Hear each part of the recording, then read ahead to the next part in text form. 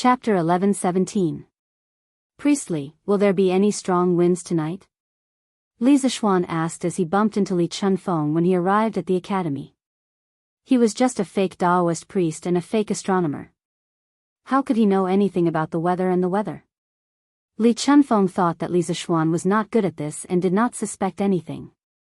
He looked up at the sky and said, "Marquis, there is no strong wind tonight." Li Zixuan heaved a sigh of relief. He quickly ordered his men to set the banquet at the academy's field. He was worried that the wind would blow tonight, so he set the banquet at the cafeteria. However, since Li Chunfeng said that there was no wind tonight, he had nothing to worry about. Li Zixuan trusted Li Chunfeng's weather forecast 100%. "If you are free tonight, how about having hot pot with me?" Although Li Chunfeng was not an official teacher of the academy, Li Gang had assigned him a dormitory because he often observed the sky at night in the Cloud Mountain. This way, he would not have nowhere to stay at night. "Since the Marquis has invited me, how can I not go? This is the first time I've heard of hot pot. Today is a good opportunity to broaden my horizons." Li Chunfeng placed his hands behind his back and chuckled. Li Zixuan was curious to see how Li Chunfeng would look like when he ate the hot pot. He wondered how Li Chunfeng would look like. "Haha. I won't disappoint you." After knowing that the hot pot banquet was going to be held at the field, the students of the academy moved the tables, chairs, coal stoves, and even torches. The group of servants that Li Zixuan had brought along distributed the mutton, fish slices, bean sprouts, and other hot pot ingredients to each table. Strictly speaking, there were 8 people around one stove tonight. Just the students alone had more than 80 stoves. Including the academy's teachers, there were more than 100 stoves. It was a spectacular scene. Fortunately, there was no wind tonight. Otherwise, they would have to hold the hot pot banquet in the cafeteria. With so many coal stoves in the cafeteria, wouldn't they be poisoned? With all the ingredients on the table, there was no opening speech. Li Zixuan only shouted, "Let's eat." Then, the students and teachers around the stove began to dig in. In the beginning, only Li Zixuan, Li Tai, Qing Chimo, Qin Huayu, Yuqi Baolin, and the others were eating. This was because the others didn't know how to eat the raw ingredients around them. Fortunately, humans were very good at imitating. When the people nearby saw how Li Zixuan, Li Tai, and the others ate, they all followed suit. They began to dip the ingredients in the pot and dip them in the sauce to eat. It was like a stone falling into a lake. In the beginning, only the area near the point of impact was affected by the ripples, but as the ripples spread, the water surface further away would also be affected. Not long after, word spread from 1 to 10, and from 10 to 100. Basically, all the teachers and students on the field knew how to eat the so-called hot pot. Oh! Delicious. It's so delicious. Is this still mutton? How come I've never eaten such delicious mutton before? Sun Zifen dipped his chopsticks into the mutton, dipped it in the sauce, and put it into his mouth. The freshness of the mutton combined with the saltiness of the sauce almost made him swallow his own tongue. Delicious, it's really delicious. Li Tai didn't even raise his head. He was stuffing food into his mouth as he spoke vaguely. It wasn't that he was a reincarnation of a hungry ghost, but that the people around the stove were a bunch of animals. If he was like Sun Zifen, that idiot, he wouldn't be able to eat anything in a while and could only drink the soup. No one in the academy would accommodate him just because he was the Prince of Wei. F***CK. Qing Chimo, are you a F***King Pig? Bao Lin, why did you steal my food? Little Ku, you eat so fast too? Sun Zifen, who was lamenting for a while, looked down and was shocked. He could only hear him wailing like a ghost and howling like a wolf. This way of eating has a different flavor. I've eaten dozens of years of food before, but it doesn't seem to add up to the amount of food I've eaten in a year at the academy. Yanhuang College is really a paradise on earth. Hee hee. Li Gang, Yen Silu, Li Zixuan, and the heads of the 5 academic departments were originally sitting at the same table. However, Li Gang's grandson, Li Anren, was called to another table by the drunkard. Li Gang's little grandson, Li Anren, was able to take the seat as he wished. At this time, Li Gang tasted the mutton rolls that were dipped in the sauce with his chopsticks. He squinted his eyes and praised. Ha! Li Wenji, I might not agree with other things you said, but I agree with this sentence very much. In the entire academy, there was only one person who dared to call Li Gang that. It was probably only the bearded man.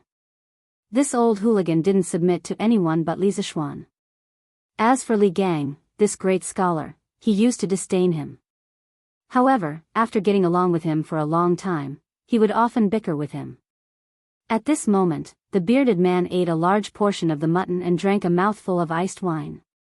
The hot and cold wine stimulated all the taste buds in his mouth. The mellow wine aroma made the fresh taste of the mutton roll even more intense. The bearded man had traveled all over the world in his life, but he had never enjoyed so much. At this time, when he heard Li Gang's praise, he couldn't help but loudly echo. Li Gang shook his head. He didn't get angry because of the bearded man's rudeness. He must have gotten used to it. Mr. Bearded Man, why is your wine still smoking? Did you put it in the pot to cook? Li Anren's eyesight was quite good. He could actually see the white smoke coming out of the bearded man's cup under the light of the torch. Hey! Anren. When you grow up, you must go to Yanhuang College. Don't be like your grandfather and spend your whole life studying. Do you understand? The bearded man smiled at Li Anren and said. You're not allowed to talk about my grandfather. Li Anren pouted and said crisply. Hey! The bearded man shook his head. He pointed to the wine cup in his hand and said, Do you know why I told you to go to Yanhuang College? Do you see? When ordinary people see that my cup is smoking, they think that the things in the cup must be hot. However, the students from Yanhuang College don't think that way. Because they know that an ice-cold cup will also emit white smoke in a hotter environment. Hey! You said that your grandfather's studies were superficial. Are there such things in it? Definitely not. The heavens took pity on him. The dignified pirate leader who traversed the 4 seas actually understood science. Li Zishuan, who was drinking a mouthful of wine, almost spat it out. If the pirate leader understood science, then those small island nations on the sea would have no way to survive. Wasn't this too cruel? Chapter 11:18. Come, come, come. Eat meat, eat meat. There's still a lot of mutton left. During the meal, Li Zishuan kept persuading Li Gang, Yen Silu, and the rest to eat more mutton. As for himself, he only took a few bean sprouts. Ma Zhou was touched. He thought that Li Zishuan would leave the meat for them and only eat vegetables. Yamacho, you should eat some mutton too. There's still so much left. We can't finish it with so few people. Ma Zhou wanted to rinse the mutton with his chopsticks and put it into Li Zishuan's bowl, but Li Zishuan quickly stopped him. Hey, hey, hey. Stop, stop, stop. Brother Ma, I'm allergic to mutton. I can't eat mutton. So, to prevent me from getting sick, you must finish all the mutton on the table. If you don't finish it, you're not giving me face. In a moment of desperation, this guy started to talk nonsense. Yamacho, what's allergy? Ma Zhou said with a puzzled expression. Li Zishuan was stunned. He quickly explained, it's just that you're not used to it. You'll feel uncomfortable all over if you eat it. Oh. There's such a thing? Ma Zhou was even more puzzled. How could anyone eat mutton until they felt uncomfortable? Seeing old Ma's dumbfounded expression, Li Zishuan hurriedly called out, Mr. Li, Mr. Yen, Mr. Mo, hurry up and eat. And Ren, hurry up and eat. You have to know that you can't eat this kind of tender mutton anywhere else. Although the few big shots of the academy felt that Li Zishuan was a little strange, they couldn't pinpoint what was strange about it. They could only eat as they were told. Young master, I've brought the things you wanted. Halfway through the hot pot, Sanbao came over and whispered in Li Zishuan's ear. I got it. Li Zishuan nodded and replied softly. The ears of the bearded guest, who was eating large chunks of meat and drinking large bowls of wine, trembled slightly, but he did not take any further action. After a while, Li Zishuan left the table without anyone noticing. But after a while, the teachers and students on the field smelled that something was wrong. Why did he say that he smelled something wrong? Because it smelled so good. What was that smell? It smells so good. Oh. It smells like barbecue. Look. Yamacho is barbecuing meat. A group of people raised their heads and sniffed, trying to find the source of the fragrance. Someone shouted, and everyone's eyes instantly turned to Li Zishuan. Li Zishuan was leisurely barbecuing a rabbit on a square grill. He kept turning it while sprinkling salt, pepper, cumin, and other condiments on it. The rabbit's body was already golden brown, and drops of oil dripped from it from time to time, making sizzling sounds when they landed on the flames. Just looking at this rabbit was enough to whet one's appetite, not to mention the waves of fragrance that were constantly wafting in this direction. The teachers and students on the field all looked eagerly at Li Zishuan. F***ck. That's my rabbit. Burp. Ching Chimo sighed and couldn't help but burp. Who asked him to eat too quickly just now? He was completely full now. The greatest helplessness in life was when one's stomach was full when one encountered delicious food, barbecued rabbit. Yamacho is barbecuing a rabbit. It smells so good. I didn't expect a barbecued rabbit to be so fragrant. Burp. It smells so good, but I'm so full. Barbecued meat was actually not a patent of modern people. Compared to modern people, the ancient people's love for barbecued meat could be said to be even greater. The Book of Songs said, "The head of the rabbit, the roasted meat of the cannon." The gentleman has wine, and he offers it with discretion. The meaning was, barbecued rabbit is wine. The more you eat, the better. By the Han Dynasty, barbecuing had already become a culture. According to historical records, Emperor Gaozu of the Han Dynasty, Liu Bang, often barbecued deer liver raw to go with wine. Emperor Zhao of the Han Dynasty also once held up a barbecue festival. As the saying went, if a worker wants to do a good job, he must first sharpen his tools. As early as the end of the Warring States period, cloud-patterned square grills specialized in barbecuing appeared. The grill that Li Zishuan was using now had a rough outline similar to the cloud-patterned square grill. Sanbao found it in the workshop at the foot of the mountain. Although the barbecued rabbit was fragrant, the students' stomachs were already full. They could only snort the rabbit. Tsk. It should be about time. Under the watchful eyes of the crowd, Li Zishuan put the rabbit meat to his nose and took a sniff. He clicked his tongue and sighed. Everyone's face was full of black lines. They secretly thought that their Yamacho was too despicable. They clearly had better food, but they left it for last. Eat. Why are you all looking at me? Hurry up and eat. Whoever has leftovers on the table tonight will have to wash all the dishes today. Li Zishuan pointed at Ching Chimo's table and said loudly. All the students were shocked. What a joke, how many bowls and chopsticks were there? Wouldn't it be tiring to wash all of them? So, F***ck. Ching Chimo. These dishes are clearly on your plate. Why did you put them in my bowl? Bullsh**t. They were yours in the first place. There was a commotion from the crowd. Li Zishuan didn't pay any attention to these students. He carried the roasted rabbit and walked back to his previous table. Come. I just finished barbecued rabbit. Mr. Li, Mr. Yen, Mr. Mo, Mr. Su, Mr. Xiao, Brother Ma, do you all want some? Li Zishuan put the rabbit on an iron plate and took out a dagger from somewhere. He smiled and said to the people around the stove. Yamacho. You're really, burp, I'm not eating anymore. I really can't eat anymore.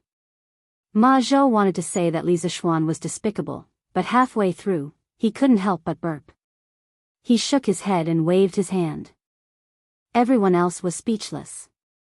Li Anren's little face was bitter. Brother Xiao Xian, this rabbit meat is really fragrant. But Anren's stomach is too full. Brother Xiao Xian, can you leave some for Anren to eat tomorrow? Li Zishuan laughed loudly and said, good.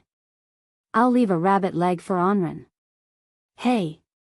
Yamacho! Since you gentlemen have no more space in your stomachs, why don't I help you share the burden? Suddenly, the bearded guest came behind Li Zishuan with a wine bowl and said. He had been paying attention to Li Zishuan's movements. When Li Zishuan first started barbecuing the rabbit, he saw it and immediately slowed down his eating speed. In addition, his martial arts realm was the best in the world. Not to mention one rabbit, even if there were two, he could finish it. This time, it was Li Zishuan's turn to be helpless. He only wanted to be mischievous, but the bearded guest didn't let him be. How depressing. Since Mr. Zhang San can still eat, then please. Li Zishuan invited with a smile.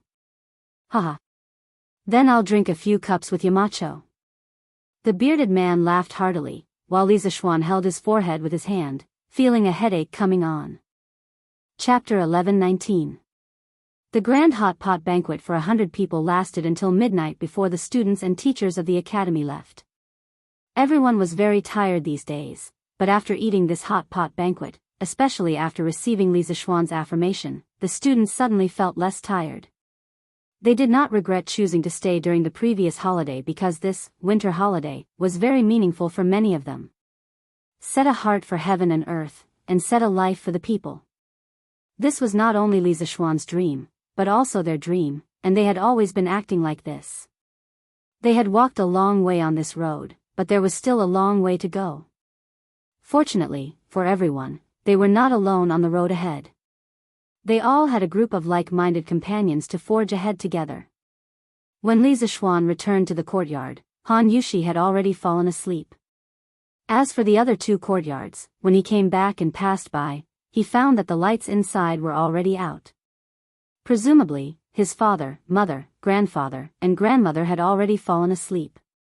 After all, it was close to the end of the year, and he suddenly decided to spend the new year in Yunshan. His father and mother would definitely have a lot of things to arrange the next day. Li Zishuan did not wake up the two maids, Xiao He and Xiao Shi. He casually washed up and quietly went back to his room to sleep. 2 months. I can have another 2 months of holiday. Li Zishuan lay on the bed and looked at the ceiling. He could feel his wife's gentle breathing beside him and could not help but sigh in his heart. Being grounded for 2 months was torture for others, but for him, it was a holiday. Since Yanhuang College was established, he basically did not have a day of leisure. If he was not busy at the academy, he would be giving advice at the workshop. Now that he had 2 months of holiday, he should spend some time with his family. After all, he worked so hard to earn a family business, so that everyone in the family could live a carefree life and not be bullied by others. Imperial Palace, Lijiang Palace. Li Er had just finished reviewing the memorials and came to Empress Zhangsun to lie down. He suddenly muttered, I heard that Li Zishuan is treating the students of Yanhuang College to hot pot in Yunshan tonight. This stinking brat actually ignored my order of confinement. How preposterous. Empress Zhangsun was stunned. Chang'e and Li Qingxian didn't tell her or Li Er about this after they returned to the palace. After being stunned for a moment, she said, Your Majesty, you only restricted the Marquis of Yong'an, but you didn't specify where. He had a home in Yongla Lane, and he also had a home in Cloud Mountain. So strictly speaking, he is not disobeying His Majesty's decree. Although she understood that Li Zishuan was not really angry, Empress Zhangsun still defended him because she knew that Li Zishuan's role in the Tang dynasty was irreplaceable. Li Er was amused. Humph. No wonder this brat dared to go to Cloud Mountain so openly. It turned out that he had such a plan. Maid Guanyin, look at how bold he is to play petty tricks in front of me. Empress Zhangsun covered her mouth and laughed. It's mainly because Your Majesty is broad-minded. Otherwise, the Marquis of Yong'an wouldn't be like this. This is the sign of a prosperous era. Haha. Let's not talk about it. Let me see if Maid Guanyin is broad-minded or not. Li Er suddenly laughed evilly. His hands and feet started to move, which naturally caused a wave of coquettish anger. Your Majesty. The next day, Li Zishuan originally planned to sleep in, but things like biological clocks couldn't be changed so easily. Just after 7 in the morning, he got up. When he went downstairs, he saw his father, mother, and the 3 members of the Yi family all come over. Although their family lived in different courtyards, they still ate together. The distance between the courtyards wasn't far. Little Xian, your Yanhuang College is really imposing. Previously, grandmother heard that you built an academy in Nanyang. She thought it was just a few straw huts, but how is this a straw hut? It's simply a paradise on earth. After dinner, I have to go to the academy to take a good look. Oh, right, does your academy allow outsiders to enter? Seeing Li Zishuan come down, old Madame Yi happily chattered. Yi Guizhong, who was beside her, was also moved. However, due to the restraint of an elder, he didn't say anything. He only stroked his beard and kept glancing at Li Zishuan. Li Zishuan couldn't help but laugh. Grandmother, the academy naturally doesn't allow outsiders to enter. However, since you want to go, you can go as many times as you want. Old Madame Yi was excited at first, but then she waved her hand and said, that won't do. Although grandmother can't help you much, I can't break the rules you set. Grandmother can just take a look from outside. Compared to those people in his previous life who liked to use connections to get in through the back door, this grandmother of his was really kind and reasonable. Li Zishuan couldn't help but sigh in his heart. Mother. The academy is on holiday now. You can go and take a look if you want. It's not considered breaking the rules. Yi Yuzhu hurriedly persuaded. Li Zishuan also nodded and said, Grandmother, my mother is right. The academy is on holiday now. You can go as you wish. Old Madame Yi then replied, Haha. That's good. Since it's not considered breaking the rules, I'll go and take a look today. After breakfast, the Yi family of 3 went to Yanhuang College accompanied by Mrs. Li. Li Zishuan wrote a note and handed it to Han Yushi. He said, Yushi, if you go to the foundation today, remember to hang this message outside the foundation's gate. Han Yushi looked at the content of the note strangely and was suddenly shocked. She said, Husband, this. Did His Majesty agree to this? Li Zishuan said proudly, Of course. Look at what you're saying, wife. If His Majesty didn't agree, how would your husband have the guts to make a private decision? Han Yushi patted her chest and sighed in relief. She said, Phew. That's good. I'm going to the foundation today, so I'll help my husband announce this announcement. Be careful, wife. Latest announcement, from this year onwards, the businessman who donates the most to the Warm Tang Foundation will be awarded the title of Righteous Businessman by the Imperial Court. Today, the Warm Tang Foundation opened its doors as usual. Although there were fewer people who came to donate money than usual, there were still some people. The people in line quickly realized that the foundation today was different from usual. There was an eye-catching sign at the entrance, and the words on the sign were as follows. Everyone was shocked. Righteous Businessman. The Warm Tang Foundation actually had the power to be recognized by the Imperial Court as a righteous businessman. This was serious news. Chapter 11:20. Old Master. Old Master. Big news. Big news. Chongren Lane, Chow family's courtyard. A servant in a green shirt and a gray hat rushed in and said as he ran. Old Master Chow was flipping through the latest issue of Datong Daily. Datong Daily had developed to this point. Other than reporting on recent news, there were also many business opportunities in it. For example, there was a shortage of coal in Bing Province and Qinzhou. For businessmen, if they could capture business opportunities immediately, it meant that there was a chance to make money. What's the fuss about? Chow Wendong frowned when he heard the servants shouting outside. Old Master. Big news. Today, a notice was posted in front of the Warm Tang Foundation. It says that from this year onwards, the person who donates the most money will be rewarded with the title of righteous merchant. The servant pushed the door open and bowed. If the superiors were good, the subordinates would be even better. Chow Wendong had wanted the title of righteous merchant for a long time. The servants of the Chow family naturally paid attention to this news. Wasn't there a servant who came to report the news as soon as it was released? Smack. Chow Wendong slammed the newspaper on the table and stood up. What? The Yanhuang Chamber of Commerce wants to give the person who donates the most money the title of righteous merchant? The servant replied, "Yes, old master." Chow Wendong's eyes widened and his breathing quickened. He said, "Is the source reliable?" The servant said confidently, "Don't worry, old master. I personally saw the notice posted in front of the Warm Tang Foundation. It can't be fake." Huff. Chow Wendong took a deep breath. His eyes flashed and he immediately ordered, "Get the 7 shopkeepers to come to me immediately." "Yes, old master." Sigh. There's no hope for our Lin family this year. Some families were happy, while others were sad. When Lin Wenyuan of the Lin family heard the news, his face was full of worry. This was because the Lin family's money was all tied up in the Yanhuang Chamber of Commerce. Currently, there was not much money circulating in their accounts. The so-called first good deed of the year was something that the Lin family would not be able to get. "Master, Hao is familiar with Han Shao. Why don't we let him ask Han Shao to beg the Marquis of Yong and to release a batch of bicycles for our family? They will definitely sell well. When the time comes, I'll have extra money."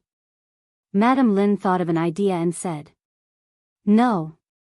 Lin Wenyuan didn't even think about it and directly refused. It's Hao good fortune to be friends with Mr. Han. We can't ruin their friendship because of such a small benefit. Even if they had a batch of bicycles now, it would be too late. The Chow family is even more prepared. We can't compare to them no matter what. Now it seems that we can only fight for it next year.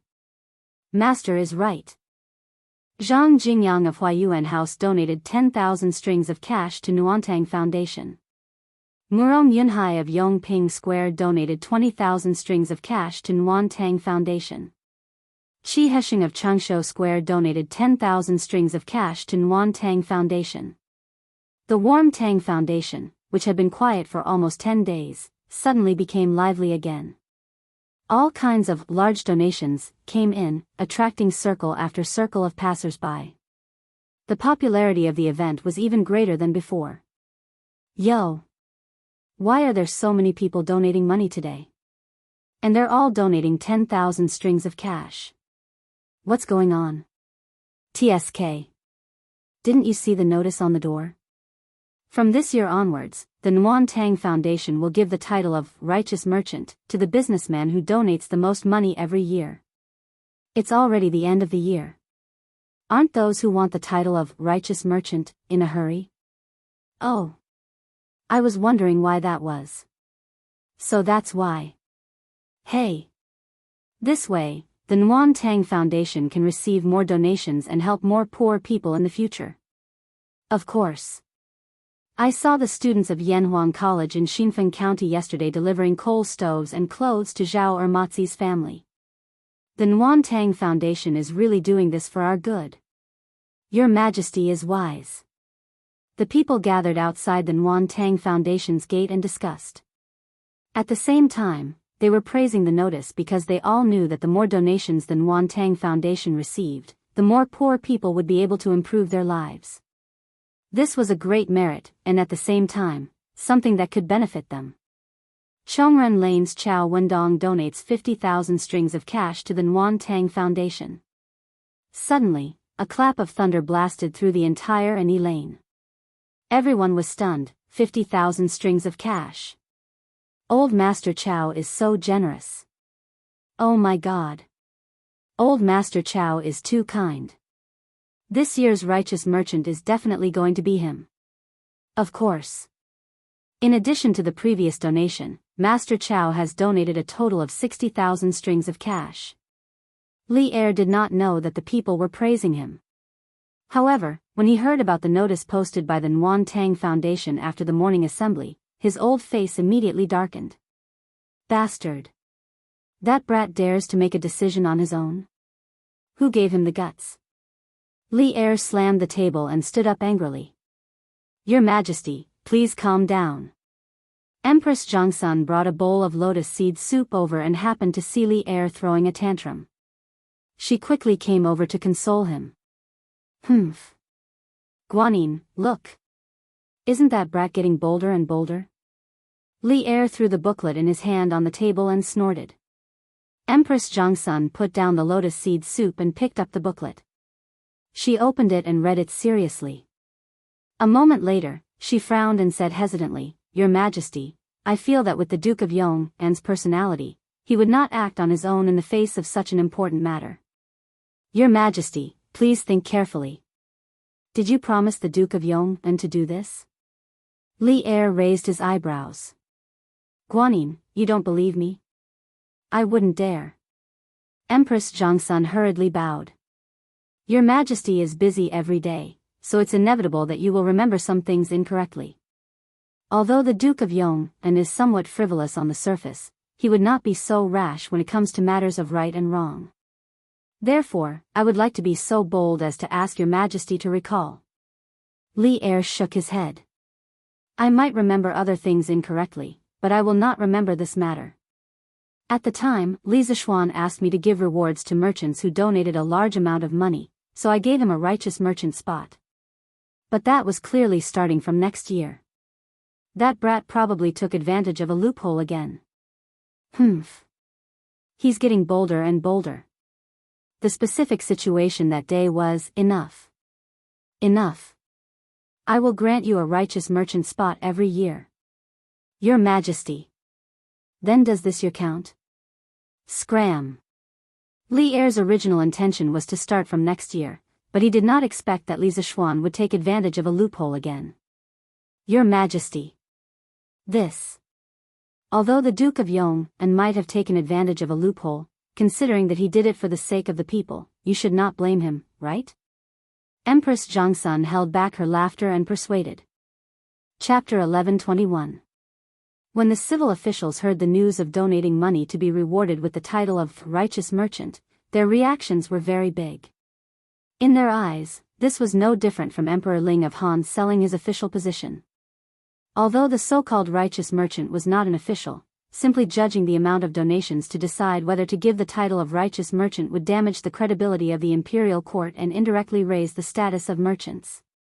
Therefore, many of the civil officials began to draft memorials at home, planning to ask Li Er to take back the imperial decree tomorrow morning. Yes, there were those who agreed and those who disagreed, but no one suspected that the Nguyen Tang Foundation was faking the imperial decree.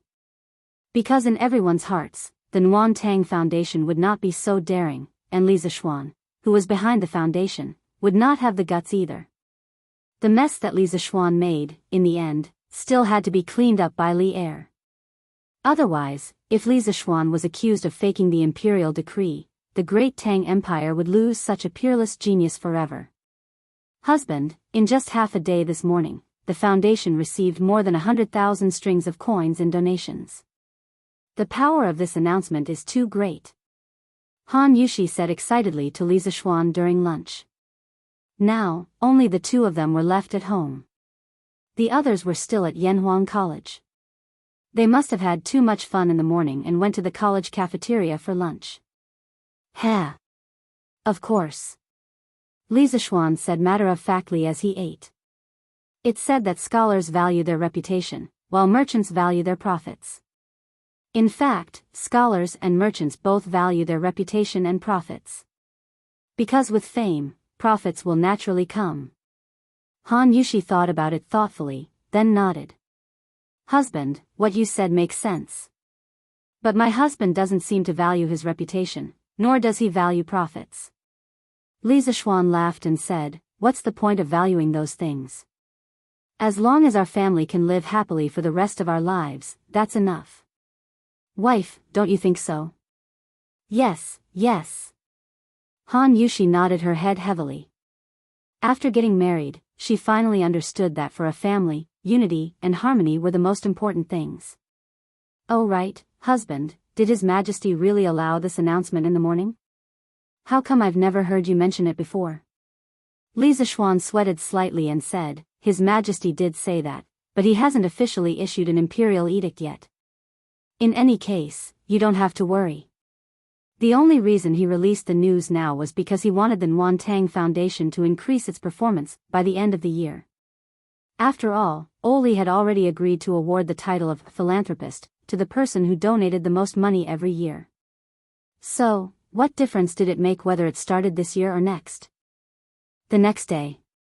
As soon as the morning court session began, there was indeed an official who requested Li Er to retract his order. He even said, if not, the country will be in danger. Li Er was already prepared. He had Kong Yingda tell the civil and military officials the story of Zi Lu rescuing drowning and Zi Gong redeeming people. Ever since we ascended the throne, we have worked hard every day for fear of repeating the mistakes of the previous dynasty. Although the Great Tang is at peace right now, there are still many people who can't get enough to eat and wear. We are concerned about the suffering of the people, so we set up the Warm Tang Foundation to gather the strength of all the wealthy in the Great Tang to help the poor. However, if we want the people to continue doing good deeds, how can the court not give out some decent benefits? Thus, we set up this rule to award the title of philanthropist to the philanthropist every year. Furthermore, this so-called philanthropist title is just a title. He has no real power and will not receive any special treatment. Why are you all so against it? Since the incident had already happened, there was no way he could push the blame to Li Zishuan. Before Li Er went to court, he had already thought of an excuse to deal with the stubborn scholars. In fact, his excuse was basically the same one that Li Zishuan had used to persuade him. However, Li would remember this grudge. As for whether he would find a chance to make things difficult for Li Zishuan in the future, that person could only pray for the best. Your Majesty is wise. This old subject agrees with Your Majesty's philanthropist reward system. A person that even Li Er himself did not expect to stand out and support Li Er's philanthropist system. Who else could it be other than Wei Zheng? The Chui family had fallen, and Chui Junshuo was temporarily detained by the Supreme Court. After the new year, Wei Zheng would bring Chui Junshuo to Hunan province to clean up the government and thoroughly investigate the evil deeds that the Chui family had done over the years. This old subject has heard that those who seek for wood must strengthen their roots, those who desire to flow far must dredge their source, those who desire for the safety of the country must accumulate virtue. The source is not deep but the stream is far, the root is not solid but the tree is long, the virtue is not thick but the country's safety. Although this subject is foolish, I know that it is not right. The emperor is the weight of the divine weapon, the vastness of the region, the height of the sky, and the boundless safety of the land. Do not think of danger in times of peace, abstain from extravagance and thrift, the virtue is not thick, the affection is not strong, the desire is not strong, the root is cut in order to flourish, the source is blocked, the flow is long. Your Majesty's action is for the people. Although there are flaws, it is beneficial to the country. This old subject believes that Your Majesty's action is very good. You can even increase the quota of philanthropist merchants every year by 2 more. This way, the Warm Tang Foundation will be able to collect donations from all over the world and help the people of the world. In the future, even if there is a natural disaster in the Tang Empire, the imperial court will not have to exhaust the national treasury to help the people. The Warm Tang Foundation will be able to overcome it alone and ensure the safety of the people of the Tang Empire. What Li Er did not expect was that the flamethrower Wei who liked to scold people in the past had now turned into a virtuous person. He wrote an essay in front of the court, giving him and the other officials a lesson on how to govern the country by valuing the people's lives. It was so long that Li Er could not help but applaud. Good. Good. Good. Beloved official Wei's words have won my heart. I believe that the emperor is like a boat, the commoners are like water. Water can carry a boat, but it can also capsize it. I will always reflect on myself with this sentence. At the same time, I hope that all of you can take this as a warning and be good officials who serve the people wholeheartedly. Ensure the peace of the Tang Empire for generations. Li Er slammed the table and stood up. At this moment, the more he looked at Wei Zheng, the more he liked him. He even regretted sending Wei Zheng to the Hunan province next year. That's right. When Wei Zheng was sent to the Hunan province, it was partly for the sake of the public. In terms of fairness and honesty, there were not many people in the imperial court who could be compared to Wei Zheng. The other part was because of Li Er's selfishness. He wanted to have a few days of peace. But now, old Li was a little regretful. If Wei Zheng, this mirror, left, would he be so complacent that he would make a foolish decision? Left Minister Wei's words are like pearls of wisdom. This old subject is enlightened after hearing them. This old subject also agrees with your Majesty's reward system for philanthropist merchants. Li Er's water can carry a boat, but it can also capsize it, shocked the officials. The civil official number 2, Fang Xianling, immediately stood up and clasped his hands. Seeing this, the civil official number 1, Zhang Sun Wuji, also stood up and said, "This old subject agrees." Since the two of them supported Li Er, the rest of the officials could not do anything even if they objected. In the imperial court, there were voices of seconding. Chapter 1122. If Li Zishuan had attended the morning assembly today, he would have screamed, F***ck, because Wei Zheng's 1,000-word proverb was basically the original text of the famous 10 Thoughts on Admonishing Emperor Taizong. However, the 10 Thoughts on Admonishing Emperor Taizong was written in the 17th year of Zhengguan. It could only be said that as a transmigrator, some things could be changed, but some things could not be changed no matter what. This was fate, and also the cycle of the heavens. In the afternoon, Li Zishuan, who was concentrating on his book at home, received an imperial edict from Li Er. From next year onwards, the Warm Tang Foundation's quota for charity merchants will be increased to 3. At the end of the imperial edict, there was even a warning for Li Zishuan to not play any more tricks. This made Li Zishuan speechless. He thought to himself, old Li's tolerance is only so-so. This guy doesn't know that with his actions, any random dynasty or emperor would have died countless times. Young master, Steward Fu is here. He's in the front hall. Han Yushi had been at the Warm Tang Foundation for the past 2 days, so only Li Zishuan and the 2 maids were left at home. At this time, Xiao He knocked on the door of the study and said to Li Zishuan, "Oh. I'm coming." Li Zishuan replied, then put down his pen and walked out the door. "Young master, I'm sorry for disturbing you while you're writing." Faubert saw Li Zishuan coming over and quickly stood up with an apologetic expression. Li Zishuan laughed and waved his hand. "Haha. Faubert, what are you saying?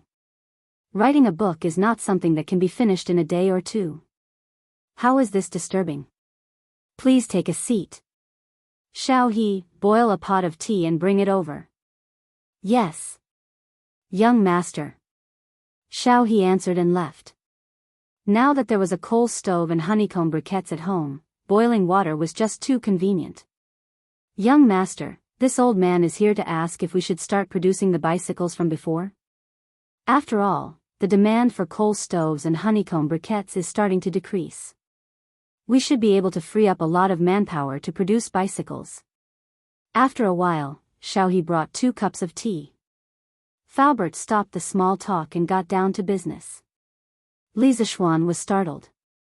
After thinking for a moment, he said, "Since the workshop has enough manpower, we can naturally produce bicycles. But in this season, the people are usually so cold that they don't even want to go out.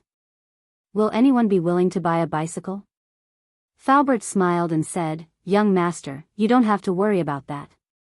Just a few days ago, many of the old masters who came to the workshop to ask for custom-made heaters asked if the workshop sold bicycles.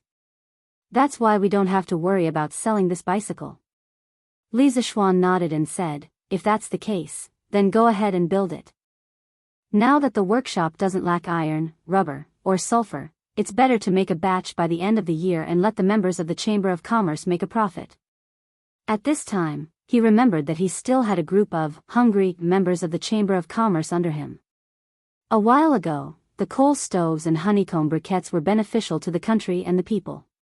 But to the members of the Chamber of Commerce, it was not beneficial. Only bicycles were profitable.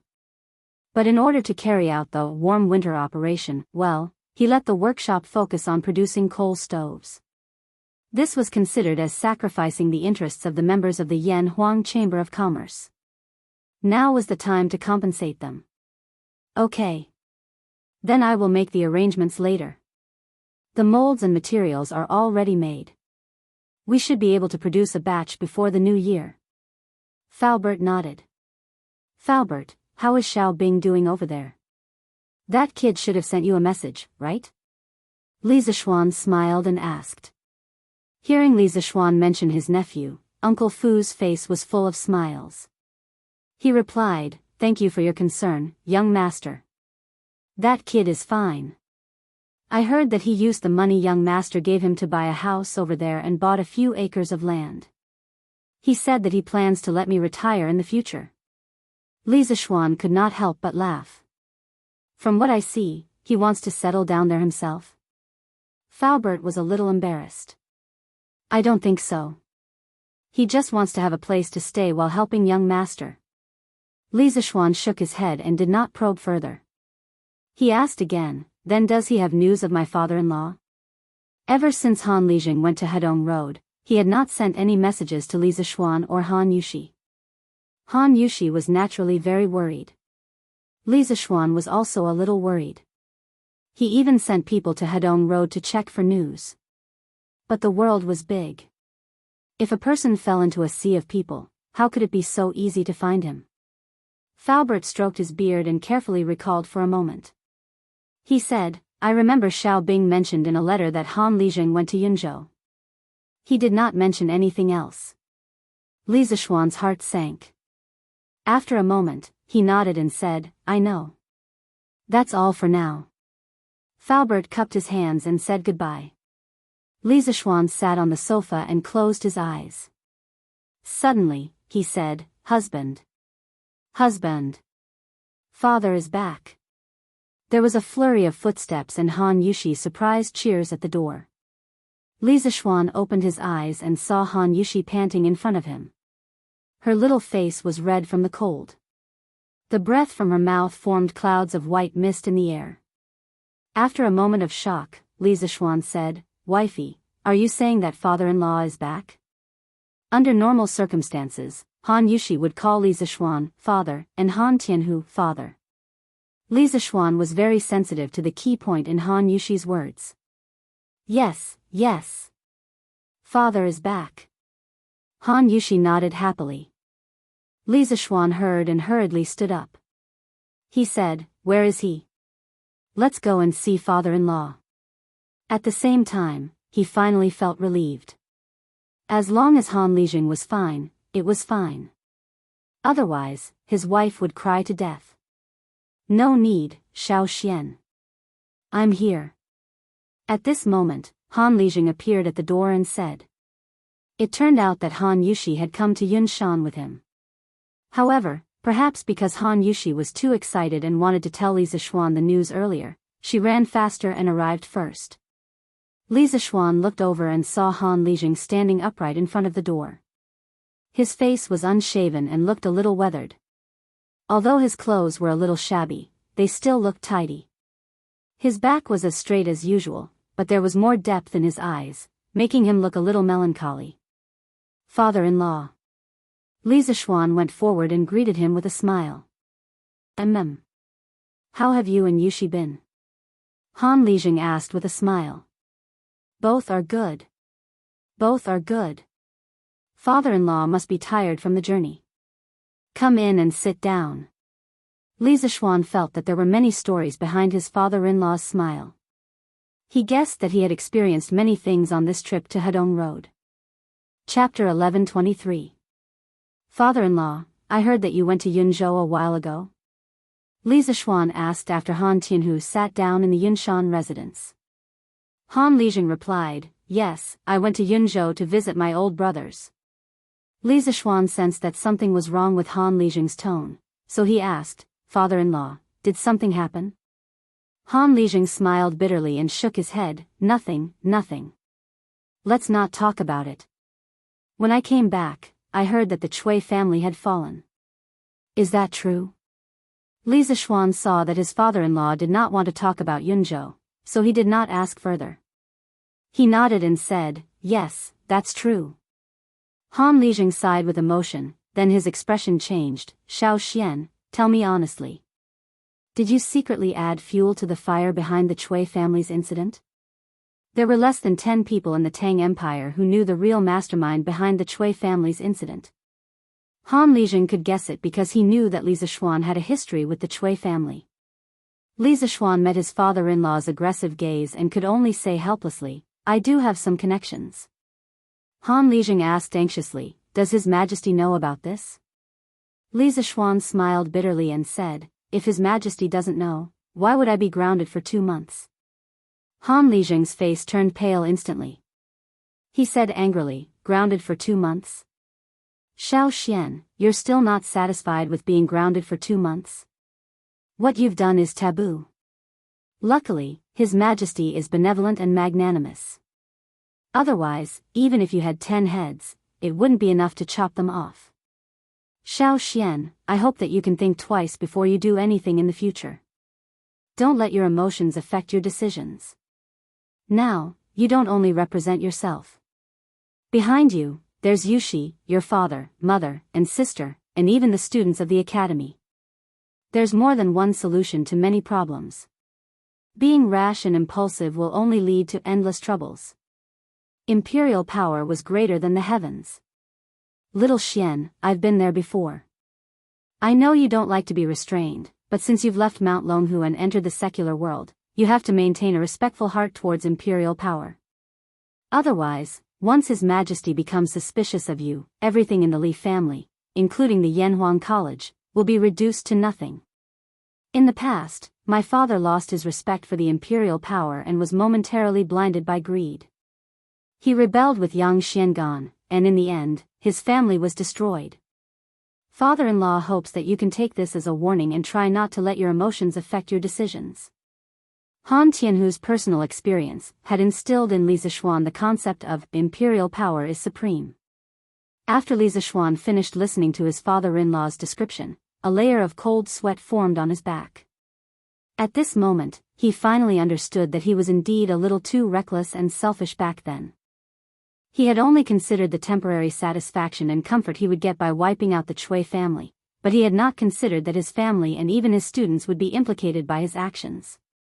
Although it was refreshing to see injustice on the road and draw a sword to help, it would be fine if he had no attachments, but he still had a group of old and weak women and children behind him. His father-in-law was right. He had indeed lost his respect and acted too rashly. Father-in-law is right. I will take this as a warning and think thrice before doing anything in the future. Li Zishuan solemnly cupped his hands and said. He was not someone who could not listen to other people's opinions. Han Lijing's eyes were filled with both gratification and complexity. He sighed and said, I hope this incident will not arouse His Majesty's suspicion. Otherwise, little Xian, you will have a hard time in the imperial court in the future.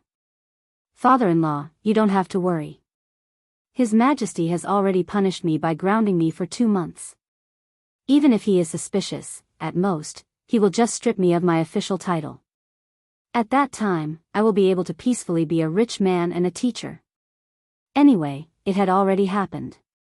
Li Zishuan was very open-minded. First, he did not rebel, and second, he did not usurp the throne.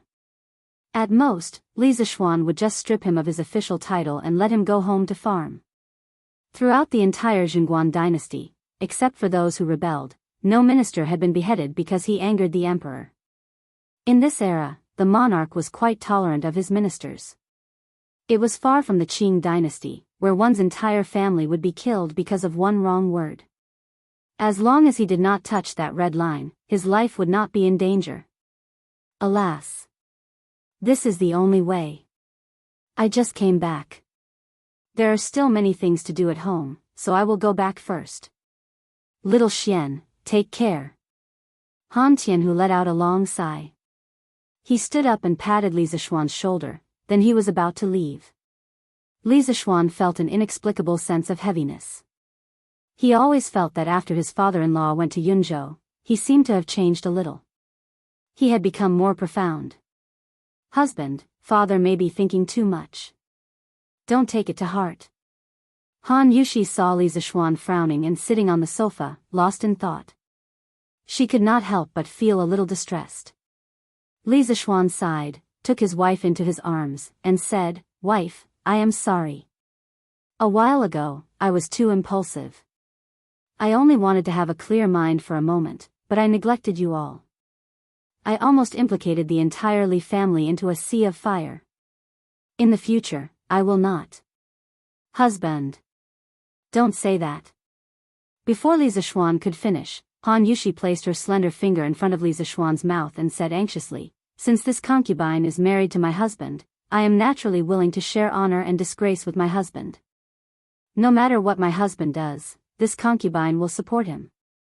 No matter what the consequences are, this concubine is willing to bear them with my husband."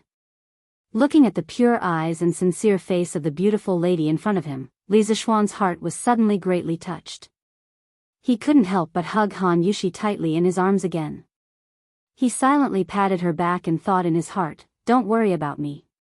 Wife, I will protect you in this life. I will also protect father, mother, and Lan, Han Lijing's words made Li Zishuan suddenly wake up. He could not be reckless, especially when he was the head of the family. The fate of the whole family was related to him, so he had to be more careful. However, not being rash did not mean that he would remain silent the next time he saw injustice. Han Lijing was right. There were some things that could not be solved by being rash. Although it was domineering and satisfying to take revenge without caring about anything else, the repercussions that came with it were equally huge. Li Zishuan felt that he should be more stable in the future. After all, this was a feudal society. No matter what happened in the future, he had to live day by day.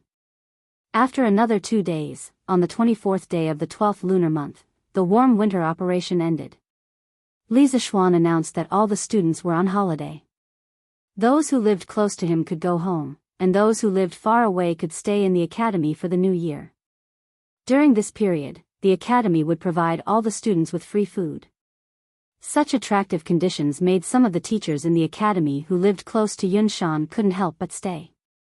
After all, the food in the academy was completely comparable to the restaurants outside. Li Zishuan knew that he could not help but laugh. In addition to free food for the students who stayed for the new year, he also prepared something else. Chapter 1124. As the end of the year approached, the atmosphere in the capital became more and more intense. On the streets of Chang and city, people could be seen purchasing New Year goods everywhere. The price of pork in the eastern and western cities quietly rose. Although it was cheap meat in the eyes of the rich, it was a supreme delicacy to the poor. Furthermore, Zuaxian restaurant had introduced a few new dishes that were related to pork. There were more and more ways to cook pork among the people, but they were not as delicious as Zuaxian restaurants. Even so, the pork dishes among the people were many times more delicious than before. Therefore, no matter if it was rich or poor, they would stock up on pork at home as the end of the year approached. As a result, the demand for pork in Chang and city naturally soared. It was difficult for the price of pork not to rise.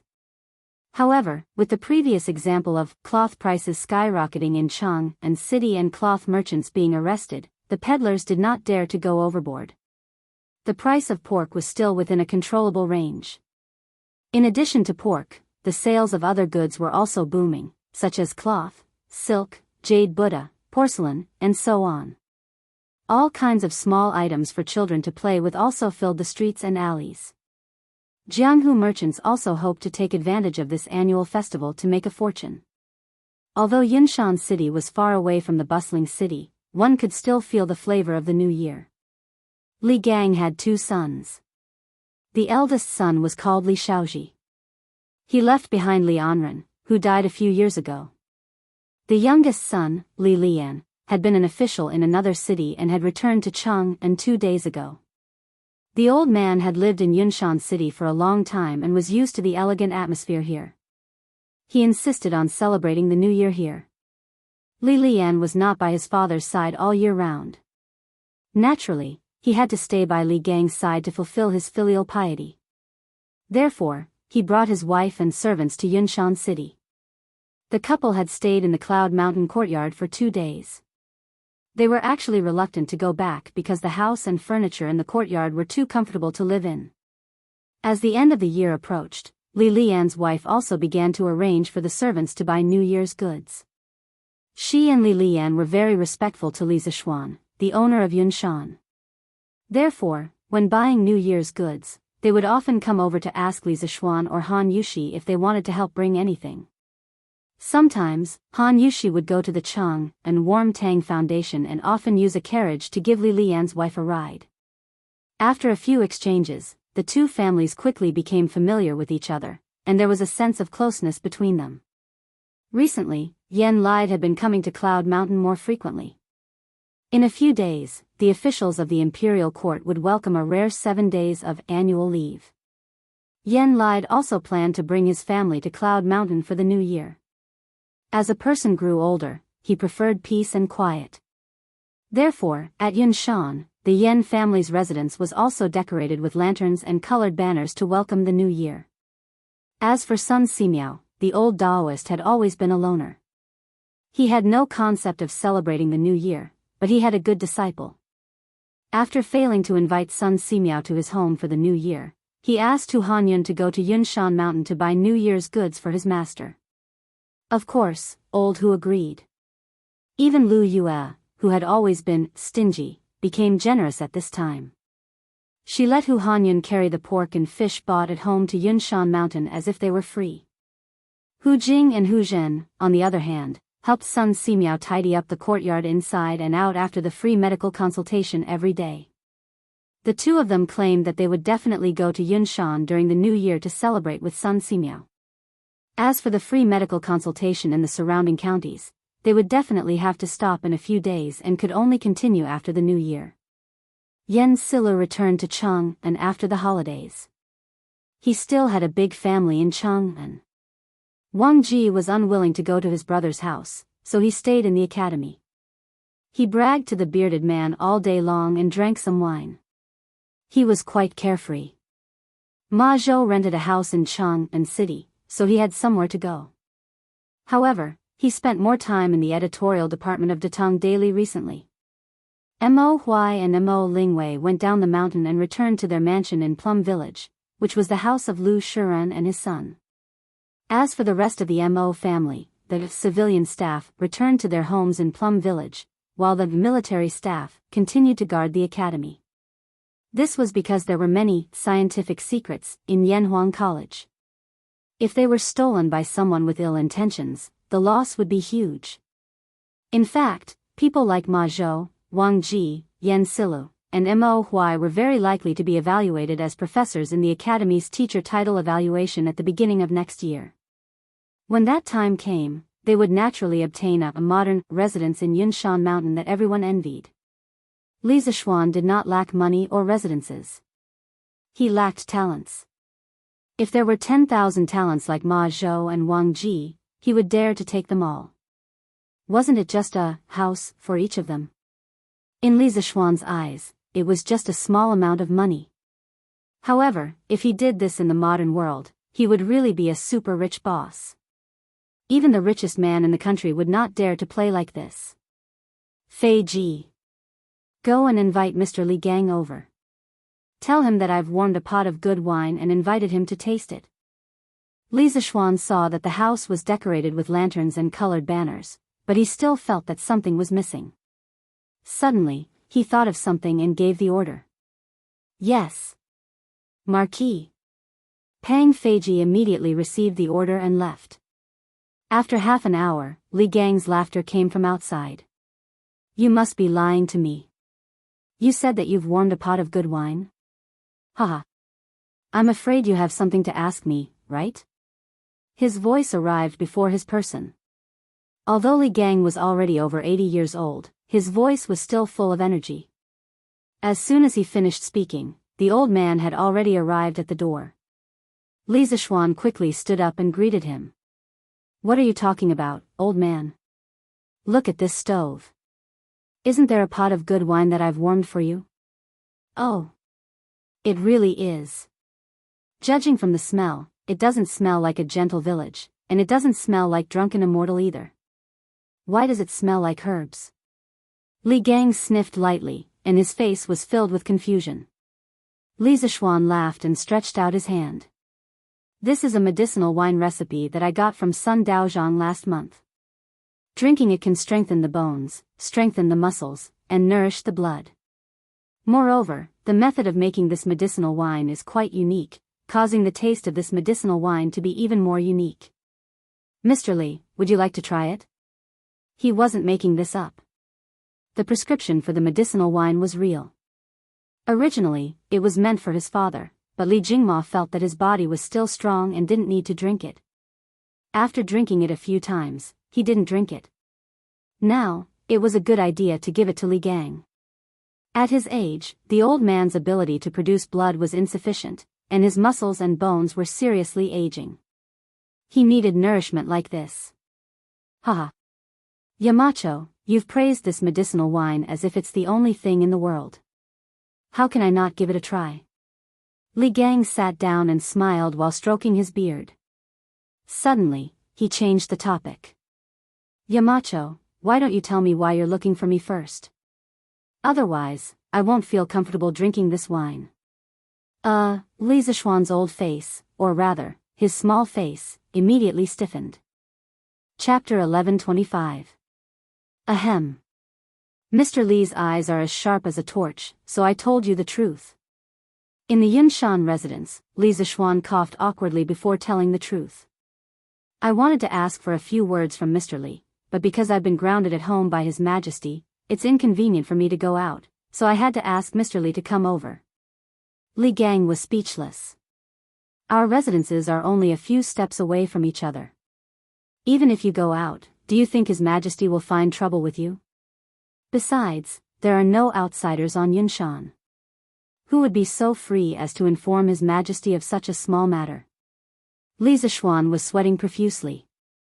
Who asked him to be well-meaning by his father-in-law 2 days ago? Naturally, he would be a little more careful when doing things.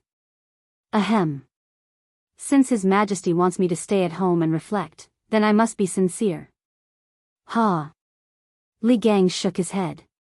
He obviously didn't believe him, but he was too lazy to investigate further.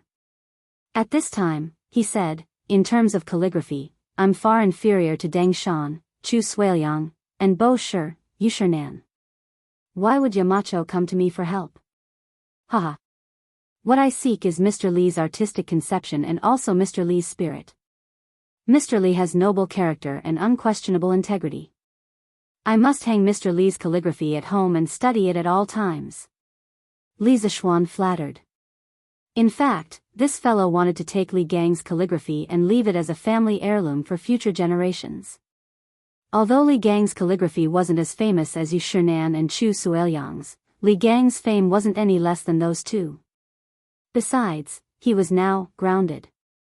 How could he go out and ask Yu Shinan and Chu Suiliang to write for him? Sending someone to invite them to his residence wasn't realistic either. After all, their friendship wasn't that good yet. Haha. Yamacho, don't flatter me. What do you want me to write? Just tell me. When the time comes, don't complain that my calligraphy is ugly. Li Gang waved his hand and smiled helplessly. Li Zishuan nodded at Xiao He. The latter turned around and left. Soon, she returned with 2 rows of red papers in her hands. Li Zishuan said to Li Gang, it's going to be the new year soon. I want to hang 2 auspicious characters in front of the door to make it seem more festive. It's just that these characters are a little difficult to display, so I asked Mr. Li Gang to come and inscribe them. Li Gang frowned. What are you going to inscribe on Yamacho? I call this a couplet because it's going to be the new year soon. It's also called Spring Festival Couplets. Couplet? Yamacho, tell me about it. It could not be said that there were no couplets in this era, but there was no such thing as a couplet. In fact, long before the Qin and Han dynasties, people in our country had the custom of hanging peach talismans during the new year. The so-called peach talisman was to write the names of the legendary exorcist gods, Shen Cha and Yu Lei, on 2 peach planks and hang them on the left and right doors to exorcise ghosts and suppress evil. This custom lasted for more than 1,000 years. It was only in the 5th generation that people began to inscribe couplets on the peach planks. According to the records of the Song dynasty and the Shu family, Meng Chang, the ruler of Shu in the 5th generation, every year, scholars were appointed to write poems and inscribe peach talismans on the left and right of the bedroom door. At the end of the year, 964 AD, the scholar Xing Yinshuan wrote poems. Chang used his non-professional skills to write poems and wrote New Year's celebration, festivals Changchun. This was the earliest form of couplets, and it was also the earliest spring festival couplets in our country. After the Song dynasty, it was quite common for people to hang spring festival couplets during the new year. Wang Engshi's poem, "Thousands of families always exchange new peach talismans for old ones," was a true portrayal of the grand occasion at that time. Because the appearance of spring festival couplets was closely related to peach talismans, the ancients called them peach talismans. Therefore, when Li Gang heard the couplets and spring festival couplets, he was stunned. Li Zishuan was already prepared, and he said without hesitation, the first part of the couplet is called Smooth Sailing, Happy Every Year. The second part is called Everything Goes Well, Every Step is High. The horizontal inscription is Lucky Star Shines High. This couplet wasn't considered literary, but it stood out because it was festive.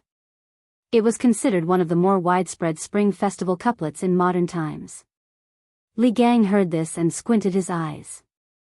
After a moment of silence, he nodded and praised, although it doesn't have any novelty, it wins in that the couplet is neat and tidy. Furthermore, these 2 sentences can be considered appropriate for the occasion. But why do I feel that this couplet is similar to the peach talisman? Peach talisman? Li Zishuan was stunned. Fortunately, he wasn't an ignorant person. After thinking for a while, he finally recalled the peach talisman in an ancient poem. Therefore, he nodded and said, that's right, that's right. This is also called a peach talisman, but I feel that couplets are more suitable for it than peach talismans. Li Gang shook his head and didn't deny it. The old man placed the red paper on the table. Li Zishuan hurriedly asked Xiao He to grind the ink with the best pine smoke ink. The Tang dynasty was a period of rapid development of ink production technology. From the Wei and Jin dynasties, the ink balls, made of lacquer and pine coal, were gradually popularized and finalized in the Tang dynasty. Various solid ink ingots were made with pine smoke and glue, and the quality was getting better and better. Famous inks such as Zhu Min, Li Yangbing, Shi Chao, Shi Tinggui, and other famous inks made by famous artists such as Zhu Min, Li Yangbing, Shi Chao, and Shi Tinggui were all tributes to the imperial family. Li Gang held the brush and concentrated. After a series of strokes, 16 large characters suddenly appeared on the paper. Li Zishuan looked at it and realized that Li Gang's handwriting wasn't as bad as the old man said. It was different from Chu Suiliang's calligraphy, which was long and flat, and was also different from Yu Shernan's calligraphy, which was dignified and full of spirit. Li Gang's handwriting was as smooth as jade, graceful and elegant. Perhaps his handwriting was just like his character, a gentleman like jade. Good handwriting. Good handwriting. Xiao He, quickly send it to the workshop and let Faubert frame it with high-quality glass. This year, during the new year, we will put this couplet in front of our house and pass it down for generations to come. Li Zishuan clapped his hands and laughed. Speaking of which, even if his future descendants were to be prodigals, with just this couplet, they should be able to live without worries, right? Yes. Young master. Xiao He responded. Then, she and Xiao Shi carefully dried the ink on the red paper and brought it to the workshop. Li Gang couldn't help but laugh. He said helplessly, Yamacho, don't joke around. In terms of calligraphy, I am far inferior to Dengshan and Bashi. I really don't understand why you want me to come and inscribe it. Li Zishuan waved his hand and retorted, Mister, you are wrong. In terms of calligraphy, there is no such thing as good or bad. At most, each of them has their own merits. Haha. In terms of speaking skills, Deng Shan and Bashi are no match for you, Yamacho. Li Gang smiled and pointed at Li Zishuan. Li Zishuan was helpless. He wasn't trying to flatter him just now. Forget it, let's not talk about that anymore. Mister, please sit down and drink. Now, I can finally relax and drink. Haha. Li Gang joked again. Chapter 11:26. Feiji, go get these materials for me. After sending off Li Gang, Li Zishuan wrote and drew in the study for a while. Then, he took out a list of materials and ordered Pang Feiji. Pang Feiji did not even look at it. He took it and cupped his fist. Yes, Marquis. Then, he turned and left. Li Zishuan hurriedly called out to him, instructing him with a stern face, keep this list safe for this Marquis. If it's lost or seen by others, you won't be able to pay for it even if you use your life. Do you understand? Pang Feiji straightened his back and said seriously, understood. Marquis. I'll definitely keep it safe. Walking out of the courtyard, he took out the list of materials that Li Zishuan gave him. He was dumbfounded. This. What does Marquis want these things for? Is he keeping them for the new year? Previously, when Li Zishuan asked Li Gang to write couplets, Pang Feiji guessed that Li Zishuan was preparing for the new year even though he was not there.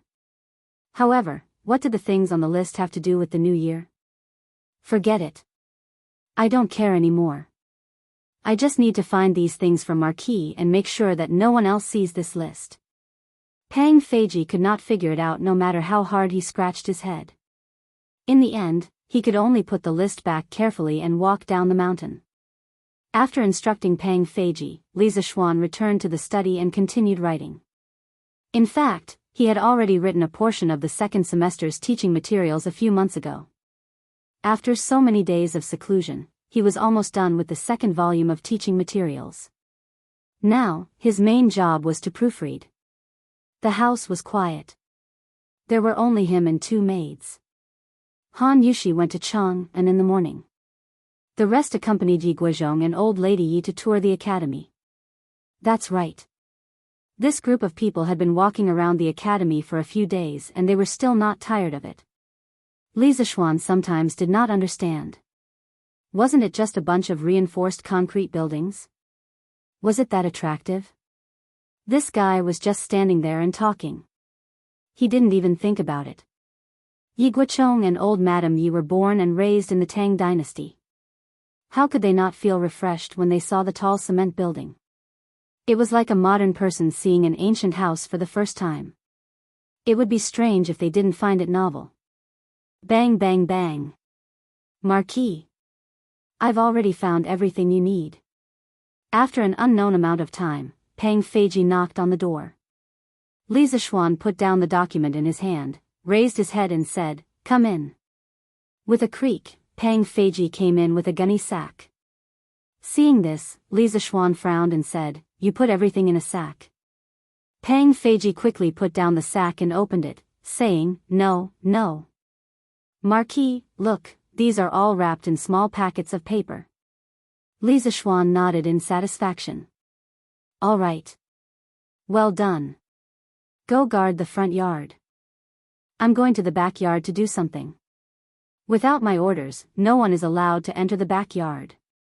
Pang Feiji nodded and replied, "Yes. Marquis." Then, he couldn't help but ask, "Marquis, what are you going to do with these things?" After saying that, Pang Feiji immediately regretted it. In a big family, it was taboo to know too much. Li Zishuan wasn't angry. He raised his eyes and glanced at Pang Feiji. "You'll know when the time comes." "Oh right, did you destroy the list just now?" Seeing that Li Zishuan didn't blame him, Pang Feiji heaved a sigh of relief. He then replied, "The list is here. I haven't destroyed it yet." Li Zishuan picked up the gunny sack with one hand and walked out of the door. He said calmly, "Remember to burn the list later." Pang Feiji was stunned. He then said, yes. However, Li Zixuan was no longer beside him. The latter had already gone to the backyard to do something. Husband, I'm back. It was close to noon when Han Yushi returned from Chang'an City. Once she entered the house, she habitually shouted inside. However, there was no response from inside. At this time, Xiaohe appeared out of nowhere and said, young mistress, young master is doing something in the backyard alone. Oh. Then I'll go take a look. Han Yushi put down the package in her hands, then clapped her hands and walked towards the backyard. Pang Feiji, who was guarding the front yard, obviously heard it. However, he wasn't stupid enough to stop her. Although Li Zixuan had instructed him not to let outsiders into the backyard, Han Yushi was obviously not an outsider. Wife, you're back. In the backyard, Li Zixuan was using glue to make thick paper cylinders. The diameter of the cylinders was about a little thicker than a thumb, and the cylinders were about 20 centimeters tall. There were materials scattered all over the ground beside him. Li Zixuan, who was fiddling in the yard, heard the sound of footsteps and spoke without turning his head. Judging by the sound, this was the tacit understanding between an old couple. Speaking of glue, many people subconsciously thought that there was no glue in ancient times. In fact, there was glue, but it wasn't the modern chemical glue. The glue Li Zixuan was using now was fish gelatin. As the name implied, it was made from fish bladders. The fish bladders were steamed, boiled, pounded, and filtered before they were finally made into fish gelatin. When it was used, it was heated in water. After it was melted, it would be applied to the surface of the object. After it cooled and dried, it would be successfully adhered. In terms of viscosity, it was much stronger than most modern adhesives. Other than fish gelatin, there was also pig gelatin. It was made from pig skin. After boiling, it became something like glue. When it was used, it was also heated in water. It was used in the same way as fish gelatin. It could be said that the wisdom of the ancient people in terms of tools and materials wasn't as weak as most people thought. Husband, what are you doing? Han Yushi saw the paper tubes lying on the ground and other materials scattered everywhere. She couldn't help but ask curiously. Li Zixuan thought for a moment and said, well, I'm making something similar to firecrackers, but it's not only louder than firecrackers, but also better looking than firecrackers. Wife, you just came back. Go and rest. I'll be done in a while. That's right, Li Zixuan wanted to make fireworks. At this time, the firecrackers, wrapped in gunpowder with paper, had not appeared yet. There were only firecrackers, or exploding rods. To put it bluntly, this thing was a bamboo rod. Because the bamboo rod was sealed in sections, when it was heated, the gas inside would expand. If it was heated for a long time, the bamboo rod would explode, so it was called a firecracker. Usually, during the new year, naughty children liked to play with this thing the most. They could often see naughty children on the street throwing bamboo rods into the fire in groups of 3 to 5. They mainly wanted to hear the sound. Official firecrackers with gunpowder were only recorded in the Northern Song dynasty. At that time, they were also called firecrackers. The fireworks that Li Zixuan was making now with the help of gunpowder were definitely not available in the Tang dynasty. Chapter 1127. Just after lunch, Lan impatiently urged him to hurry up. Brother, set off the firecrackers. Lan wants to see firecrackers. The little girl was a little tired of accompanying her grandparents around the academy. After all, she had been playing at the academy before, and the novelty had long worn off. Therefore, she came back alone in the afternoon. During lunch, she heard from Han Yushi that Li Zixuan had made a big baby that was similar to firecrackers in the morning. The little girl was instantly excited. If it weren't for Li Zixuan watching her, she probably wouldn't even want to eat and would have gone to play with fireworks. Playing was a child's nature. Whether it was in modern times or ancient times, it was mostly like this. Especially things like fireworks and firecrackers, children loved to play with them even more. In his previous life, Li Zixuan still played with firecrackers during the new year even when he was in high school. Okay. I'll set them off for you. But Lan, you have to stand a little further away. Li Zixuan patted Lan, little head and said dotingly. The main reason he wanted the little girl to stand a little further away was that he wasn't confident in the fireworks he made. After all, he had only played with them in his previous life, but he had never made them. In the morning, he had only used the memory of dismantling a section of fireworks in his previous life to slowly fumble around and create an experimental product. He had no idea whether it could be fired or whether it would explode on the spot. Yes.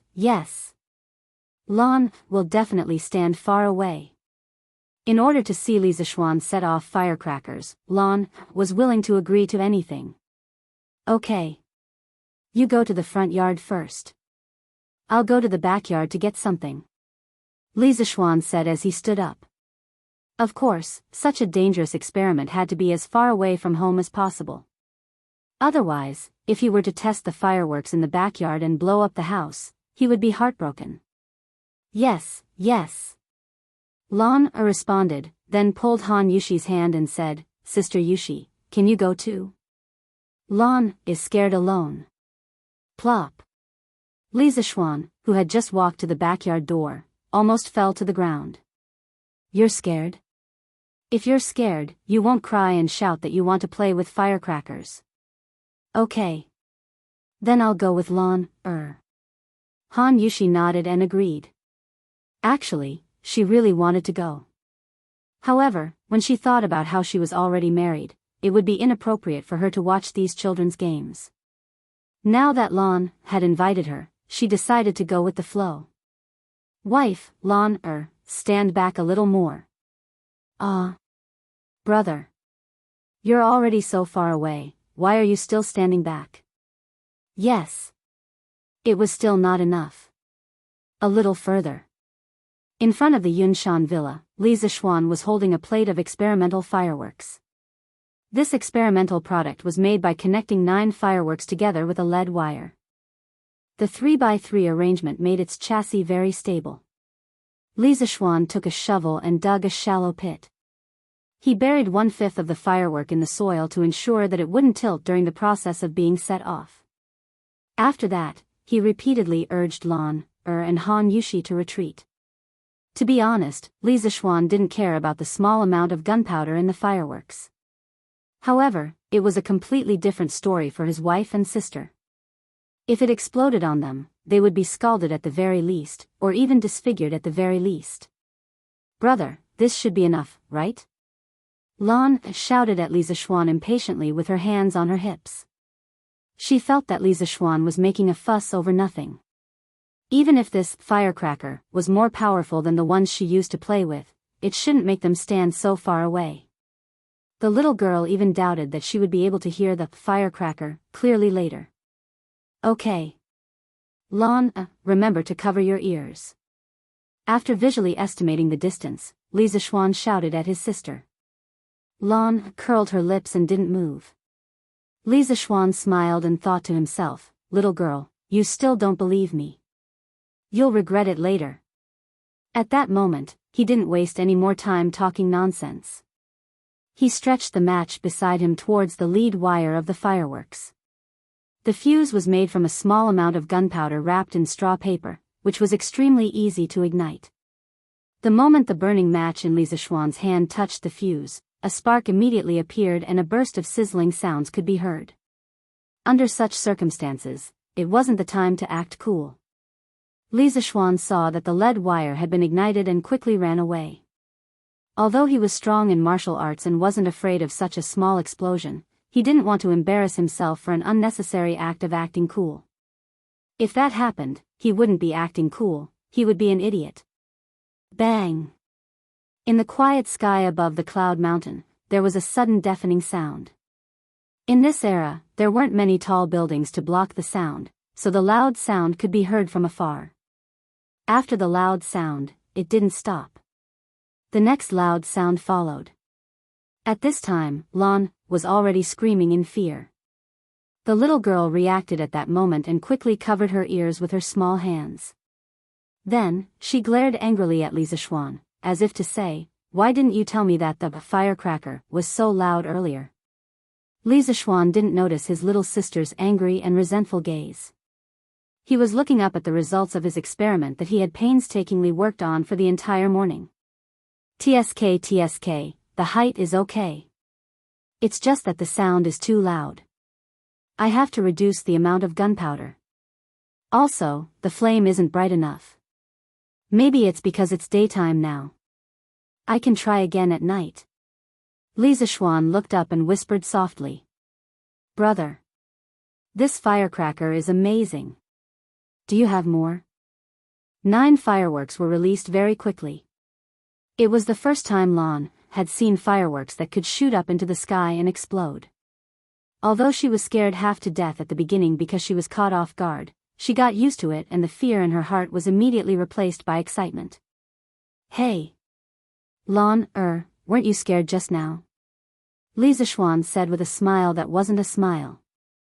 Lan was embarrassed. Just as she was about to say something, the few of them heard the sound of something breaking through the air not far away. Then, they saw a bearded man and a white-haired old man rushing towards them. It was Mo Zhong and the bearded man. Yamacho, we just heard 9 loud sounds coming from here. What happened? Mo Zhong stopped in front of Li Zishuan and asked anxiously. Li Zishuan was stunned for a moment. Then, he said embarrassedly, nothing happened. I was just setting off firecrackers just now. Firecrackers? This time, it was Mo Zhong's turn to be stunned. He was the head of the Mo family. What kind of new things had he not seen before? Why hadn't he seen any firecrackers that were so loud? At this time, the bearded man saw the firework tube that had just been released in the distance. He walked over to take a closer look and said in surprise, "This is the firecracker Yamacho was talking about. Why is it made of paper? Wow!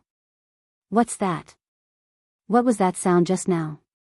It was Ching Chumo holding a football and running over with a group of students. He screamed as he ran. Chapter 11:28. Chonyo, Qing Ke, Xiao Ku, Xiao Chong, and Bao Lin. You guys didn't go back to Cheng and are playing football in school? To put it nicely, the group of students came whistling like the wind. To put it bluntly, they were like a group of bandits, rushing over like a whirlwind. Li Zishuan looked at the football in Xing Chumo's arms and the group of students who were all sweating profusely as he asked. The academy was now on holiday, and the students who lived nearby were free to go home. Xing Chumo and his group did not go home to prepare for the new year, but instead, they were loafing around at the academy. It was really unreasonable. Xing Chumo wiped his sweat and said, "How can going home be more interesting than staying at the academy? If we stay at the academy, we can still play football with more people. But if we go home, we can only go to the brothel." Ouch! Yamacho, why did you hit me? The first half of Ching Chumo's sentence was the truth. After staying at the academy for half a year, this group of second-generation hedonists in Cheng and had basically gotten used to the social life at the academy. Here, everyone did not have to worry about their identity. They could work together and play together. Compared to the days of walking chickens, playing with dogs, and visiting brothels in the past, they undoubtedly preferred their current life. Every day was fulfilling and happy. Li Zishuan glared at this idiot and said unhappily, "Hit you? See if Uncle Ching will chop you up after I tell him what you just said." Ching Chumo immediately withered. He hurriedly said, What did I say just now? Why don't I remember?" Li Tai and his group all distanced themselves from this idiot, indicating that they did not know him. "Yamacho, what was that noise just now?" Li Ku looked up and asked seriously. "There, it's that thing under Mr. Zhang San's feet." Li Zishuan pointed at the bearded man not far away and said. The students immediately swarmed over, and Lan also followed curiously. "That's it? Isn't it made of paper? Why did it make a noise? Huh? Why are there burn marks on it?" Li Tai picked up the finished firework and looked at it from top to bottom. He couldn't help but mutter in disappointment. Exactly. How could a few broken paper tubes make such a loud noise? Yamacho must be lying to us. Chingchumo also muttered. My brother didn't lie to you. Just now, Lon had seen it with her own eyes. After her brother ignited this thing, with a bang, something would rush out from it. It would rush into the sky and even explode. Brother Chinke, the noise you heard just now came from here. As one of the parties involved, Lon crossed her arms and explained to the group of mortals in front of her with a look of superiority. When Li Tai heard this, his eyes lit up. He asked excitedly, Little sister Lon, is what you said true? Did something really rush out of here and explode? Lon nodded and said crisply, Of course it's true. When this thing explodes in the sky, you can still see the flames. When Chingchumo heard this, his saliva almost flowed out. He said covetously, F***CK. Doesn't that mean that if I have this thing, I can blow up whoever I want in the future? Smack. Humph. Chingchumo, you're too bad, aren't you? How can you use this thing to blow people up?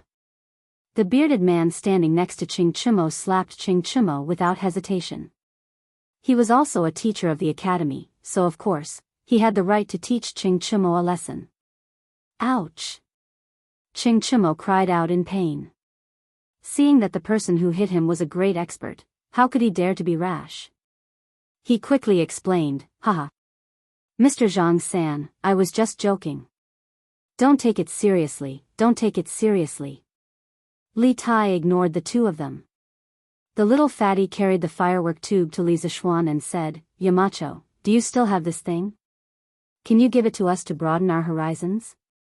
That's right. Yamacho, can you broaden our horizons too? Zhang Sun Chong also jeered. Li Zishuan said helplessly, Don't think too much. There's no more. The ones I made in the morning have been finished.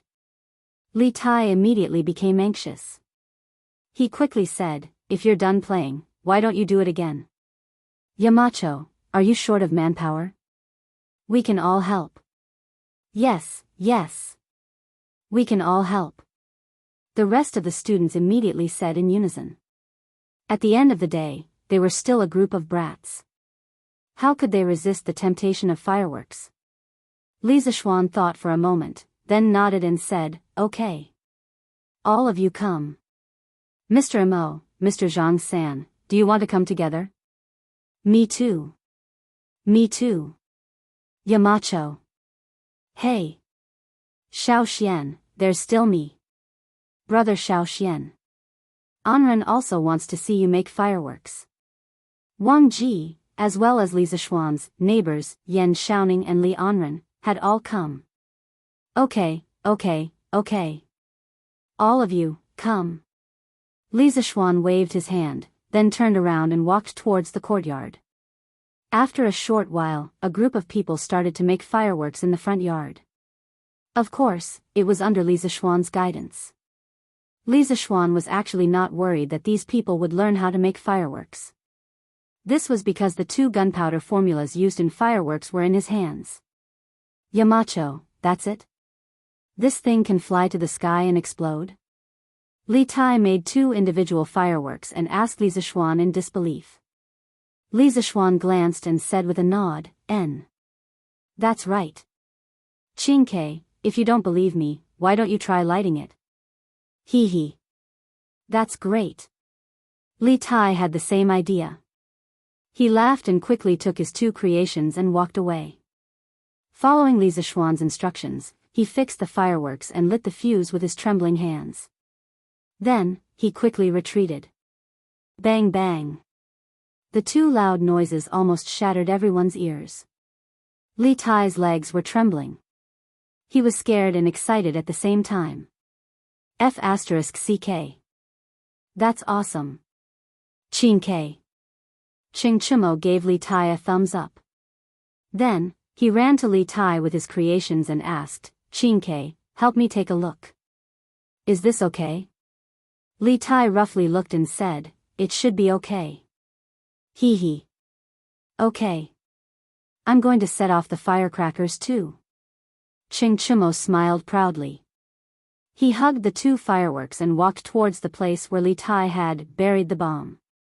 Haha. Get ready to cover your ears. I'm going to set it off. Ching Chumo laughed heartily as he turned his head and said to the crowd. The students stopped what they were doing and covered their ears. Only then did Ching Chumo turn around, but when he saw who it was, he turned pale with fright. Holy shit! How did it light up? Run!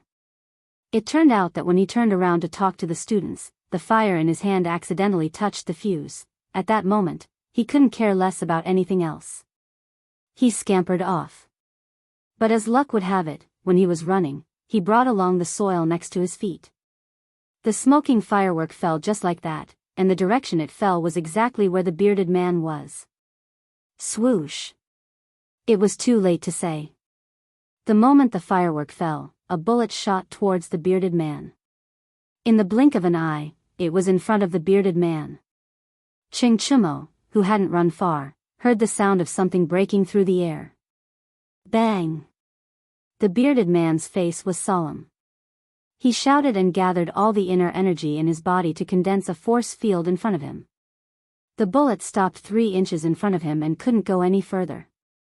Just when the bearded man heaved a sigh of relief, the bullet exploded with a bang, and the bearded man. Chapter 1129. Bang!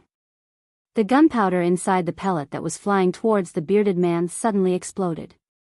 Instantly, heat waves surged and sparks flew in all directions. Even though the bearded man had condensed all of his internal energy, it was still difficult for him to defend against this sudden explosion of firepower. Pooh! Ha! After the smoke and fire dispersed, the bearded man, who had been bombarded by gunpowder, finally revealed his true appearance. His old face was as black as the bottom of a pot. His originally neat hair was now mostly standing up and there were many holes in his clothes. His originally dignified image of an academy teacher had instantly turned into an old beggar wandering the streets. No. His shamade appearance was even more miserable than a beggar's. At this moment, the bearded man opened his mouth. What was amazing was that there were actually a few wisps of green smoke coming out from his mouth. Seeing this scene, Li Zishuan could no longer hold it in and laughed out loud. He. Mr. Zhang San's appearance is so ugly. Lan Er covered her small mouth and giggled. The others present were already having a hard time holding it in. Seeing the brother and sister laughing first, how could they hold it in any longer? Instantly, they roared with laughter. Many people laughed until tears came out of their eyes. However, there were 2 people who were exceptions. One was the bearded man. This old fellow was originally not a kind person. In this world, there was almost no one who dared to humiliate him. If he had not stayed in the academy for so long and restrained some of his wild nature, the scene would probably have turned red. The other person was Ching Chumo. After this fellow felt the bearded man's gaze that wanted to eat him, he was so scared that he almost peed his pants. How could he still laugh? Cough cough. That? I have something to do at home. I'll take my leave first. In the midst of everyone's laughter, Ching Chumo coughed dryly and slipped away as he spoke. Of the 36 stratagems, escape was the best stratagem. He did not want to bear the anger of the bearded man. He felt that with his small body, he would not be able to bear it at all. Everyone was stunned. The bearded man roared and chased after him, "Bastard brat! Where do you think you're going? Even if your father comes today, I will beat you up so badly that even your mother won't be able to recognize you." Hearing this, Ching Chumo's heart was filled with shock. He hurriedly circulated 120% of his internal energy and ran as fast as he could. He felt that in all these years, he had never run as fast as he did today. However, he was only a trash who had just broken through to the Qi transformation realm not long ago. How could he be faster than the bearded guest, a peerless expert at the peak of the Grandmaster realm? After running roughly 20 to 30 zhang, the bearded guest flashed. Everyone only saw a blur in front of their eyes, and the bearded guest had already flashed behind Chingchumo. Following that was the scene of an eagle carrying a chick. The bearded guest's face darkened as he carried Chingchumo back. Bang! How dare you point a firecracker at someone? I didn't mean it. Bang! Who told you to play with firecrackers? Roar! I won't do it again. Bang! I'll let you run. Are you trying to run again? Stop running. Stop running. Mr. Zhang San, stop hitting him. Bang! Run. Keep running. Xiao Xian, Yamacho, help. Someone's going to die. For a moment, smoke and dust filled the air, mixed with the bearded guests cursing and begging for mercy. Everyone covered their faces, unable to bear to see someone being beaten up miserably. After a long time, the dust settled. The bearded man clapped his hands and swaggered off. When he left, he also took away the other firework that Chingchumo had not yet had the time to set off. Chingchumo was lying on the ground with a bloody nose and a swollen face, panting heavily. How could he have the time to care about this? At this moment, he was only praying that the bearded guest would leave quickly. All right. Stop pretending to be dead. Mr. Zhang San has already left. After a while, Chingchumo did not hear any movement for a long time. Just as he was about to get up to investigate, he felt someone kick him beside him. Then, he heard Li Zishuan's voice. Huh? Gone? He's finally gone. Ouch. Xiao Xian, help me up. My waist is about to break. This idiot was still complaining that Li Zishuan did not save him earlier. He did not even call him Yamacho and directly called him Xiao Xian. Li Zishuan was not in the mood to bicker with this idiot. He went forward and pulled Chingchumo, smiled, and joked, Chingchumo, you've got guts. You did something that we didn't dare to do today. How was it? Did you feel good blasting Mr. Zhang San with firecrackers? Ha ha ha. Everyone burst into laughter when they heard that. Chingchumo spat out a mouthful of bloody saliva with a black face. The bearded guest had just attacked in anger. Although he did not have the intention to kill, his punches still hit him hard. Bah! You guys are too king mean. None of you came to help me when I was being beaten up. Cho Nyo, it's not that we don't want to help you. We just don't want to help you get beaten up. Li Kus said humorously. Haha. Everyone laughed again. Chingchumo realized that he could not stay here any longer. The smiles of the people here were full of malice. CK. I'm going back to the dormitory to change my clothes. What a bunch of heartless friends. Chingchumo complained. When he passed by the place where they made the fireworks, he bent down and picked up the 2 fireworks made by Sun Zifan, then ran away. CK. Chingchumo, you be *starred, you stole my firecrackers. Put them down. Sun Zifan was shocked and angry. This idiot was obviously unwilling to let Chingchumo steal the fireworks that he worked so hard to make. Hence, he quickly chased after him. However, it was hard to say if he could catch up. When he returned to the dormitory, Chingchumo could only take a cold shower in the dormitory because the academy's bathhouse was not open yet. He washed the dust and blood off his face and changed into a new set of clothes. He looked no different from before he was beaten up. After everything was done, he took the 2 fireworks and left the dormitory, ready to go home. It was almost New Year's Eve. Even if he did not want to go home, he still had to go home.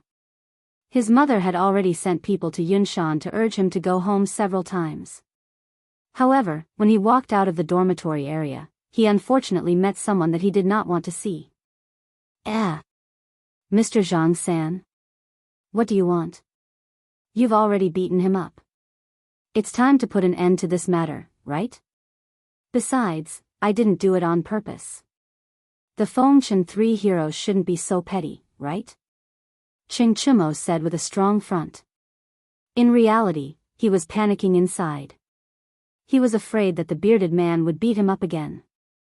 Hey, kid, why don't you go back with your injuries and ask your father to take revenge on me? The bearded man did not have the intention to beat him up. He crossed his arms in front of his chest and said in a rough voice. Chapter 1130. Humph. If you can't fight, what's the point of going home and calling for your parents? Mr. Zhang-san, although I can't beat you now, the river flows east for 30 years and the river flows west for 30 years. 30 years later, no, just 10 years. 10 years later, I will definitely be able to beat you. At that time, I will take revenge for today. Within the Yanhuang Academy, Qing Chimo held his head high and puffed out his chest as he looked at the bearded man with a haughty expression. During the Warring States period, Qin and Wei fought over Hanoi. Wuxia helped Wei to take over Hanoi. 30 years later, Biyao helped Qin to take back Hanoi. Folk songs spread everywhere. The river flows east for 30 years and the river flows west for 30 years. Wuxia and Biyao rise, the heavens make a mystery. So, this saying was not invented by Dopa. Actually, this fellow knew his own situation. Even if his father Qing Yaojin was willing to come to Yunshan to take revenge for him, he would definitely not be a match for the bearded guest. Moreover, the bearded guest had Li Jing and Hong Funa backing him up. If they really fought, the Qing family might not be able to survive. Moreover, after Qing Yaojin found out about his actions, he would only scold him with, "Serves you right." He would not come to Yunshan to vent his anger on the bearded guest, okay? When it came to his father's nature, Qing Chimo was quite sure of it. Haha. Not bad. Good ambition. People who practice martial arts should not be afraid of losing and not admit defeat. I admire you very much. Next semester, you will follow me for special training. Maybe 10 years later, you will really have the strength to fight me. Kid, what's with your expression? The bearded guest looked at Qing Chimo with admiration. However, he immediately realized that the latter's expression was not right. That expression was as if he had eaten shit. No, nothing. I'm flattered. Yes, I'm flattered. To be able to receive guidance from Mr. Zhang-san is this junior's honor. Qing Chimo quickly changed his expression and said flatteringly. The bearded guest nodded with satisfaction. He smiled and said, That's more like it. You may leave now. Qing Chimo felt as if he had been pardoned. He cupped his fists and immediately slipped away. The fat beating from an hour ago did not affect this guy's speed at all. F***CK. Why am I so F***king unlucky today? For no reason at all, a great expert insisted on exchanging pointers with me, and for some inexplicable reason, I was taken in as half a disciple by that guy. I don't want to be forced to learn martial arts from that bearded man. It's over, it's over. Damn it, there's no way I can pass the next semester. Sigh. If I had known earlier, I wouldn't have acted tough earlier. After descending the cloud mountain, Qing Chimo rode on his horse and ran wildly while cursing to himself. Actually, this guy did not know how lucky he was. In this world, he was the first person who dared to use a firecracker to blast the bearded guest alive and kicking. If it was another person, in another situation, that person's life would probably be gone. But now, he was only beaten up by the bearded guest, without pain or itch. In addition, the bearded guest's martial arts cultivation was definitely one of the top 5 in the world today. It was even possible that it was one of the top 3 existences. Who knew how many martial artists in the Jianghu yearned to receive his guidance? But Qing Chimo did not know how lucky he was. If this news were to spread, he would probably drown in the spittle of others. Chimo, you're finally back. Is the Cloud Mountain so good? That you don't even want to return home? When Qing Chimo returned home, his mother immediately went up to him. She was both happy and complaining. Mother, your son has been revising at the academy recently. Qing Chimo, this guy, was good at lying. In order to prevent his mother from nagging, he did not even care about his integrity. Bullshit. Where did the wound on your face come from? How could Qing Yaojin not know what kind of character his son had? He scolded him in a bad mood. Then, he swept a glance at Qing Chimo's face and asked immediately. Qing Chimo was stunned. He did not expect that his father would still see through him even though he had cleaned it up so neatly. At this moment, his mind was spinning rapidly as he frantically thought of an excuse in his head. Then, he heard Qing Yaojin say, "You little brat, stop making up lies to deceive your father. Quickly tell me, did you fight with someone? And you didn't win? You're really embarrassing your father." No one knew a son better than his father. Qing Yaojin made a wild guess and guessed pretty close to the mark. Qing Chimo's face suddenly became a little flustered. "No. I didn't fight, father. This is because I was accidentally hit by a ball when I was playing football with someone yesterday." "Bullshit. What kind of wound is on your face? How can I not see it? If you don't tell me the truth, do you believe that I won't beat you up?"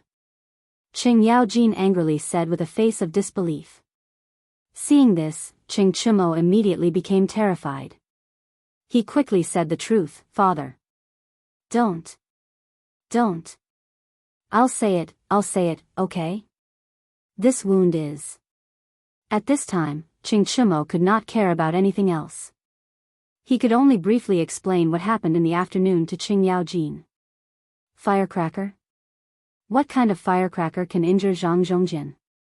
Qing Yaojin was shocked when he heard it.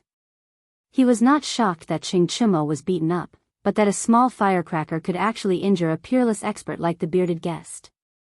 When Qing Chimo heard it, he felt even more hurt. Although he did not expect his father to help him vent his anger, but he should at least show some concern, right? "Father, this firecracker is not an ordinary firecracker. It is a new toy that little Xian made. It can fly into the sky and explode." Actually, Mr. Zhang San did not suffer any injuries. His face was only blackened by the explosion and his clothes were torn. "That's still very powerful. Do you still have that firecracker? Let me see it." Qing Yaojin was very interested in the thing that could injure the bearded guest. His eyes lit up as he looked at his son and asked. "No more. It's finished." Qing Chimo quickly shook his head and could not help but tighten his sleeves. Qing Yaojin narrowed his eyes and snorted, "N? Really no more?" His tone carried a hint of danger. Knowing that his father was an old hooligan, Qing Chimo clenched his teeth and quickly took out a firework from his sleeve. He handed it over and said, "Father. I only made 2 in the afternoon. 1 was placed in the academy. There's only 1 left." Rather than being searched by the old hooligan, he might as well take the initiative to hand over 1. This way, he could still keep 1. "Hey. How do you play with this thing?" Qing Yaojin took the firework and laughed. Qing Chimo pretended to be depressed and replied, "Father, if you light the string below, this paper tube will shoot out a small ball that will explode." Understood. Men, quickly bring a match." A moment later, Qing Chimo's horrified roar came from the Qing residence's courtyard. F***CK. "Father. You can't hold this thing in your hand." Immediately after, there was a deafening explosion. Bang! Bah! Unfilial son. Stop right there. Chapter 1131. Qing Yaojin beat his son when he had nothing to do at home. Li Zishuan was thinking about how to improve the fireworks on Yunshan Mountain. After dusk, the sky gradually darkened. Under Lan Er's instigation, Li Zishuan set off another plate of fireworks. With the dark night sky as the background, the fireworks shot into the sky and emitted extremely bright flames. Lan Er was extremely excited. Her small hands were red from clapping. Li Zishuan, on the other hand, was somewhat dissatisfied. This was because although these fireworks were indeed very novel to the ancient people, to a modern person like him, the color was somewhat monotonous. Modern fireworks were not only colorful but also varied in forms. When they bloomed in the night sky, they would always dazzle people. Li Zishuan's first-generation fireworks, to put it bluntly, were just a few enhanced versions of sky rocket cannons. Bang, bang, bang. Oh! A burst of fireworks and explosions came from the west side of the academy, as well as the cheers of the students. The students who came to make fireworks in the afternoon must have contributed the fireworks tonight. He just hoped that Mo Zhong and the others would step up their patrols at night and not be lazy. Otherwise, it would be bad if the fireworks caused a fire. Husband. What's wrong? Are you not satisfied with the firecrackers? Han Yushi asked tentatively when she saw that Li Zishuan's expression was not right. What she didn't expect was that this random guess was right. Yes. I'm not satisfied. Li Zishuan replied dispiritedly. Huh? Han Yushi was dumbfounded and said, Husband, this firecracker is already very powerful. Lan and I have never seen firecrackers that can fly so high and so loudly. What else are you not satisfied with, husband? Lan Er's eyes lit up. Children could be very greedy sometimes, especially when it came to fun. Brother. Is there something more fun to this firecracker? Li Zishuan chuckled and rubbed Lan Er's little head. Of course there's something more fun. Actually, my brother calls this thing fireworks. According to my original idea, after it explodes in the sky, it should look like a flower, and not just a ball of yellow light like now. Wow! This is fun.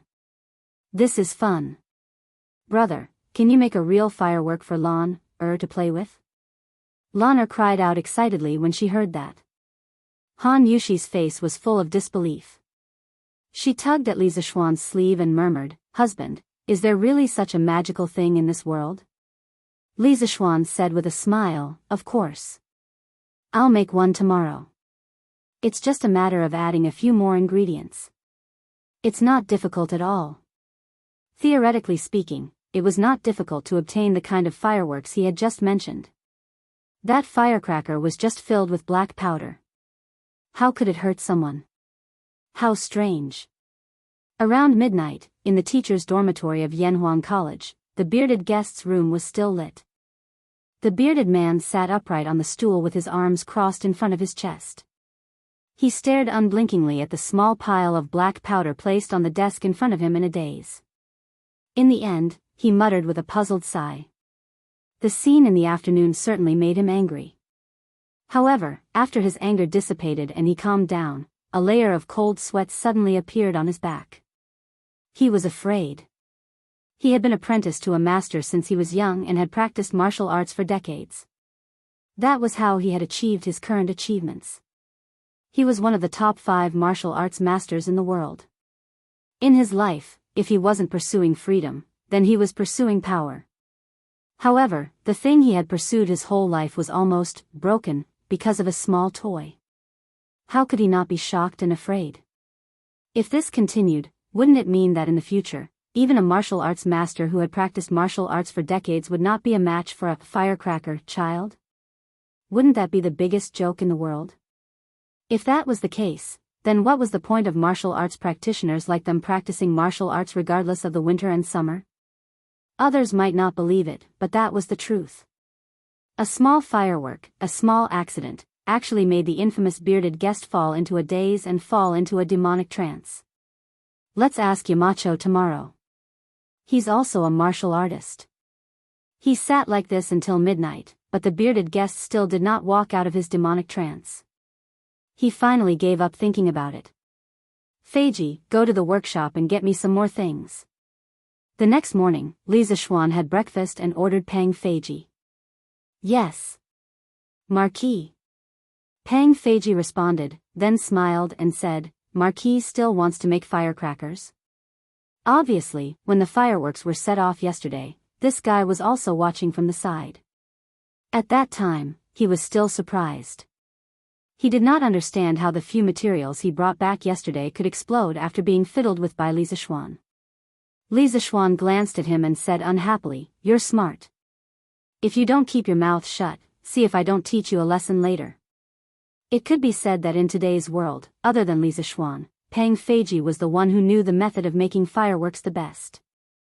If it was not out of trust, Li Zishuan would never have handed the fireworks gunpowder formula to Pang Feiji. Pang Feiji clasped his fist and said, "Hee hee. Marquis, don't worry.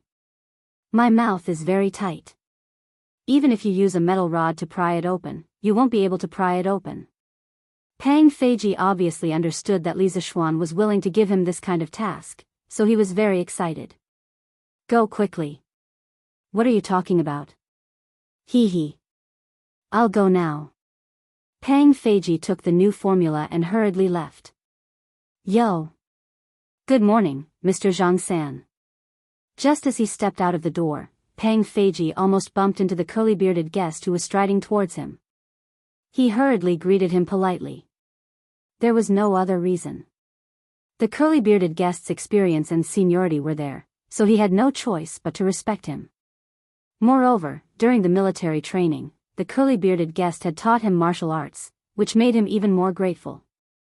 Is Yamacho in?" The curly-bearded guest frowned and asked straightforwardly. "Marquis is inside." Pang Feiji clasped his fist and answered. The curly-bearded guest nodded and did not say anything else. He lifted his leg and walked into the courtyard. "Strange, Mr. Zhang San's complexion doesn't look right. Could it be that he suffered internal injuries from yesterday's explosion? Oh my god, isn't the power of the firecrackers too strong?"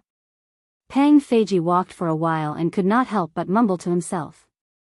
"Let's not think about it anymore. I should hurry up and finish the task that Marquis gave me. I just don't know if the firecrackers made by Marquis's new formula will be even more powerful." Pang Feiji shook his head and mumbled to himself. He then walked down the mountain. Chapter 1132. Yamacho, this firecracker is so powerful when it explodes. Have you ever thought of using it against your enemies? Yunshan Villa. Li Zishuan had just sent off Pang Feiji when the bearded guest arrived. The moment the bearded guest sat down, he asked such a strange question. Li Zishuan's heart moved. He raised his head to look at the bearded guest and asked, "Mr. Zhang San, why would you have such an idea? Yesterday, Ching Chumo used that firecracker and almost injured me. Last night, I thought of a problem. If Yamacho's firecracker was even more powerful, wouldn't it be able to threaten some of the Jianghu experts?" The bearded guest was silent for a moment before he said expressionlessly. Li Zishuan did not expect the bearded guest to think in this direction. Wasn't the firecracker he was talking about equivalent to modern firearms? It's like this. In fact, as far as I know, there is a weapon that works in a similar way to firecrackers. It has something similar to a hidden weapon hidden in it, and this hidden weapon can be propelled by a material. Its speed is not inferior to that of an ordinary grandmaster. This weapon has very low requirements for the user. Ordinary people who have never practiced martial arts can easily use it. I call this weapon a firearm. Actually, the firearm he was talking about was a gun. China was the first to invent gunpowder. However, it was initially used to make firecrackers. Foreigners were inspired by gunpowder and made guns. Li Zishuan felt that when he led Tang Dynasty's industry to a certain level, guns and cannons would definitely be made. The bearded guest was even more shocked. He did not suspect that Li Zishuan was lying or exaggerating. Previously, when he saw the detailed sea map, it already proved that Li Zishuan had some kind of ability to know everything. Therefore, when he heard Li Zishuan describe a firearm, his first reaction was not suspicion, but shock. If the firearm Li Zishuan said really existed, then the matter would be more serious than what he was worried about last night. Firearm?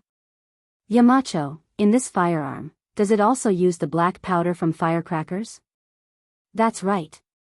But I call that powder gunpowder. Different uses would lead to different formulas for gunpowder.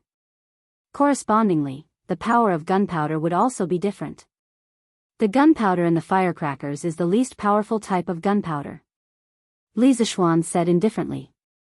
He understood that because the bearded man was highly skilled in martial arts, it was inevitable that he would be somewhat arrogant. Now that he had instilled a bit of knowledge on firearms into this bearded man, perhaps it would give birth to a trace of reverence in his heart. The least powerful one.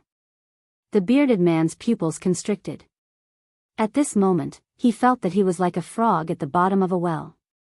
Right. A few months ago, the Serpent Spirit Mountain was destroyed overnight. Yamacho, did you use those so-called firearms? Having been in Chang'an for so long, the bearded man had already investigated everything about Li Zishuan, so it was not surprising that he knew about the Snake Spirit Mountain. The corner of Li Zishuan's mouth twitched. Was he shooting himself in the foot? Originally, he wanted to open the eyes of the bearded man and make him feel some reverence. He did not expect the bearded man to hit the nail on the head and guess the real reason for the destruction of the Serpent Spirit Mountain. The inside story was top secret at the moment. Only he and Li Er knew about it. More or less. Li Zishuan gloomily gave an ambiguous answer. The bearded man sucked in a breath of cold air. He was really frightened by the power of the firearms described by Li Zishuan. A powerful Jianghu sect was actually annihilated just like that.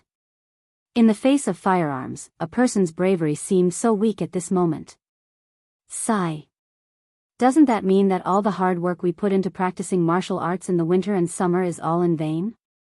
In the end, we can't even compare to an ordinary person with a firearm? The bearded man suddenly let out a long sigh, and his aura became much more depressed. Li Zishuan was stunned. Only then did he understand the true purpose of the bearded man's visit today.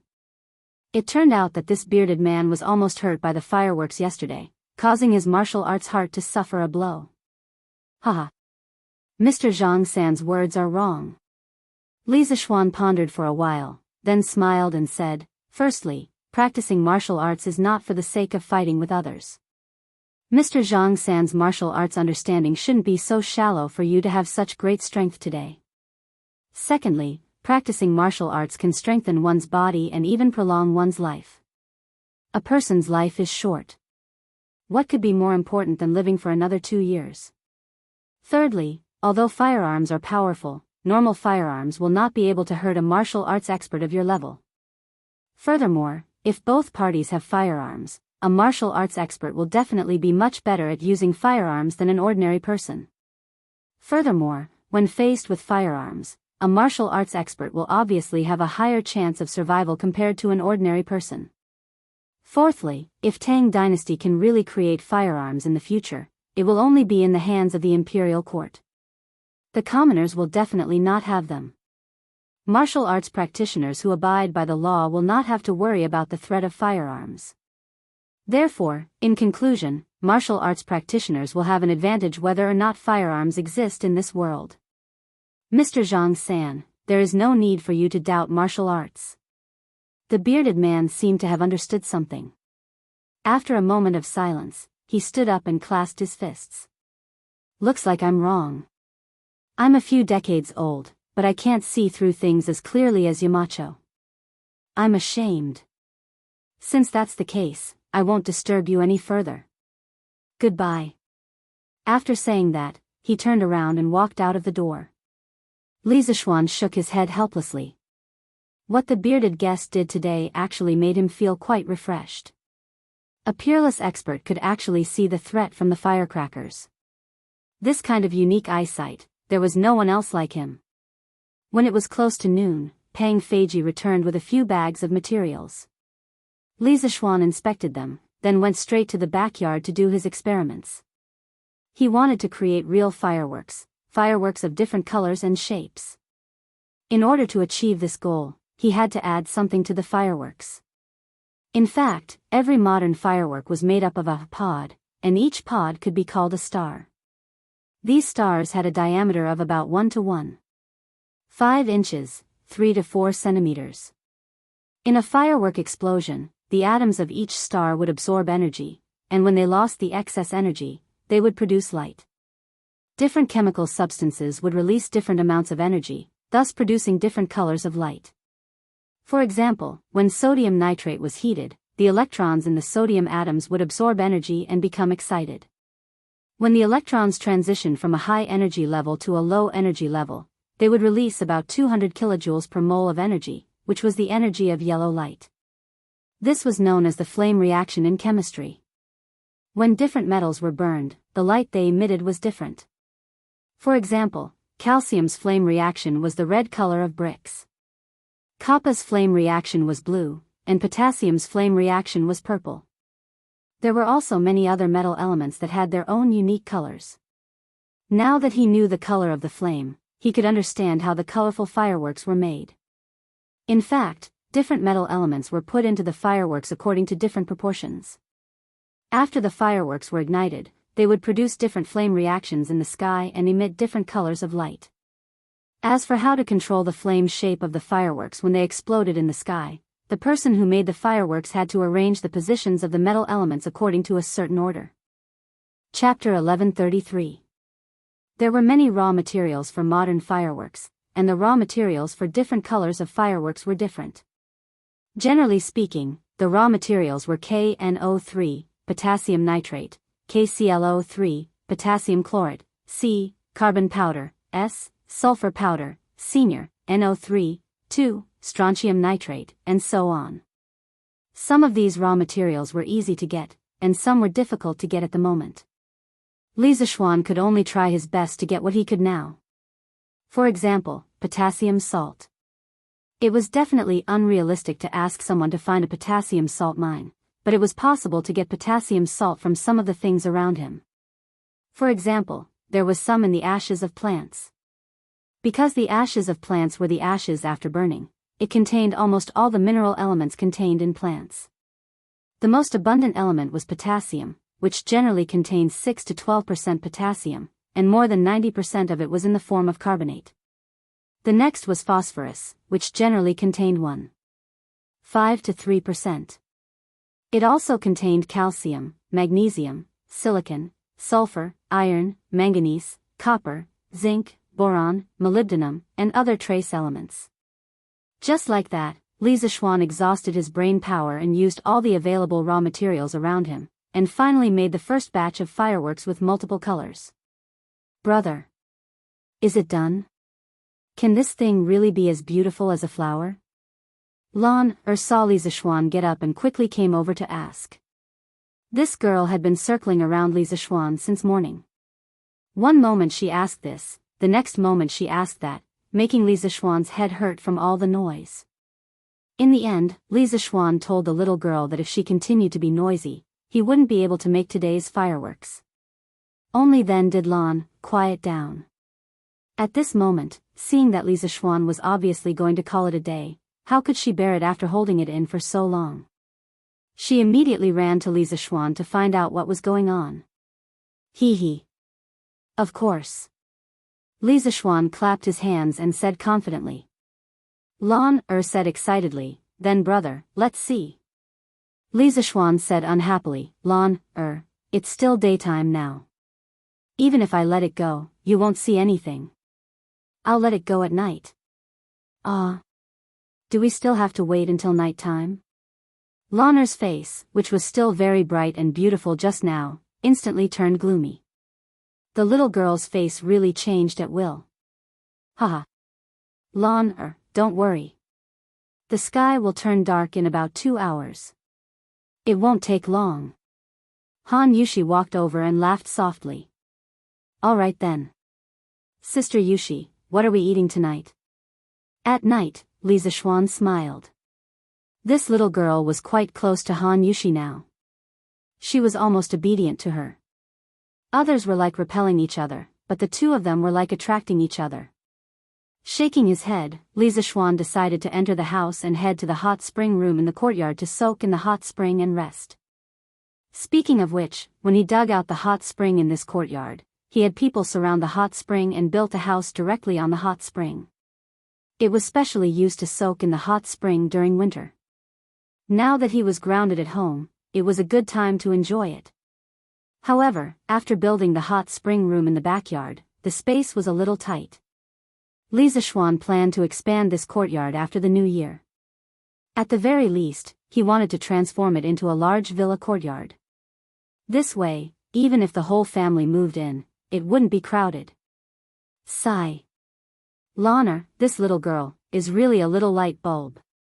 Li Zishuan thought unhappily as he soaked in the hot spring alone. Speaking of which, if this little girl wasn't here, wouldn't he and Han Yushi be soaking in a mandarin duck bath right now? Lan'er, who was outside, didn't feel the slightest bit of resentment from her brother. The little girl had been waiting for a long time and finally waited until the sky turned dark. Tonight's dinner was also started an hour earlier. Therefore, as soon as they finished eating, Lan'er pestered Li Zixuan to set off fireworks. Li Zixuan didn't refuse this time. He carried a large plate of 64 fireworks and walked towards the open area in front of the courtyard. Li Jingma, Madame Li, and the 3 members of the Yi family were all having dinner here. Naturally, they also came to watch the fireworks. Hee hee. We came back late last night and missed it. Tonight is just right. Let's see what the fireworks are like. Old Madame Yi said with a smile. Li Jingma said somewhat helplessly, Xian, is a marquis. All he does is fiddle with these useless things at home.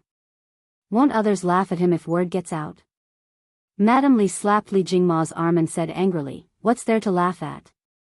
Isn't Xian, just trying to celebrate the new year for us elders in Yunshan? How is he being laughed at? Also, I heard that the King of Wei and the King of Han came over personally to make the fireworks yesterday. If they can do it, why can't Xian do it? Old Madame Yi laughed and tried to smooth things over. Yuzhu is right. It's the new year. Jingma, don't be so serious. No matter what outsiders say, it can't compare to our family celebrating the new year together. Grandmother, quickly cover your ears. Big brother is going to light the fireworks. Lan'er ignored the quarrel between the adults. She tugged at old Madame Ye's arm and said excitedly. Hey. Okay. Grandmother will cover her ears right now. Old Madame Yi covered her ears and smiled kindly. Seeing this, the rest of the people also covered their ears. Fizz, fizz. On the other side, Li Zixuan had already lit the fuse of the fireworks with a lighter. Then, he quickly ran over and shouted, everyone, cover your ears. The fireworks are going off. As soon as he finished speaking, there was a soft boom, and a firework shot into the sky with red sparks. With a loud boom, a beautiful flower bloomed in the night sky. The colors of the fireworks were a riot of colors. There were red, yellow, blue, green, purple, and pink. It looked extremely beautiful. Wow! It's so beautiful. Dad, Mom. Grandmother. Look. The fireworks are so beautiful. Lan'er's eyes widened as she chirped loudly. Old Madame Yi, Madame Li, and the others had already looked up and saw the fireworks in the sky. They all widened their eyes. Faced with this beautiful scene, they even forgot to breathe. It was so beautiful that it was tragic. It was so beautiful that it was hard to extricate oneself from it. Boom! Before the light of the first firework had even dissipated, the second firework had already soared into the sky. With another loud bang, an incomparably huge flower proudly bloomed. Red, orange, yellow, green, blue, indigo, and purple, it was a complete collection of colors. It was a gorgeous purple and brilliant red, decorating the night sky beautifully and gracefully, illuminating the earth as if it was daytime. This is the fireworks? Li Jingma's mouth was opened so wide that a duck egg could be stuffed in it. His breathing also became rapid. He could no longer say those words about Li Zixuan not doing his job because the beauty of the fireworks was far beyond his scope of understanding. In his opinion, such a magnificent scene was no different from a miracle. Chapter 1134. Damn! Look! Look! There's something happening at the Yamacho courtyard. Yanhuang College. At this time, the students had just finished eating in the cafeteria and were returning to their dormitories. Suddenly, a loud noise came from the east side of Yunshan courtyard. No one knew who shouted, but the students, regardless of what they were doing, immediately looked in that direction. Finally, they saw a scene that they would never forget for the rest of their lives. Under the pitch-black sky, brilliant fireworks bloomed in the air. The flames continued to spread, looking like giant glowing peonies. They directly lit up half of the sky in the east. Damn! These are not the firecrackers from yesterday. These are probably Yamacho's new firecrackers.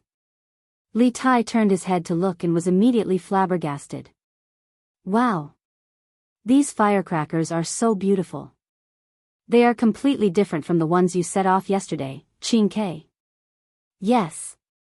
These are 100 times more beautiful than the ones the Academy set off yesterday. How can firecrackers be so colorful? This is amazing. Li Ku looked to the east and was in a daze. After a while, he said eagerly, Qing Ke, let's go to Yamacho's place to see these new firecrackers. Li Tai also wanted to go, but he was still clear-headed. He said, Ku, are you confused? It's late at night, and the Academy's gate is already closed. Yanhuang College did not restrict students from entering and leaving during the winter holidays, but students were still not allowed to go out at night. This was for the safety of the students. There was a curfew in Chang'an City, let alone a small place like Yunshan.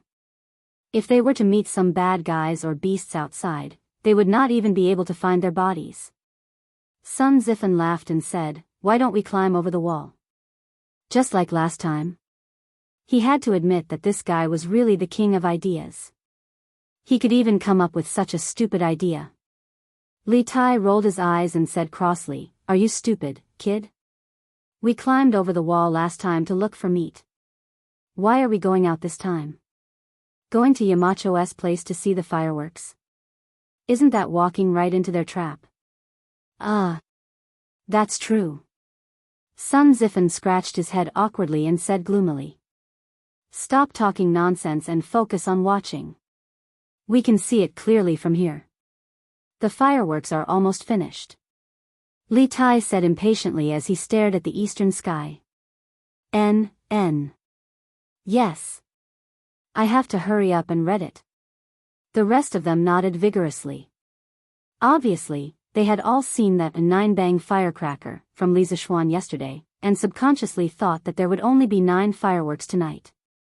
This was also one of the reasons why Li Tai was unwilling to leave the academy to watch the fireworks. Because according to this calculation, before they could climb over the wall, the fireworks on the other side would be finished. Bang, bang, bang. Flowers blossomed one after another under the night sky. Many students ran to the corridor on the 3rd or 4th floor of the teaching building to look as far as they could. 1, 2, 3. 7, 8, 9, 10, Why isn't it done yet? Oh. Today's firecrackers are not only different in color from yesterday's, but there are also more of them. We can finally feast our eyes on them. Tonight's firecrackers are really beautiful. Did Yamacho put the stars in the sky into the firecrackers? It's so beautiful. It's true. When the firecrackers explode in the sky, they are as dazzling as the stars in the sky. It's simply amazing. Sun Zifen said regretfully, sigh. If I had known that Yamacho was going to set off such beautiful firecrackers tonight, I would have just stayed at Yamacho's house during the day. Now, I can only watch from afar and not up close. It's so *king unbearable. Hey! Zifen, you should think about Qing Chumo. That guy returned to Chang'an yesterday. He didn't get to watch at all tonight. Haha. Li Tai also felt a little regretful, but he knew how to comfort himself. When he thought of Qing Chumo, he immediately felt happy. He was only a prince, not a crown prince. He had to serve Li Er and Zhang Sun every day in the palace. He had built his own residence outside the palace. Although Zhang Sun had sent people to urge him to return to Chang'an as soon as possible, he refused with the excuse of reviewing his homework. It was precisely because of this that he could see such a grand occasion tonight. Qing Ke, you're right. Haha. Qing Chumo, that unlucky guy, returned to Chang'an so early. I'll have someone send him a letter tomorrow morning to tell him about tonight's situation. Sun Zifen's eyes lit up and immediately said cheekily. Wow. Grandfather. Second uncle. Second mother. Come out and watch the firecrackers. Brother Xiaoxian is setting off firecrackers again. And tonight's firecrackers are different from last night's. It's so beautiful. In Li Gang's residence, Xiao Anren heard the commotion and quickly ran out of the house. When he saw the colorful fireworks, he immediately shouted excitedly. Boom! Boom! Boom! Li Gang, his son, and daughter-in-law walked out of the house skeptically. When they saw the beautiful fireworks in the sky, they couldn't take their eyes off it. This! Such a miracle, Marquis Yong, and is indeed the son of an immortal. Such immortal means, we mortals can't compare to them. Li Gang's second son, Li Lian, couldn't help but be dazed when he saw this scene. When he thought of other legends about Li Zishuan, he sighed. Smack! What immortal or not? This old man can tell you with certainty that Yamacho is just an ordinary person. It's just that he knows more than others. This old man plans to let Anren study at Yanhuang College in the future. This old man has a faint intuition that this era is about to change. Li Gang slapped Li Lian's arm and then sighed with a face full of emotion. Father. You can do whatever you want. I have no objections. Although Li Lian was puzzled as to why his father didn't want Li Gang to study Confucianism, he didn't have much say in such matters once Li Gang made a decision. He might as well agree. At the same time, the owners of Sun Simiao's and Yan Xiaoning's residences walked out of their houses and looked at the sky above Li Zishuan's residence. There were also the citizens of Plum Village and the Han family manor at the foot of Cloud Mountain. When they heard the commotion, they all walked out of their houses. They looked at the colorful fireworks at the peak of Cloud Mountain with mesmerized expressions. The sounds of praises and cheers were endless. Tonight's fireworks were also a feast for everyone's eyes. A total of 64 explosions lit up the sky above Yun Mountain for a full 10 minutes. It was far more beautiful and lasted longer than last night's fireworks. The beauty of fireworks was so short, but so bold and so passionate. Even if it only had a second of life, it had to be done perfectly and in the most brilliant way possible. The first time it appeared in the Tang dynasty, it left an indelible impression in the hearts of thousands of people. Chapter 1135. Your Majesty, according to the palace guards, there seems to be a blazing fire in the direction of Yanhuang College. At Ganlu Palace, Li Er had not gone to rest. He was still bitterly working overtime to read the memorials. At this moment, Zhao Song walked in from outside and bowed to Li Er. Why do you say there seems to be a blazing fire? Whether there's a fire or not, can't you confirm such a simple thing? Li Er's mind was sharp. He immediately caught the loophole in Zhao Song's words and asked with a frown. Zhao Song replied, Your Majesty, I also went up to the city gate to take a look. In the direction of Yunshan, there's not just a blazing fire. Other than that, there's red, orange, green, blue, purple, and all sorts of other colors. It looks like the rainbow divine light that was accompanied by the gods in ancient legends. Rainbow divine light? Li Er was shocked. He stood up and said, Follow me to the Black Tortoise Gate Tower. Hey! Your Majesty, put on this fox fur coat. Zhao Song took a coat from the rack by the wall and said quickly. Now that the palace was heated, Li Er was only wearing a single layer of clothing. It would be strange if he didn't catch a cold when he went out like this. Okay. Li Er nodded. After he was armed, the master and servant left Taiji Palace and headed north to the Black Tortoise Gate Tower. If Li Zishuan knew that the fireworks he set off were mistaken for the rainbow divine light by Li Er and Zhao Song, he would probably laugh his head off. At the same time, this also showed that Li Zishuan's pursuit of the path of the gods was not completely dead. If he believed in Li Zishuan's atheism, why would he make such a big fuss at night to see the so-called rainbow divine light? Greetings, Your Majesty. Li Er brought Zhao Song to the Black Tortoise Gate Tower. When the general on the tower saw Li Er, he quickly cupped his fists and bowed. Li Er was unmoved. He looked straight in the direction of Yunshan, but all he saw was darkness. There was nothing. That was because the fireworks at Yunshan had already finished. Didn't they say there was a rainbow divine light? Why is there nothing? Li Er frowned and said unhappily. Your Majesty, the seven-colored light in the direction of Cloud Mountain has just disappeared. Zhao Song looked at the soldiers guarding the city. The soldiers quickly stepped forward and answered. Oh. Li Er's face was filled with disappointment. He looked in the direction of Cloud Mountain. After a moment of silence, he said, send someone to Cloud Mountain tomorrow to find out what happened. Zhao Song bowed. Yes, Your Majesty. Li Er flicked his sleeves and turned around to descend the city gate tower. There were no neon lights in this era. Naturally, there was no light pollution at night. Generally, the sky was pitch black except for the night of the full moon. The fireworks show on Yunshan dyed the sky red, which was quite conspicuous in the dark night. Therefore, not only did Zhao Song and the generals of the imperial city see the rainbow divine light in the night sky, but many people in Chang'an city also saw it.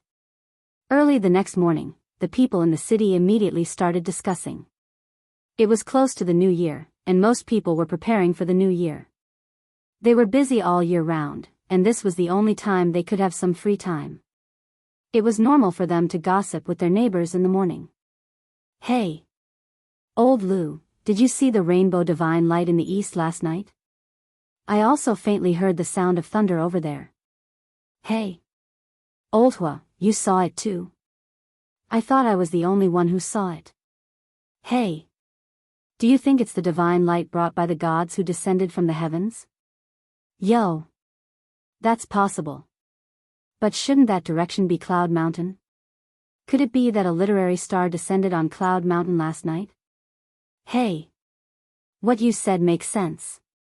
Yanhuang College's students are so outstanding. Who knows, there might be one or two literary stars among them. TSK. Yanhuang College is indeed a godly school. If my little brat can get in, even if I, Lu Dolly, die immediately, it will be worth it. With the lively atmosphere close to the new year, more and more people knew that the rainbow divine light had appeared in the sky in the east of Chang'an city last night. There were all kinds of speculations. Some said that a divine immortal had descended to the mortal world, some said that a divine light had descended from the sky, and some even said that a divine treasure had appeared. There were all kinds of different theories, but the most popular one was that a literary star had descended from Yanhuang College on Cloud Mountain. Yanhuang College had been completely pushed to the altar by word of mouth this time.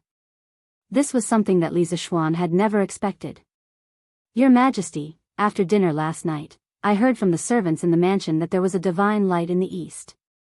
I went to the tower to take a look and saw the rainbow divine light in the east. I guess that a divine immortal must have descended to the mortal world where the divine light descended. This is an auspicious sign. I congratulate Your Majesty.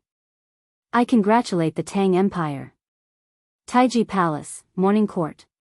After the ceremony, a middle-aged official in his 30s came forward and bowed to Li Er, and said in a loud voice. Hearing this, the officials were stunned.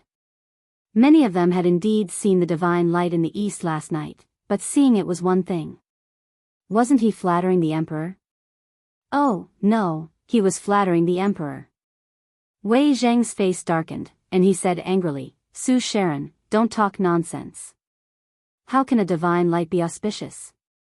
After that, he cupped his hands to Li Er and said loudly, Your Majesty. I impeach Su Jingzong of the Secretariat for flattering Your Majesty and speaking nonsense about a divine immortal. Your Majesty, please punish this person severely. Otherwise, it will hurt Your Majesty's wisdom. Su Jingzong, this person was actually Su Jingzong, the censor of the Secretariat, the person who held the position of Prime Minister during Li Ji's era. Your Majesty, I am innocent. I was just speculating. How can I flatter Your Majesty? May I ask if Wei Zhuqing saw the divine light in the east last night? Su Jingzong didn't get angry at all after being scolded by Wei Zhuqing. Instead, he defended himself and asked Wei Zheng back. Wei Zheng glared at him and said, So what if I saw it? Could it be that the heavenly light was an auspicious sign of the arrival of a true immortal? Su Sharon, before you investigate clearly, don't jump to conclusions. The Great Tang's current prosperity is not due to an auspicious sign from the heavens, but due to His Majesty and the hundreds of civil and military officials working hard to achieve it. During Zhengguan's era, the governance was rather clean. As the saying goes, when the water is too clean, there will be no fish. Under Li Er's leadership, the court was filled with upright officials. Wei Zheng's words were so persuasive that they could enlighten even the apathetic. Immediately, he gained the favor of many upright officials. Kang Yingda stepped forward and said, I agree with Wei Zhucheng's words.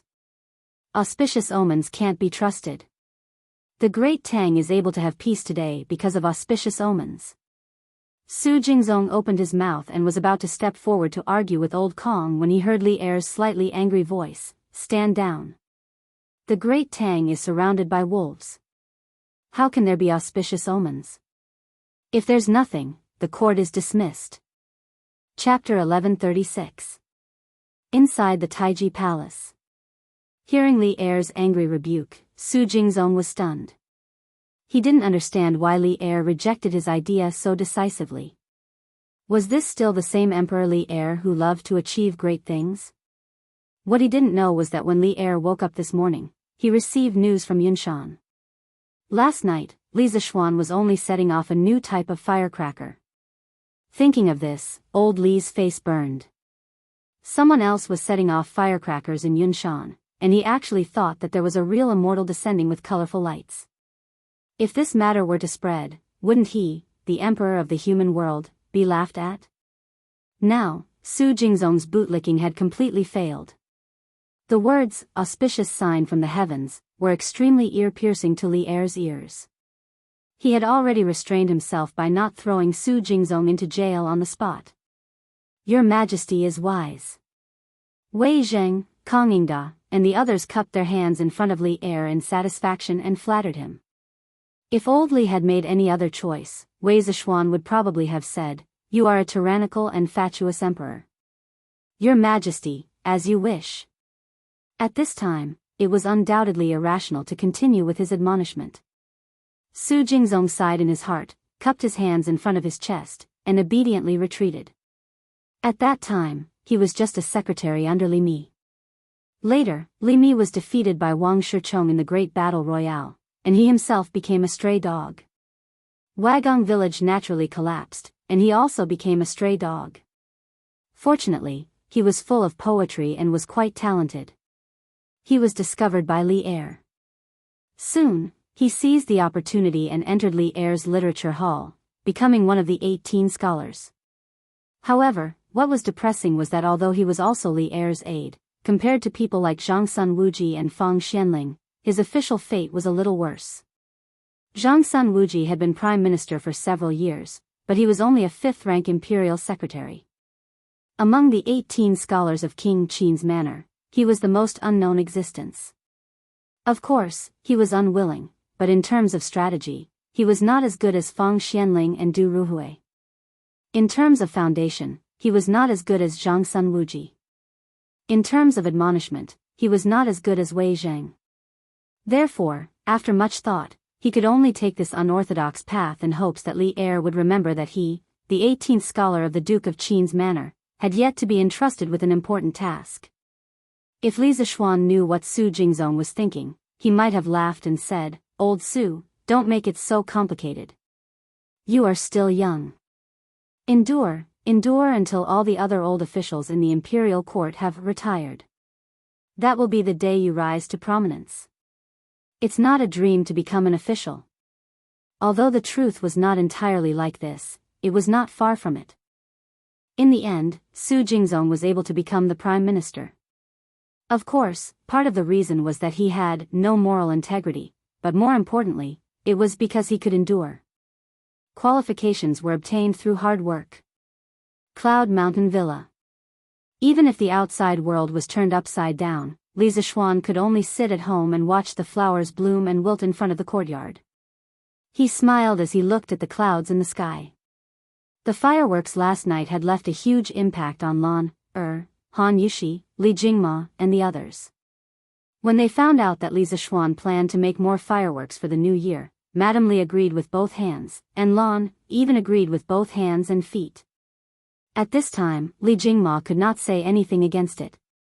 He even subconsciously felt that if there were fewer fireworks for the new year, it would be a lot less interesting. San Bao, Fu, and the other loyal servants of the Li family were all summoned to Cloud Mountain to help make the fireworks. After breakfast, Li Zishuan ordered Pang Feiji to prepare a large amount of raw materials for the fireworks. He called San Bao and Fu over and taught them the steps of making fireworks. Coincidentally, Faubert also rushed over early in the morning. Li Zishuan might as well teach them all together. Anyway, the loyalty of these three people was unquestionable. Li Zishuan was not worried at all that they would leak the secret. "Young master, why don't we make the fireworks in the workshop? After all, if these things are not stored properly and cause an explosion, it is still very dangerous." After receiving the training, Faubert suggested to Li Zishuan.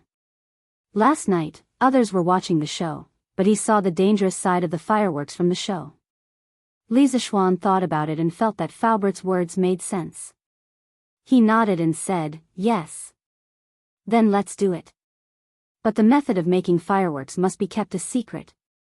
San Bao and Fu will go to the workshop soon. Faubert, if you have any confidential matters, just let them do it. The secret recipe that I have given to the three of you must not be leaked under any circumstances." The reason why Li Zishuan wanted the recipe to be kept a secret was not because he was worried that someone would get hold of the recipe and imitate the fireworks, thus affecting the profits of the workshop or using the gunpowder and the fireworks to harm others. In fact, he was not worried about this at all. Firstly, even if someone got hold of the recipe, it would be very difficult for them to mass-produce it without the advanced craftsmanship of the Strange Taste Pavilion.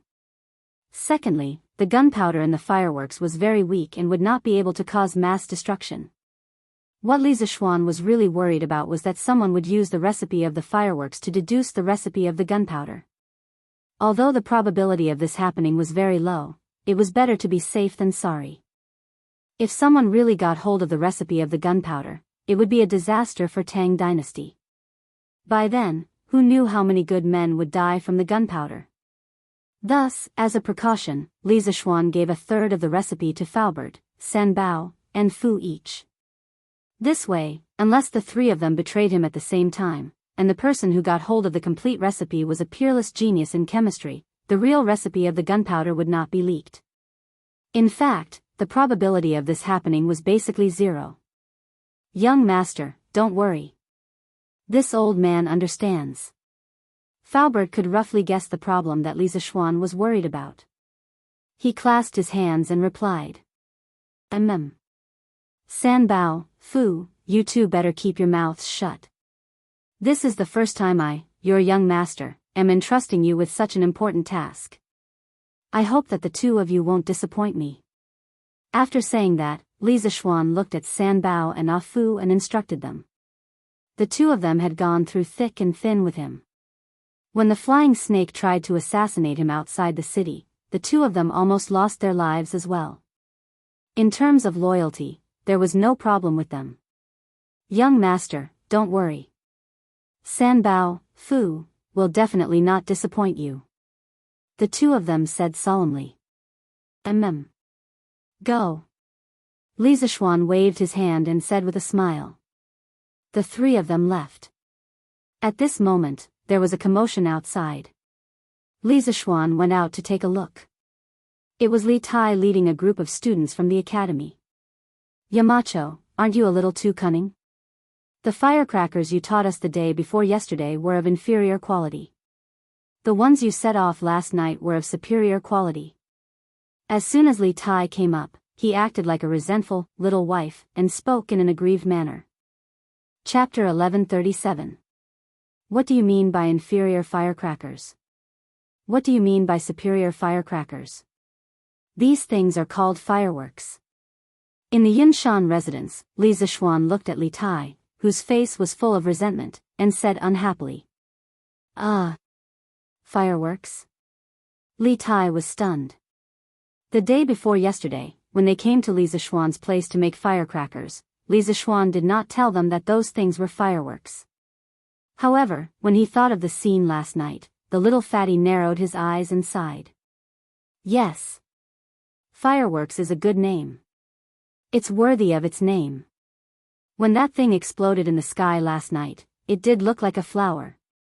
Yes, yes. This name sounds better than firecrackers. Sun Zifan also nodded and said, Yamacho, do you have any more of those fireworks from last night? We want to make a few ourselves. We can even buy them. Yes, yes. That's right. Yamacho, do you have any more? We can even buy some with money. Li Tai agreed. Li Ku, Zhang Sun Chong, and the others looked over eagerly. Obviously, they had the same idea. They were the children of officials and did not lack money. However, the eyes of the rest of the students behind them dimmed.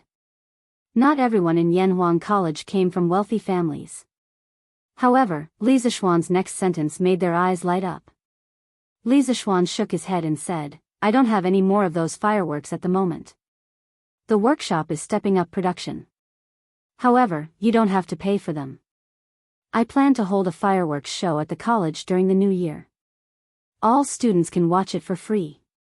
Take it as a thank you to the students for your hard work in Operation Warm Winter at the end of this year. Oh. Thank you so much, Yamacho. Yamacho is so generous. As soon as Li Zishuan finished speaking, many students who lived in other places and could not go home for the new year because of the long distance suddenly cheered loudly. At this moment, they really felt that this winter break was worth it. No one in the college could deny the beauty of last night's fireworks. Moreover, these fireworks were currently unique in the entire Tang Empire and could not be bought with money. From this, one could see how precious they were. However, Li Zishuan did not hesitate to take out a large number of fireworks for the college students to celebrate the new year. How could they not be moved? How could they not cheer? Yamacho, how many fireworks will we set off? Class 1's Kushirqing asked loudly. His hometown was in the Bashu region, and he couldn't go home for the new year either. This year was his first time celebrating the new year in another place. Although it was Chang'an, the capital of the Tang Empire, no matter how good it was outside, it couldn't compare to the warmth of home. Going home for the new year was something that the Chinese would never be able to let go of. However, Li Zishuan's actions made him feel some familiarity. Yamacho. How many fireworks will be set off during the fireworks display? The rest of the students reacted and asked in unison. Last night, Li Zishuan had set off 64 fireworks. Although it was far more than the previous 9, many people felt that it wasn't enough to satisfy their cravings. Li Zishuan smiled and announced an even more exciting news. Haha. Shirqing, I can't answer your question. I don't know how many fireworks I will set off because I plan to set off 2 hours. 2 hours? Everyone's breathing quickened and their eyes widened. Some people were frantically calculating how many fireworks they could set off in 2 hours.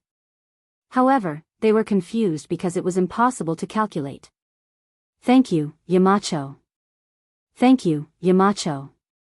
No matter how many fireworks there would be a lot of fireworks. This time, the students could fully feast their eyes. Therefore, they cheered to their heart's content. Their voices were so loud that it gave Lan, who was in the backyard, a big fright.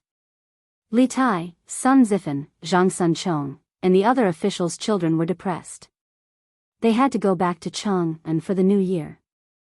In that case, wouldn't they only be able to watch the gorgeous sky in Chang'an? Most of the students were satisfied with the answer. However, Li Tai and the others did not leave.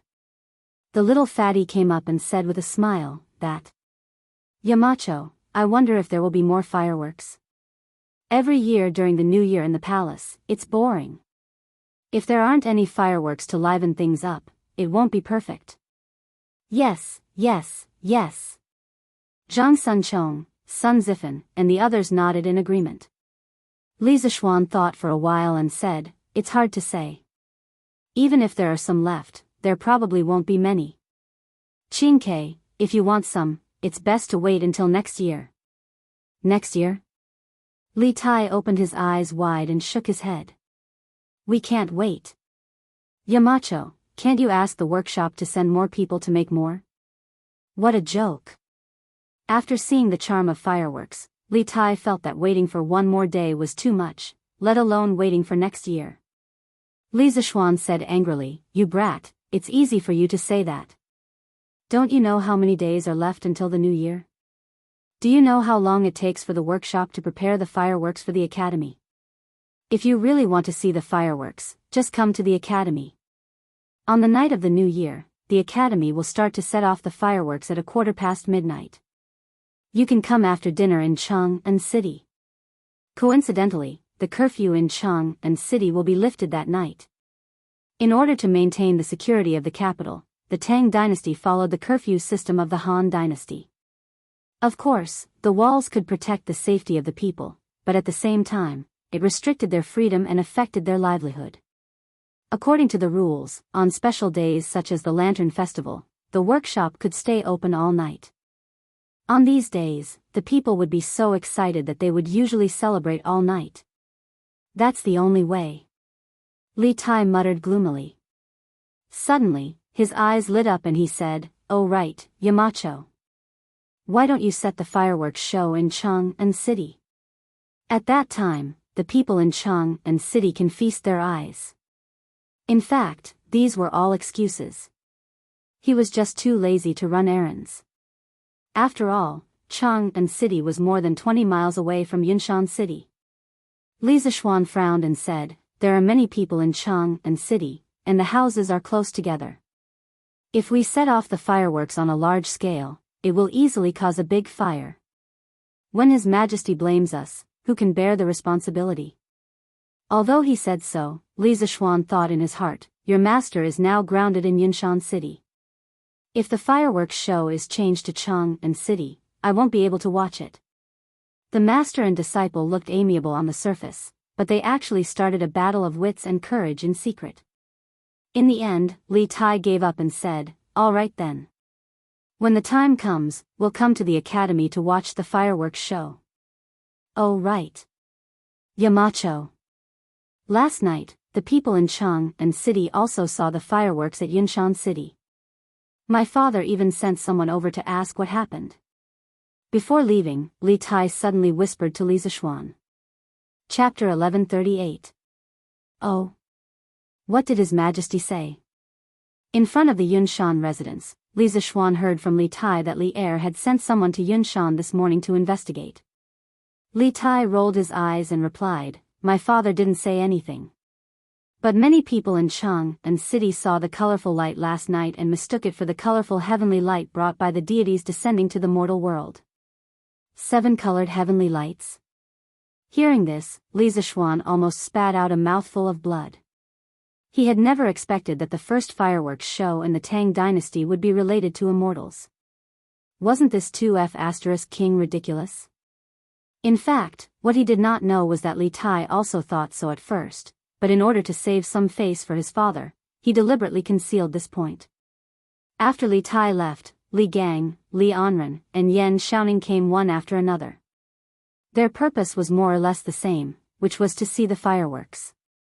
In desperation, Li Zishuan told them about his plan to hold a fireworks show in the academy during the new year.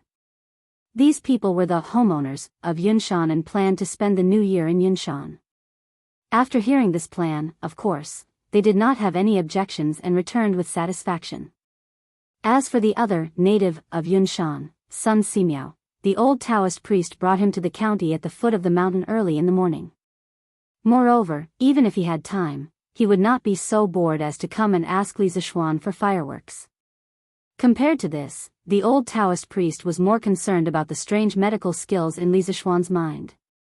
The Imperial Palace. After the court, Li Er returned to the Ganlu Hall. Just as he took off his dragon robe, he could not help but say to Zhao Song beside him, I asked that kid to shut himself in Yunshan to reflect on himself, but he did it well. Today he has a hot pot feast. Tomorrow he will fiddle with some new firecrackers. His life is more comfortable than mine. Is he grounded, or is he on vacation? It was no wonder that Li Zishuan complained. As a sinner, Li Zishuan did not reflect on himself sincerely all day long. Instead, he was treated like a master at home. On the other hand, although Li Zishuan was the emperor and was in charge of the life and death of the people in the world, he still had to work overtime every day to deal with state affairs. What's more, it's fine if you say you're living comfortably at home, but why did you have to make such a big commotion and make him mistakenly think that an immortal has descended to Earth? If it weren't for the fact that he had sent 100 riders to bring back the news early this morning, he might have really believed in Su Jingzong's nonsense in the imperial court and thought that the fireworks were rainbow-colored heavenly light, an auspicious omen, and felt complacent. Then the news on Cloud Mountain would be transmitted back to Chang'an. At that time, as the monarch of a country, where should he put his face? That was as awkward as it could get. Your Majesty, the Marquis of Yong, and has always had wonderful ideas. Otherwise, where would our Tang Empire have the curved plow, where would we have the honeycomb coal and heaters, and where would we have the Yanhuang College? Zhao Song laughed dryly and spoke up for Li Zishuan without leaving a trace. If it weren't for the fact that this kid is truly talented, would have removed him from his position long ago. Li Zishuan sat on the couch and said unhappily. Haha. Is your Majesty angry at the Marquis of Yong'an? At this moment, Empress Zhongsun walked in from outside the hall. She nodded at Zhao Song and indicated that the latter could leave. Then, she walked to Li Zishuan's side and put down the lotus seed soup in her hand. She smiled gently and said, Your Majesty has just finished the morning court and must be hungry. Your Majesty, please fill your stomach and warm your body first. Li Zishuan's eyebrows finally relaxed. He took the lotus seed soup and smiled as he ate. Haha. It's been hard on you. If my officials were as understanding as you, concubine Guanyin, I wouldn't be so tired usually. Empress Zhongsun smiled and said, Your Majesty must be joking. 1,000 people have 1,000 faces. All the civil and military officials in the court have their own talents. Some are more stubborn, some are more tactful, and some are more cynical. They all have their own personalities. How can you expect everyone to have the same personality? This isn't good for handling government affairs. Haha. Concubine Guanin's words are reasonable. Li Zishuan's thoughts suddenly became clear. He put down the soup spoon and laughed. Your Majesty, I heard that the rainbow sky at Yunshan last night was the Marquis of Yong'an's new type of firecrackers. Is it true? Zhang Xuan's eyes were smiling as she looked at Li Zishuan and said. Li Zishuan nodded and replied, Yes. There is such a thing. I also just received the news this morning. It is said that the kid made a batch of firecrackers the day before yesterday. They can shoot into the sky and explode, but only the flames can be seen. Who knew that he would improve it again yesterday, so when the firecrackers shot into the sky and exploded last night, it became a rainbow of colors.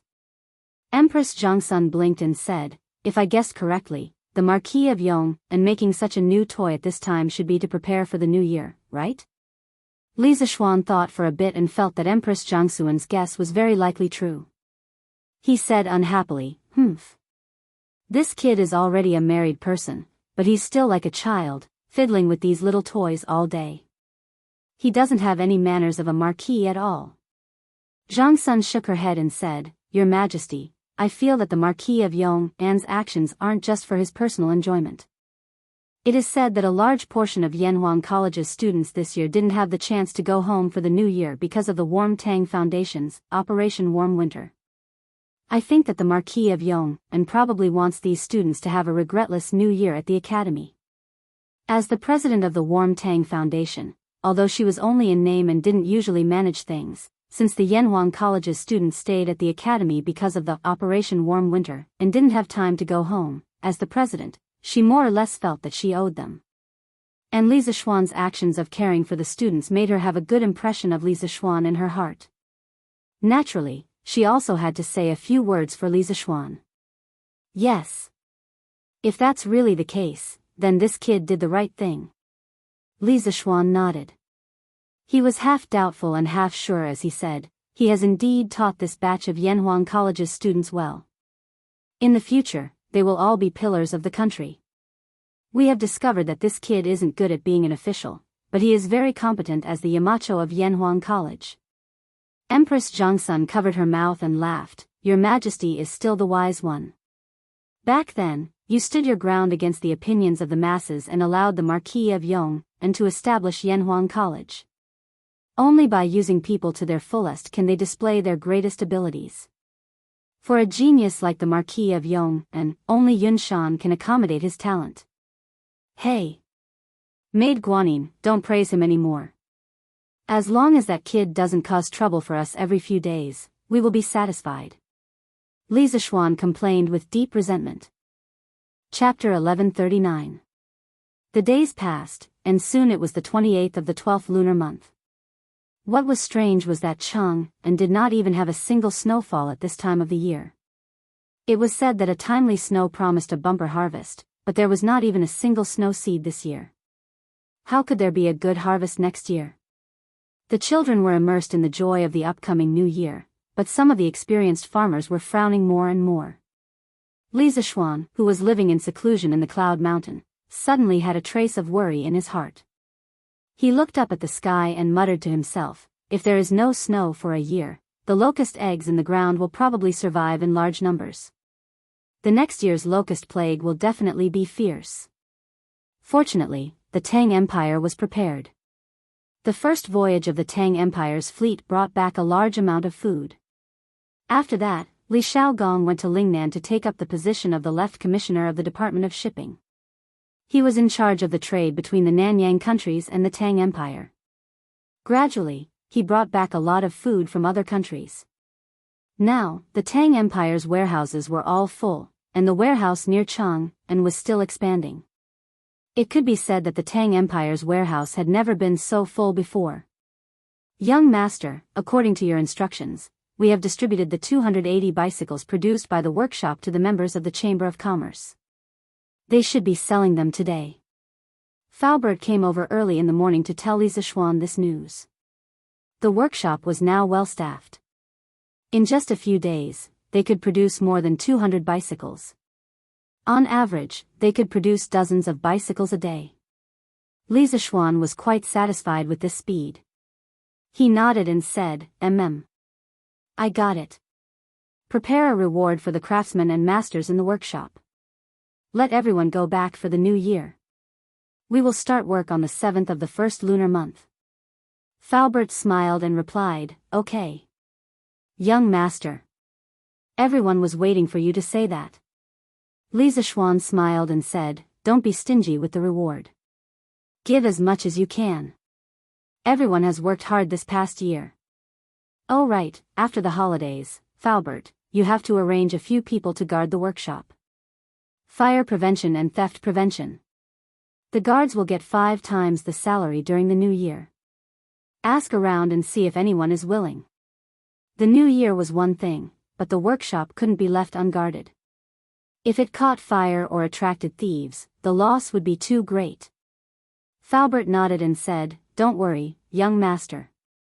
This old man will find a few craftsmen who live nearby and ask.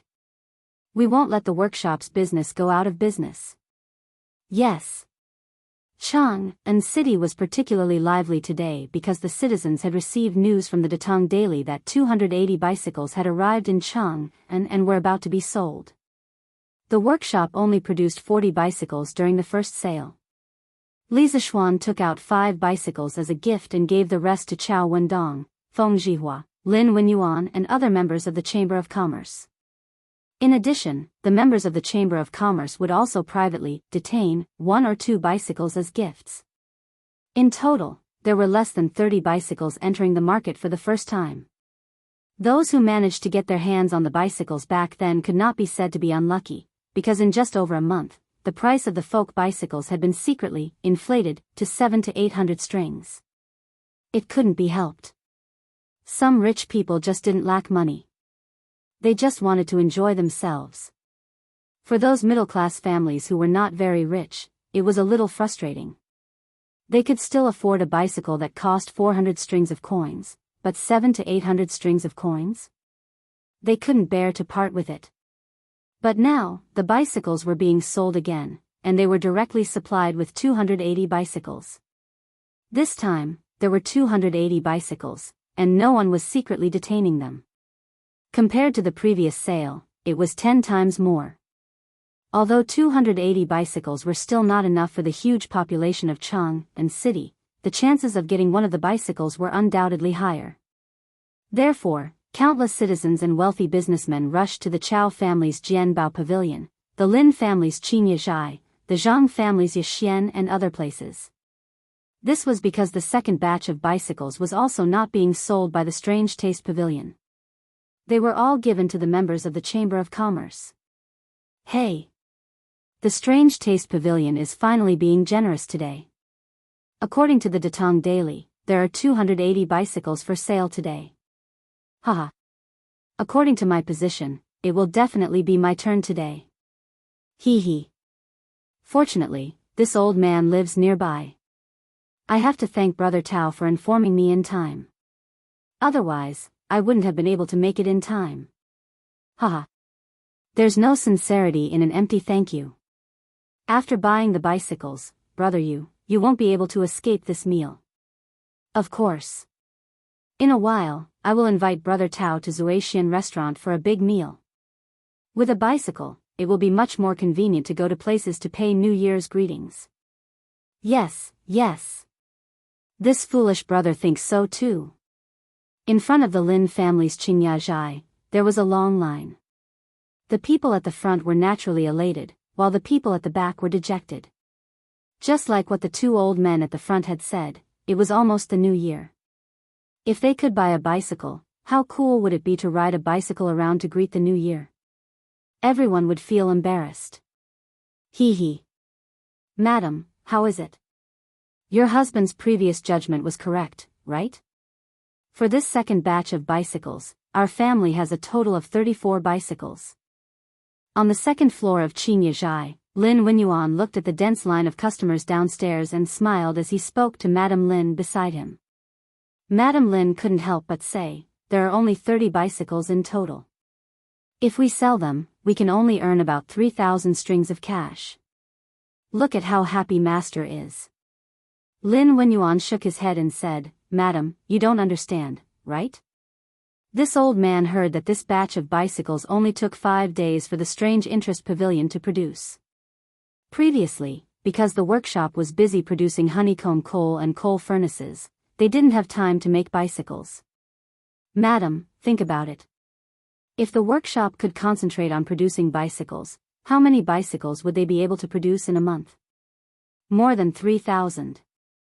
With such a huge profit, you don't know how much other people would covet it. Besides, Marquis Workshop doesn't only have bicycles. In the future, there will definitely be other products. Also, with so many people coming to our Qingyezhai to buy bicycles, it will also drive the sales of other things in our shop. If we really want to calculate, we definitely earned more than 3,000 strings of cash today. Hee hee. From what Master said, won't we be able to earn back the money we invested in the workshop next year? Madame Lin's eyes lit up as she asked with a smile. Pfft. Lin Wenyuan chuckled and said, it won't just be earning back the money. There will definitely be a lot of extra money. Let's not talk about other things. Just the 45,000 strings of cash that we bought from the Chamber of Commerce, if we sell it for 60,000 strings of cash, there will definitely be people who will buy it. Madame Lin subconsciously thought that her husband was bragging. She rolled her eyes and said, I don't care about the rest. The important thing is that we finally have some extra money for the new year. Lin Wenyuan's old face darkened. He quickly coughed twice to hide his embarrassment. Previously, he had taken out more than 40,000 strings of cash to invest in the Yanhuang Chamber of Commerce, causing the Lin family's shop to be in a tight spot. Without liquid capital, doing business would naturally be a big hindrance. They had to scrape together funds left and right to barely survive until now. During this period, the Lin family could be considered to have lived frugally for a long time. Now that Li Zishuan had finally released a large number of bicycles, the Lin family could finally use this opportunity to earn back some money. Chapter 1140. Young Master, all the fireworks produced by the workshop have been moved to the Academy's warehouse. Brother Mo Zhong will arrange for someone to guard them. I guarantee that there won't be any accidents. When it was close to noon, Sanbao rushed back from the workshop and reported to Li Zishuan. The workshop had received orders from Li Zishuan early in the morning to start a holiday. The batch of fireworks produced by the workshop naturally had to be handed over before the workers left. Li Zishuan did not instruct these matters. It was all decided by Sanbao, Faubert, and Fu.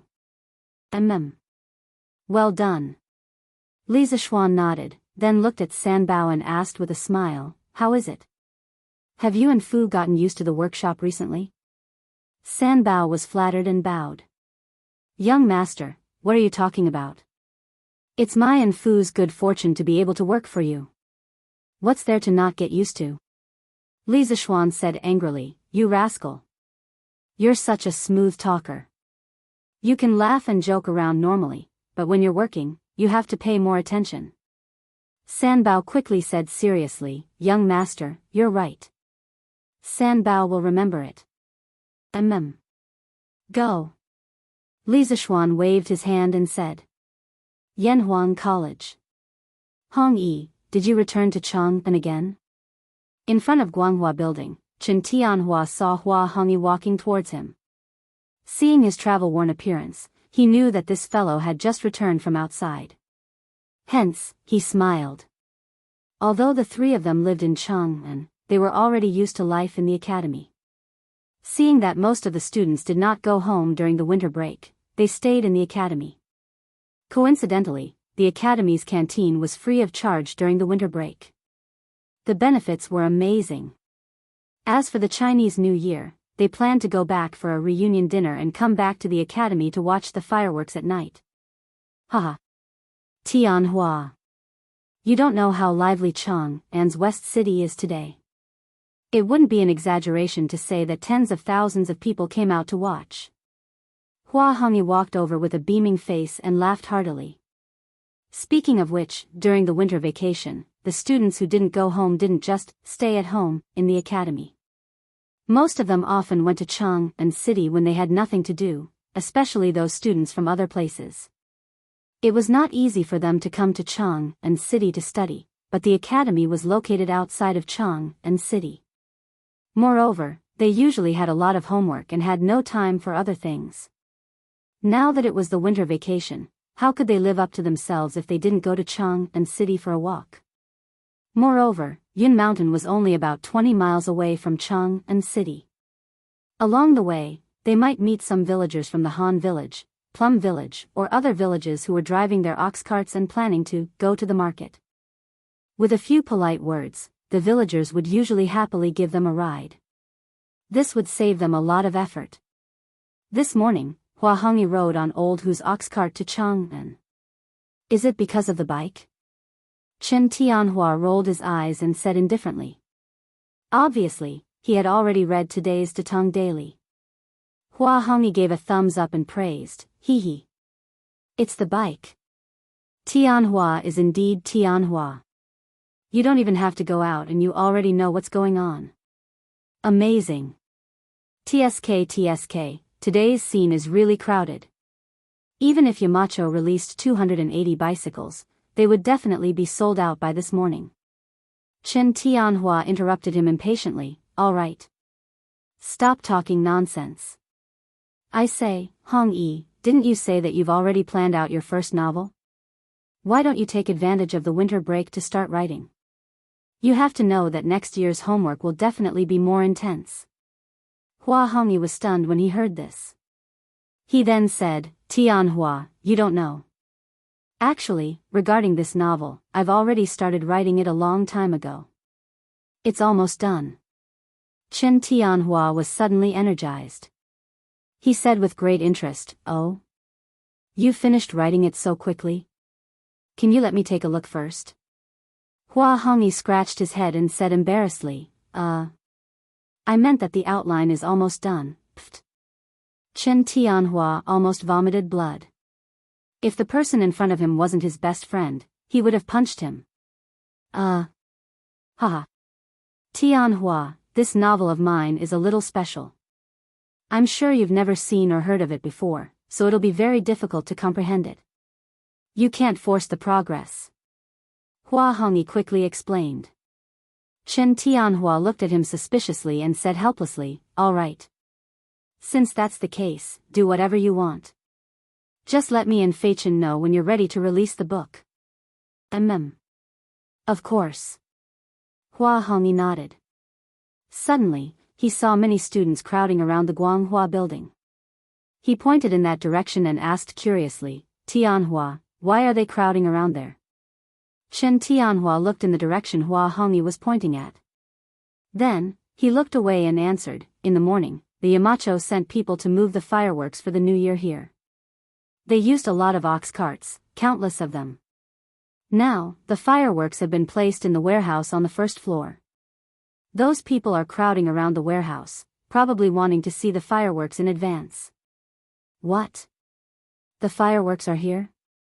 Damn! I want to see it too."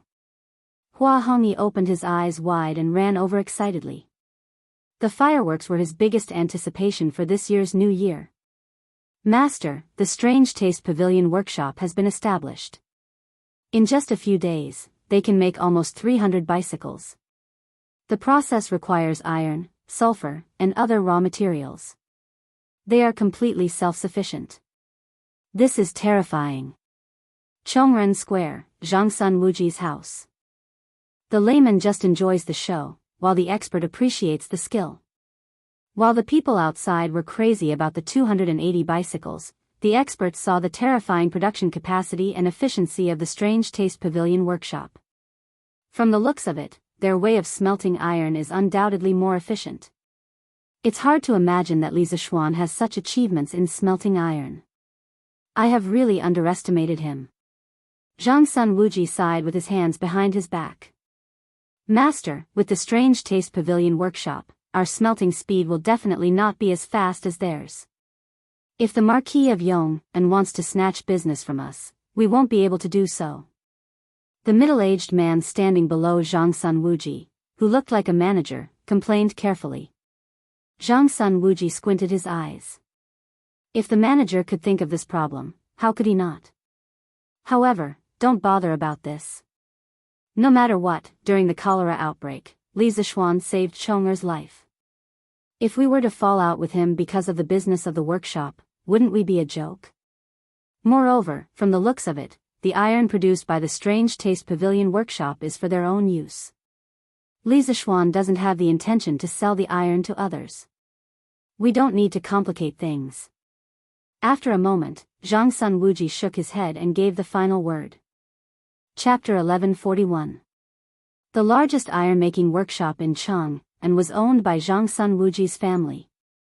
After all, it was still the era of salt and iron officials. Even if there were iron-making workshops among the commoners, the scale wouldn't be large. Zhangsun Wuji used his status as a relative of the emperor to not only own an iron mine, but he could also forge iron openly. Not only that, the imperial court would purchase large amounts of iron from the Zhangsun family every year. The Zhangsun family could be said to be filthy rich through the iron-making business. Of course, this was the special favor that Emperor Li, the second emperor, gave to the Zhangsun family. There was probably no other family in the entire Tang dynasty who could do this. However, all of this was already a thing of the past. Now that the curious pavilion had become the largest private iron-making workshop in Tang dynasty, the Zhangsun family was the first to bear the brunt. Their business would definitely be affected. If the other party wasn't Li Zishuan, Zhangsun Wuji might have taken action to suppress them. If this happened 30 years later, no matter who the other party was, Zhangsun Wuji would mercilessly suppress them. This was because by then, he would already be in complete control of the imperial court. Why would he have such fear? However, there weren't so many ifs in this world. The reality was that the current Li Zishuan couldn't be suppressed even if he wanted to. Li Zishuan, who was far away in Yunshan, didn't know of Zhangsun Wuji's thoughts. Actually, he was worried that his iron-making workshop would make Zhangsun Wuji unhappy. However, after thinking about it, with his current status and connections, it wouldn't be easy for Zhang Sun Wuji to bully him. Furthermore, he had saved Zhang Sun Chang's life. Even if Zhang Sun Wuji wasn't grateful, he couldn't possibly bite the hand that fed him, right? If that was really the case, the old fox's reputation would definitely be tarnished. However, even though he wasn't worried about Zhang Sun Wuji's revenge, Li Zixuan still left some leeway. For example, the iron produced by the Curious Pavilion was never sold to the public. This was because the daily consumption of iron in the workshop was huge. On the other hand, Li Zixuan was taking care of Empress Jiangxuan's face and didn't want to make things too difficult for Zhang Sun Wuji. Ever since he transmigrated to the Tang dynasty, other than his family and elders, Empress Jiangxun was someone who took care of him. Li Zixuan naturally respected this woman from the bottom of his heart.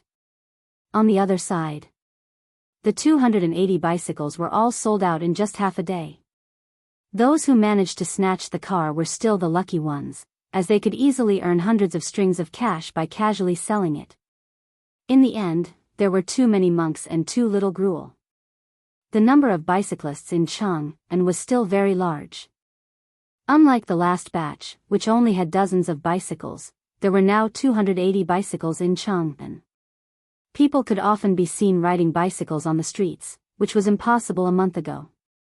Nowadays, the children in Chang'an city had one more fun, which was to wait on the streets for rich people to come by on bicycles. Once they saw one, these naughty children would crazily chase after the bicycle on their scooters. Speaking of which, these people were really reckless. On such a cold day, they were actually willing to ride bicycles or skateboards in the cold wind. If they were in modern times, they would definitely be idiots. Cloud Mountain Villa. The new year was the day after tomorrow. Although there were few people in Cloud Mountain, the New Year's atmosphere was very strong. Every household had already prepared all the New Year's goods, such as chicken, duck, fish, tea, wine, soy sauce, North and South stir-fried goods, sugar bait, fruits, and so on. In addition to these, every household had to prepare some gifts for visiting relatives and friends during the New Year. Families with children also had to buy new clothes and hats for their children to wear during the New Year. However, for a big family like the Li family, they did not lack these. This girl wore new clothes every day, no one would object. What surprised Li Zixuan was that there was actually bacon in the New Year's goods. He thought that this thing did not exist in the Tang dynasty. In fact, this was his own ignorance.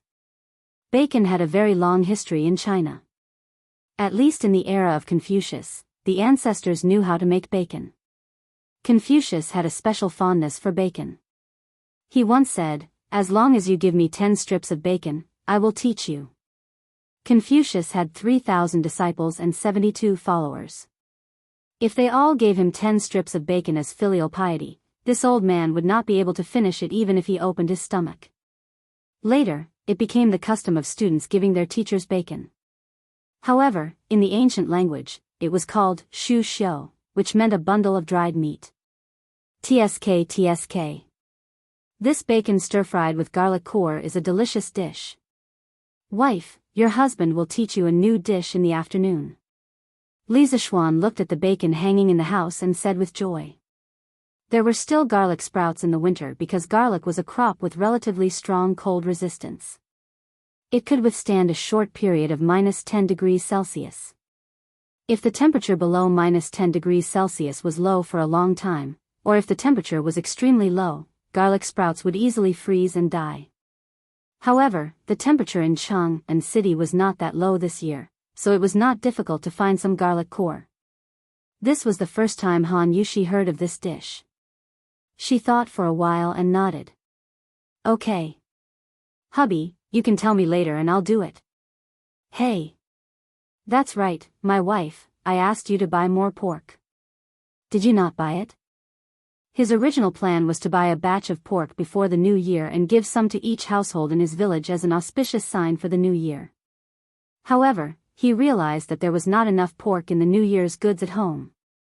Han Yushi looked at Li Zixuan angrily and said, "Husband, you asked for more than 10,000 pounds of pork. Do you expect to pile it all up at home? Don't worry, Uncle Wang has already taken care of it." He bought more than 100 pigs and temporarily raised them in the field in front of Uncle Hu's house. Uncle Wang plans to distribute the pork to each village tomorrow. Then, the village chief of each village will personally distribute the pork to the villagers. Oh.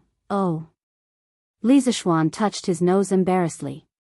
Then, he suddenly thought of the pig slaughtering banquet in the village in his previous life. He said, "Wife, we will distribute the pork tomorrow, but you have to let Faubert keep 8 pigs. I plan to hold a pig slaughtering banquet in each village during the new year the day after tomorrow." Pig slaughtering banquet? Husband, what is a pig slaughtering banquet? Han Yushi asked curiously. Li Zishuan thought for a while and replied, This pig slaughtering banquet is to put different parts of a pig, both inside and outside, into a big pot, half boiling and half steaming. Then, the meat in the big pot can be divided into many dishes, such as garlic minced meat, garlic minced heart meat, firewood meat, hand-chopped liver, pickled vegetables stewed with white meat and blood sausage, and so on. Wife, let me tell you, don't think that the pig slaughtering banquet is tasteless just because there are so many things cooking together. In fact, if it is done well, it will be delicious. Chapter 1142. Cloud Mountain Residence. Hearing Li Zishuan talk about the pig slaughtering feast so seriously, Han Yushi was also a little tempted, but, husband, although the pig slaughtering feast is good, don't forget that you are still grounded by His Majesty. Grounding, the desire for the pig slaughtering feast that had just appeared on Li Zishuan's face instantly disappeared without a trace. Once a person was pleased with himself, it was easy for him to forget himself. He was a typical example of this. All right then. Let Uncle Wang distribute all the pork to the villagers. Li Zishuan waved his hand dispiritedly. At first, he thought that being grounded for 2 months was no big deal. After all, he liked to stay at home. However, now that it was close to the new year, he realized that he couldn't even leave Cloud Mountain. How frustrating. Sigh. Now I have no choice but to be an otaku even if I don't want to. Li Zishuan sighed in his heart. He had heard what his father-in-law had said to him earlier. He knew that he had caused too much trouble this time.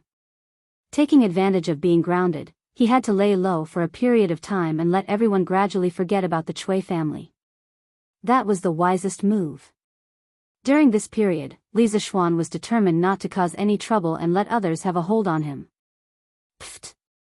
Han Yushi saw that Li Zishuan was as dejected as a child who didn't get a toy.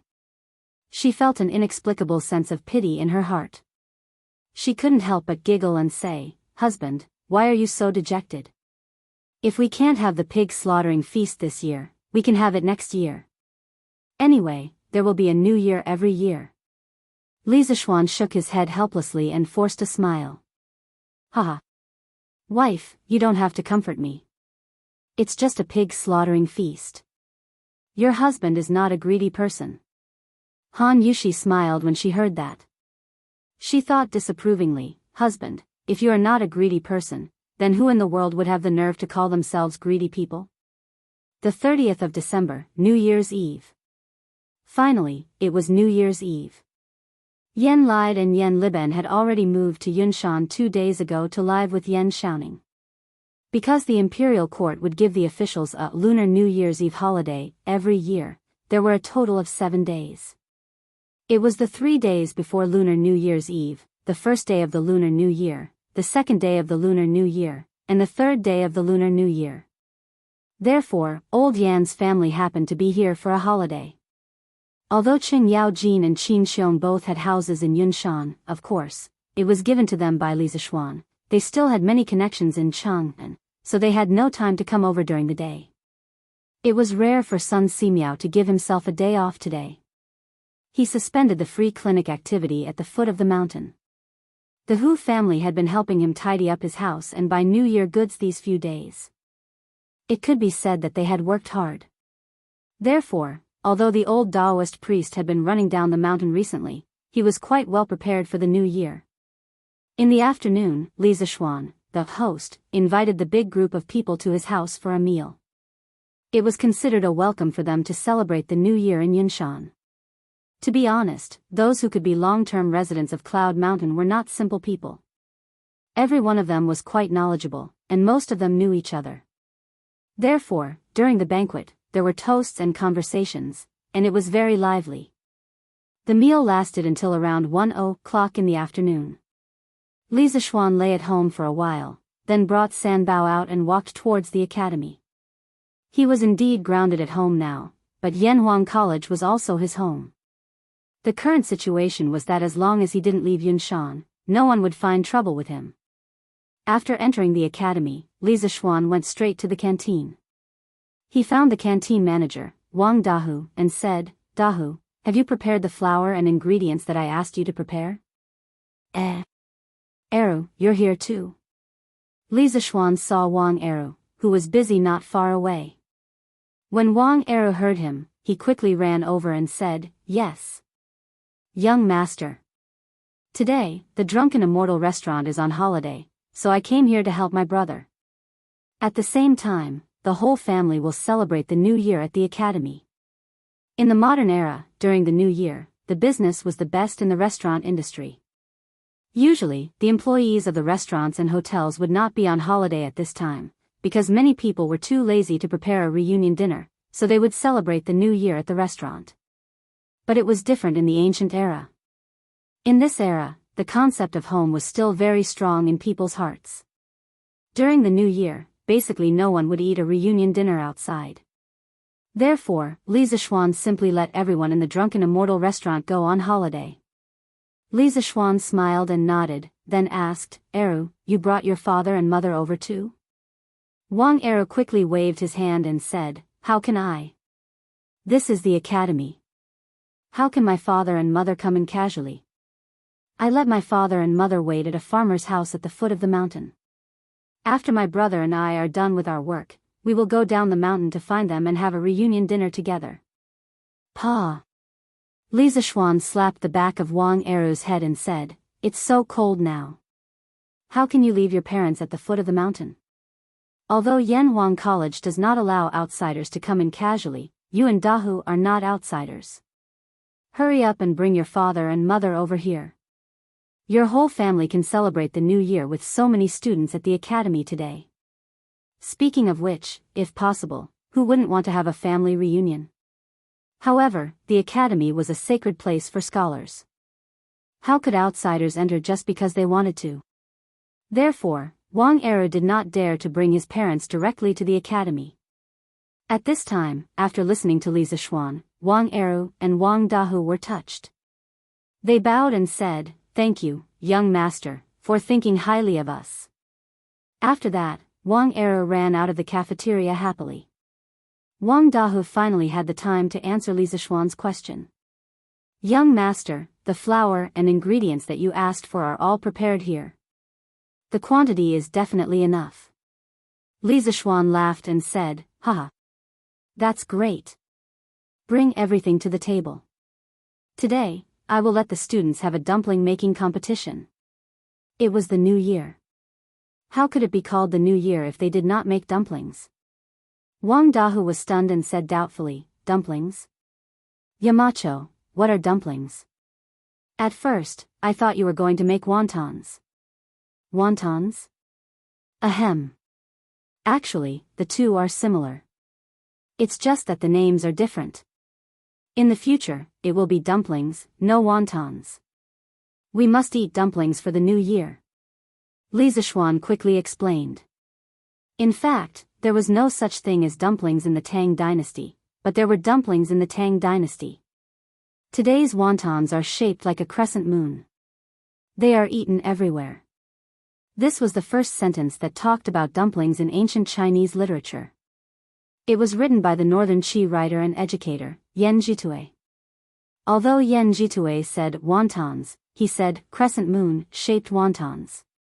Then, wouldn't crescent moon-shaped wontons be dumplings? In the middle of the Tang dynasty, there was a new name for dumplings, jiawan. In the Song dynasty, in order to distinguish it from wontons, people began to shape it into a crescent moon shape. It was actually a triangular shape with two pointed corners and was called jiaozi. Zhou of the Song dynasty even wrote in his Old Stories of Wulin that there were records of multicolored buns, multicolored dumplings. Since jiaozi and dumplings both appeared, the name dumplings appeared naturally. Therefore, dumplings was officially named in the Song dynasty. Wang Dahu nodded his head in confusion. Li Zishuan said to Sanbao, go tell Mo Zhong and the rest to inform all the students in the school to come to the cafeteria to participate in the dumpling making competition. Yes. Young Master. Chapter 1143. Dumplings? What are dumplings? In the Guanghua building of the Yanhuang Academy, Kushirqing was reviewing his homework. He used to be the top student in the School of Mathematics. Ever since the new students of the School of Mathematics joined the Yanhuang Academy, he had never been the top student again. As a person who had once been in the clouds, if he accidentally fell halfway, he would definitely want to climb back up again. Kushirqing was the same person. In the past 6 months, there was not a moment when he did not want to climb to the top again.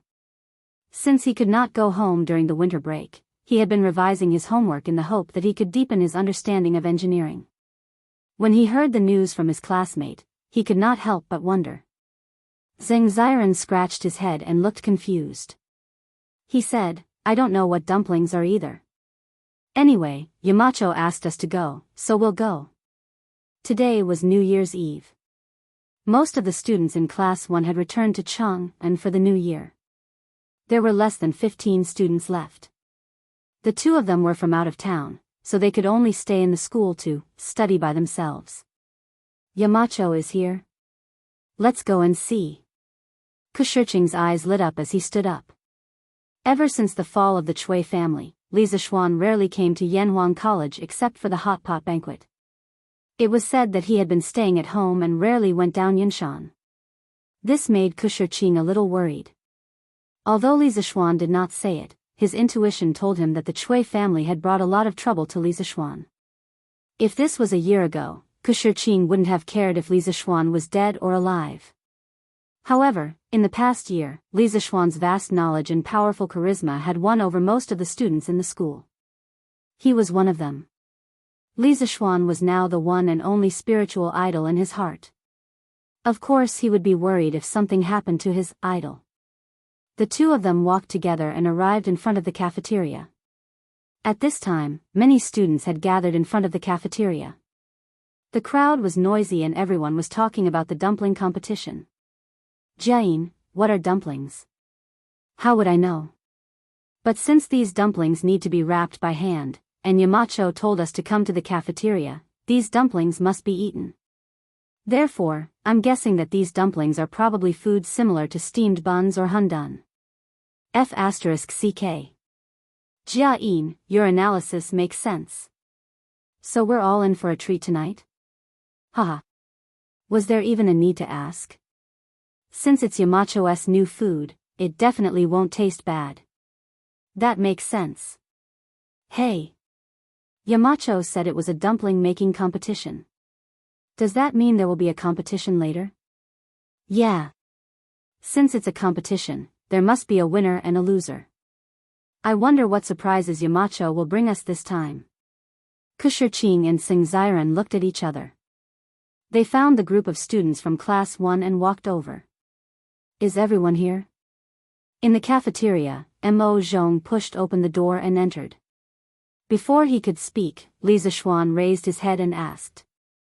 Mo Zhong cupped his fist and answered, Yamacho, everyone is here. Since it's New Year's Eve, there are only 300 students left in the academy. The rest have gone home for the new year. Li Zishuan nodded and said, okay. I'll go out and talk to them about something. By the way, Mo Zhong, the guards of the academy must be vigilant tonight. This place is decorated with lanterns and decorations, and there will be fireworks at midnight. It's easy to catch fire, so you have to strengthen the patrols. It's been hard on all of you these 2 days. You can't reunite with your families during the new year, and you still have to guard your posts. From tomorrow onwards, all of you will go home and rest for a few days. I'll let Pang Feiji take care of the academy's safety for the time being. Mo Zhong didn't expect Li Zishuan to be so considerate of the guards. He couldn't help but feel touched. Yamacho, brothers, it's not hard at all. We've been in the academy for so long, and this place has long become our home. There's no need to reunite. These words were not out of politeness. People's hearts were made of flesh. Ever since they came to Cloud Mountain, they could clearly feel how Li Zishuan treated them. He really treated the academy as his own home. Li Zishuan smiled and said, "Okay. I'm very happy that all of you feel a sense of belonging in the academy. However, you still have to take a break. All of you go back and rest for a few days before coming back. You can't reunite with your families tonight, but you have to make it up to them tomorrow." Mo Zhong thought for a while, and finally bowed deeply to Li Zishuan and said, "Thank you, Yamacho, for your understanding. Brothers, go back and rest for a few days before coming back." "Okay." Li Zishuan nodded and walked out of the door. He couldn't help but feel a wave of happiness in his heart. Mo Zhong and the others were originally from the Mo clan, and the academy's imperceptible influence on them during this half a year had finally caused them to develop a sense of belonging. He reckoned that it wouldn't be long before this group of members from the Mo clan would completely belong to the academy. Although they might still think of themselves as belonging to the Mo school, in their behavior, the line between Mo school and engineering would become more and more blurred. "Yamacho is out. Quiet down, all of you. Yamacho is out." As soon as Li Zishuan came out, the students in front of the cafeteria became restless. Then, they automatically quieted down. This was Li Zishuan's prestige in the hearts of the students. No one could replace him. At the same time, this also showed that the first batch of students from Yanhuang College truly loved engineering, the academy, and, no, it was worship and respect for Li Zishuan. Li Zishuan stood on the steps in front of the cafeteria, facing the fanatical, worshipful, and respectful gazes of the students, and said, "Today is New Year's Eve, and tomorrow is New Year's Day. On behalf of all the teachers of Yanhuang College, I wish you all a happy new year. I wish you all the best in your studies and progress in the new year. By the way, I'll also give you a poem. Hard work ends today, the youth can still be praised." In modern times, after New Year's Eve, the first day of the first lunar month was called the Spring Festival. However, in the Tang dynasty, there was no such thing as the Spring Festival because there was only the lunar calendar. The first day of the new year was called New Year's Day, Yuanzheng, or Sui Day. As for the poem Li Zishuan said, it was an encouraging poem sent to his younger brother, Su Zhe, during the new year by Su Shi, an 8th-rank official in Shaanxi. The general idea was, young people should seize this day well, only then will they have the spirit to guide the country. "Thank you, Yamacho. I also wish Yamacho a happy new year." The students were secretly praising Li Zishuan's literary talent and poetry as they cupped their hands towards Li Zishuan and said in unison. Li Zishuan was in a good mood and laughed, "Ha. Okay. I'll accept your blessings. Let's stop with the pleasantries. Next, I'll tell you the rules of today's dumpling making competition." Chapter 1144. Yamacho, what are dumplings? In front of the academy's cafeteria, someone finally asked the question that everyone wanted to ask. Li Zishuan pondered for a moment and explained, "Dumplings are similar to wonton, stuffing the dough with fillings. But I think dumplings sound better. Tonight, the hour is the beginning of 2 years, the time to welcome the new and bid farewell to the old. It has a special meaning. Dumplings are named after the meaning of coming of age. Z means the hour, which is homophonic to dumplings. It represents festive reunion and good luck, indicating good luck in the new year. In the future, no matter what position you hold or where you are, as your former Yamacho, I hope that you can eat dumplings during the new year and remember today's dumpling making competition." Good. Anyway, Li Zishuan said that the name of dumpling sounded good, so it sounded good. All the students cheered loudly. Li Zishuan continued, "Today's dumpling making competition will be held in classes. The time limit is 2 hours. The dumpling wrappers and dumpling fillings have already been prepared by the chefs in the cafeteria. After 2 hours, the class with the most dumplings will win. Note that those dumplings that are randomly made to make up the numbers will not be counted in the total, and the corresponding amount will be deducted from the qualified dumplings. As for the reward for the winning class, in addition to winning money, everyone will have a chance to personally light fireworks tonight. In addition, all the students can eat dumplings for free tonight. It will definitely be enough. Okay, let's not talk nonsense. If there are no questions, then go in and start making dumplings now. Winning money is almost equivalent to the modern red envelope. It was first popular in the Western Han Dynasty, but this kind of money is not the currency circulating in the market. It is specially cast into the shape of a coin to ward off evil spirits. The front of it is usually cast with words and various auspicious words, such as, "Long live the ages," "Peace in the world," "Get rid of evil spirits," etc. The back of it is cast with various patterns, such as dragons and phoenixes, turtles and snakes, fish, sword fighting, stars, etc. This is equivalent to the auspicious gifts that relatives and friends give to each other. It can't be used to buy things. Yamacho, what kind of dumplings are qualified? Tsing Ziren asked. Li Zishuan asked Wang Eru, who was behind him, for a portion of dumpling skin and a spoonful of dumpling filling. He casually made a dumpling shaped like a gold ingot. He often made dumplings like this in his previous life, but as far as he knew, the dumplings made by northerners were crescent-shaped. The dumplings made by southerners and other places were more unique in appearance. There were pigeon-shaped, willow leaf-shaped, skirt-shaped, cicada-shaped, and gold ingot-shaped dumplings. In Li Zishuan's previous life, this kind of gold ingot was popular in his hometown. Well, this is just an example for you, but it's not limited to what you can wrap up like this. As long as it's not obvious, it's fine. Also, before making the dumplings, all of you have to wash your hands clean. You can't go to the outhouse or pick your nose. Do you hear me? Pfft. Haha. As soon as Li Zishuan finished speaking, the students burst into laughter. But laughter aside, they still accepted Li Zishuan's request. After all, these dumplings would be in their stomachs at night. Shiqing, the situation is not good for our class. Qingke, Zifan, Qingchumo, and the others have all gone home. There are only 13 people left in our class, and I think the average number of people in the other classes is around 20. How can we compare? Tsing Ziren said with a frown. After entering the cafeteria, the students divided up their seats. The others also looked at Shiqing. When Li Tai and the others were not around, Shiqing had the most prestige in Class 1. Shiqing frowned for a moment and said, "Who has made dumplings at home before?" "I have." "I haven't." 8 people raised their hands, and 4 shook their heads. Shiqing breathed a sigh of relief and said, "I have too." Later, those who have made dumplings before, concentrate on making them. Those who haven't, help to distribute the dough. If we work together, we might have a chance. Okay. Everyone roared in agreement, and then they quickly spread out according to their individual duties. Shiqing quickly took the dumpling skin from his companion, and then put a spoonful of dumpling filling on the skin. Then, everyone saw his hands kneading, and a crescent-shaped dumpling was formed in an instant. The speed was so fast that it left everyone dumbfounded. Damn! Shiqing, your speed is amazing. You are a master.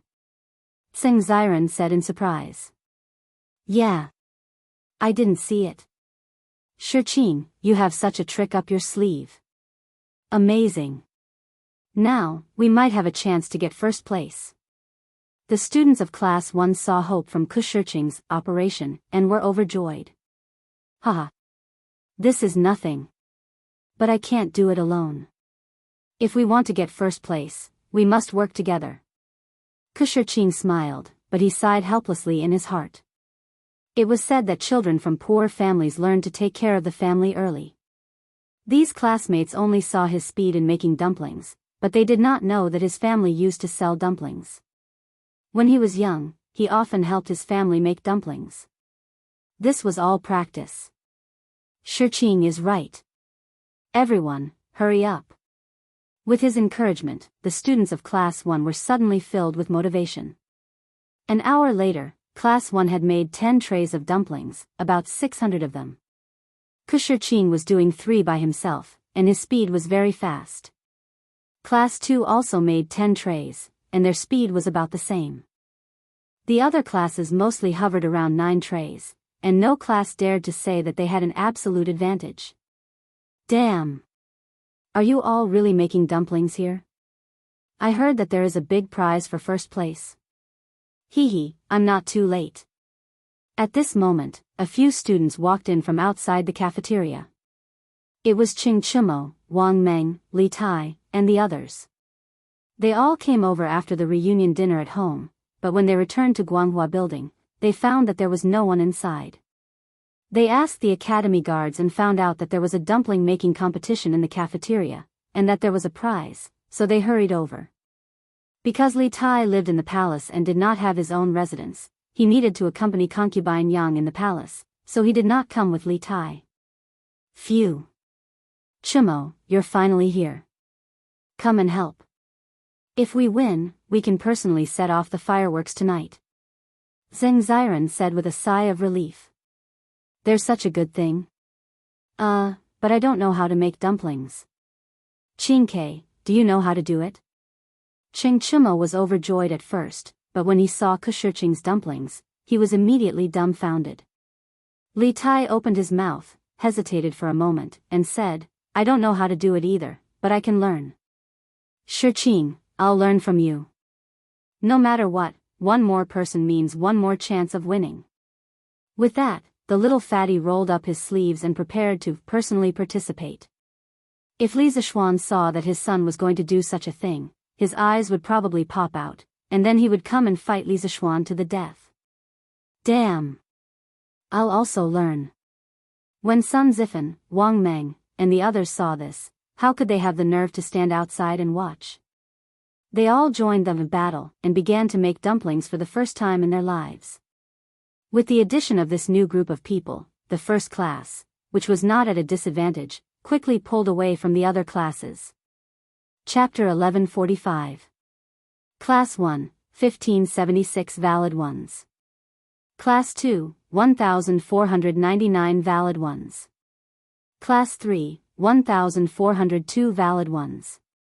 Class 4, the dumpling making competition officially ended when it was close to 5 p.m.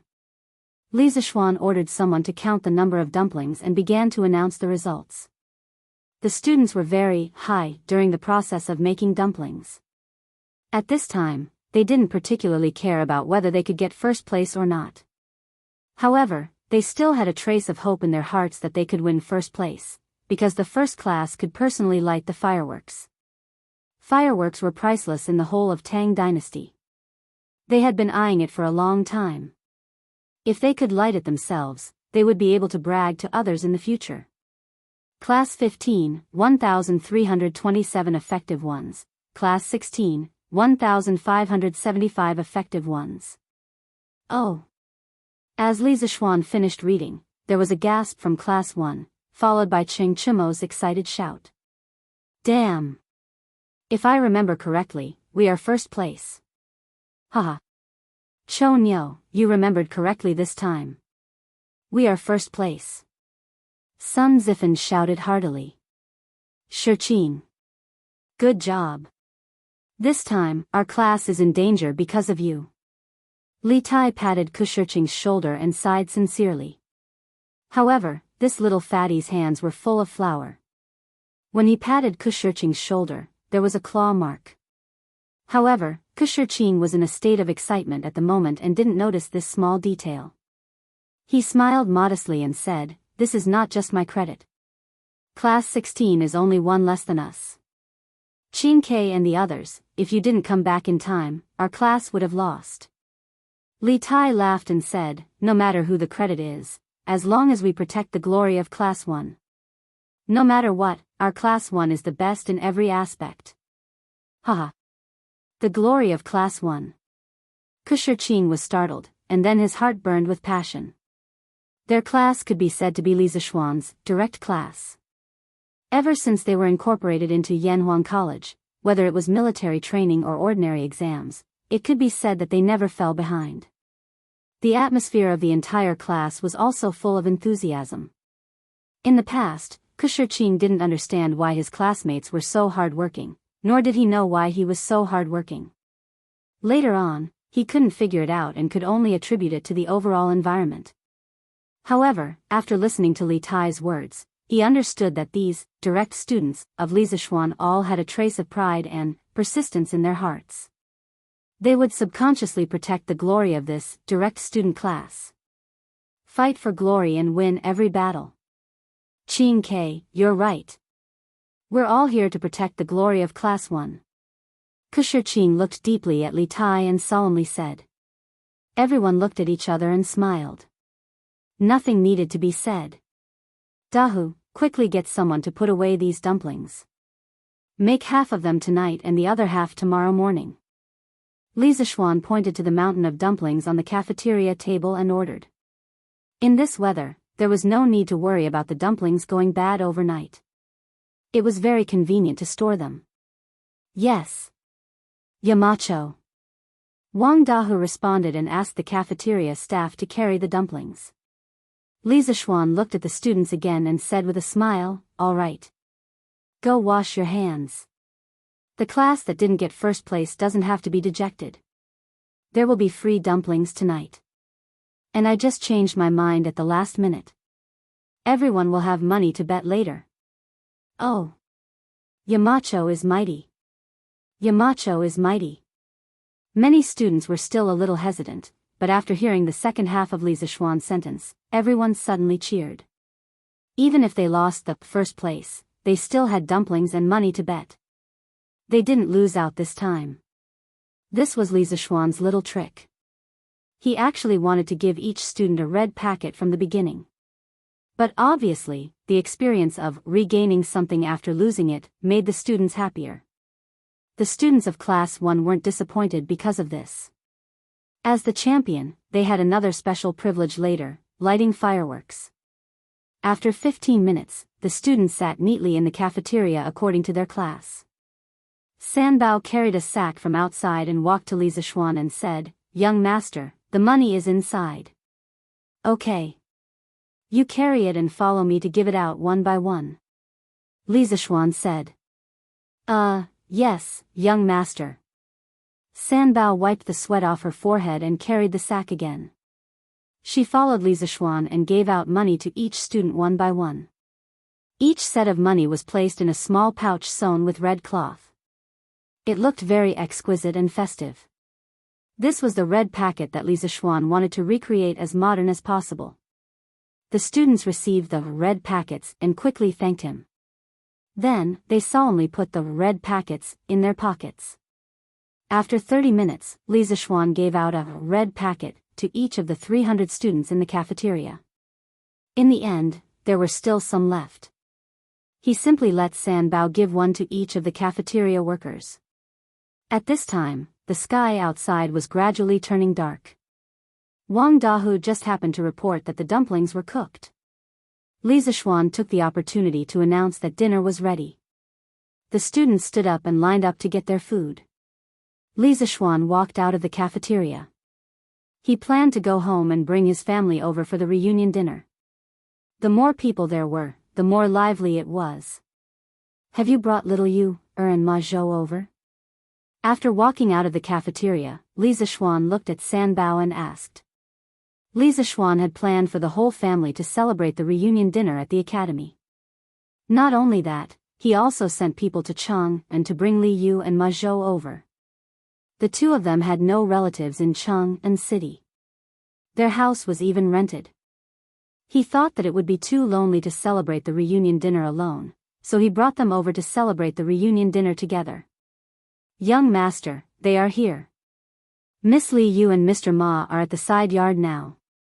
Sanbao replied. Good. Then go and invite Mr. Mo, Ink Girl, Daoist Sun, Mr. Wen Ji, Mr. Wang, Mr. Zhang San, Yan Xiaoning, and the rest to the academy. Since we are going to have a reunion dinner together, how can we leave them out? It will be more lively if they are all here. The second floor of the cafeteria was specially prepared for the teachers of the academy and Li Zishuan's family. It was not a special arrangement, but the first floor was really full. Sanbao could feel the joy in Li Zishuan's words. She smiled and replied, "Yes, young master." After saying that, he ran off like a wisp of smoke to make arrangements. Li Zishuan walked towards the side yard. Inadvertently, he saw the moon hanging in the sky. He felt an inexplicable emotion in his heart. New Year's Eve. This was the first time he was celebrating New Year's Eve in this space-time. Chapter 1146. Come, come, come. Don't stand on ceremony. Let's eat. Yanhuang College, second floor of the cafeteria. A few tables were temporarily put together to form a large table. Li Zishuan, Yan Xiaoning, Li Gang, Mo Huai, Li Yu, Ma Zhou, Wang Ji, and the others were all sitting together. The atmosphere was very lively. Oh, there was also Han Lizheng and Iron Egg. Li Zishuan had invited them too. Han Yushi had told him a long time ago that she would invite her father over to celebrate the New Year together. Now that the Li family had chosen to celebrate the New Year in Yunshan, Han Lizheng did not have to travel that long distance. After the dishes were served, Li Zishuan stood up and greeted them. Good, good, good. Everyone, let's eat. Don't reject the Yamacho's good intentions. Among this group of people, Sun Simiao was the oldest, 87 years old, followed by Li Gang, 81 years old. However, Sun Simiao did not like this kind of social interaction, so Li Gang became the opening person. The old man's son, daughter-in-law, and grandson were sitting next to him. Today, it could be said that several families were gathered together at this table. Everyone gave Li Gang face and picked up their chopsticks one after another. Even the bearded guest was no exception. Mr. Li, Mr. Wang, Mr. Mo, Mr. Zhang San, Brother Ma, all of you have worked hard for the students of the college for more than half a year. As the Yamacho of the college, Ziyuan has not fulfilled his responsibilities as the Yamacho. The college was able to run smoothly for a semester because of all of your help. Today, Ziyuan proposes a toast to all of you. Ziyuan was the name Li Zishuan given to him by Li Er. This was the first time he used it in public. At this time, Li Zishuan stood up and solemnly raised his cup to Li Gang and the other teachers of the academy. They quickly stood up. Li Gang stroked his beard and smiled. Yamacho, you're too modest. Not to mention other things, almost all the teaching materials of the college were written by you. Just this point alone, I'm afraid that none of us can beat you. Ma Zhou also smiled. Yamacho, you built the soul of Yanhuang College. Without you, the college is just an empty shell. The bearded man snorted and said coolly, no matter what, my contribution will be the least. You don't have to fight anymore. Everyone laughed. Li Zishuan said, Mr. Zhang San's martial arts are outstanding. It's precisely because you're overseeing the academy that those rascals don't dare to be impudent in Mount Yun. How can you say that my contribution is the least? He wasn't deliberately flattering him. There were too many secrets in the college that outsiders wanted to know. For example, the telescope. Li Zishuan didn't believe that the other forces didn't know about it. However, they didn't dare to rashly come to Yanhuang College to steal it. This was because 3 of the world's top masters lived in Yunshan. Moreover, Li Er's elite troops might be lying in ambush in the dark. That was what Li Zishuan thought. However, the bearded man couldn't help but blush. What outstanding martial arts! To him, it was simply too ear-piercing. At that time, he also thought that his martial arts were outstanding. He wanted to go up Yunshan to teach this junior, Li Zishuan, the principles of being a man. Who knew that in the end, he was beaten to the point that his own mother couldn't recognize him. If Hong Fionu and Li Jing hadn't arrived, he might not have been able to leave Yunshan. Haha. Don't talk, don't talk. Good wine is the way, only drink. This old man will drink first as a toast. The old drunkard, Wang Ji, looked at the bearded man with a smile that didn't look like a smile. No one knew if he wanted to help the bearded man or if he was greedy for the good wine in the cup. Haha. What Mr. Wang said makes a lot of sense. Let's not argue anymore. Drink. Tonight, we won't rest until we're drunk. Li Zishuan laughed loudly. He raised his head and drank the good wine in the cup in one gulp. Everyone else followed closely behind him, and they finished drinking the wine in their cups before taking their seats. Li Zishuan poured himself another cup of wine and looked at Sun Simiao. He raised his cup and said, "Priest's son, in March, you saved my life. At the end of the year, you returned to Chang'an and helped me quell the chaos in the city. I gained fame and fortune, but you retreated behind the scenes. In the coming year, you are willing to take charge of the medical school and the Tang Dynasty United Hospital and help me realize my dream of treating all the sick people in the world. As the saying goes, great kindness can't be thanked with words. Priest's son, if you have any orders, even if I have to push mountains and flatten seas, I will definitely do it for you. Today, I toast to you." This old Taoist was the living bodhisattva of the Tang Dynasty, a true immortal. Li Zishuan had to respect him. Sun Simiao laughed and stood up. Haha. Xiao Xian, you are too serious. Some things are not only your dream, but also my lifelong pursuit. So, I am not helping you. However, I will still drink this cup of wine. After saying that, the old Taoist raised his head and drank it in one gulp.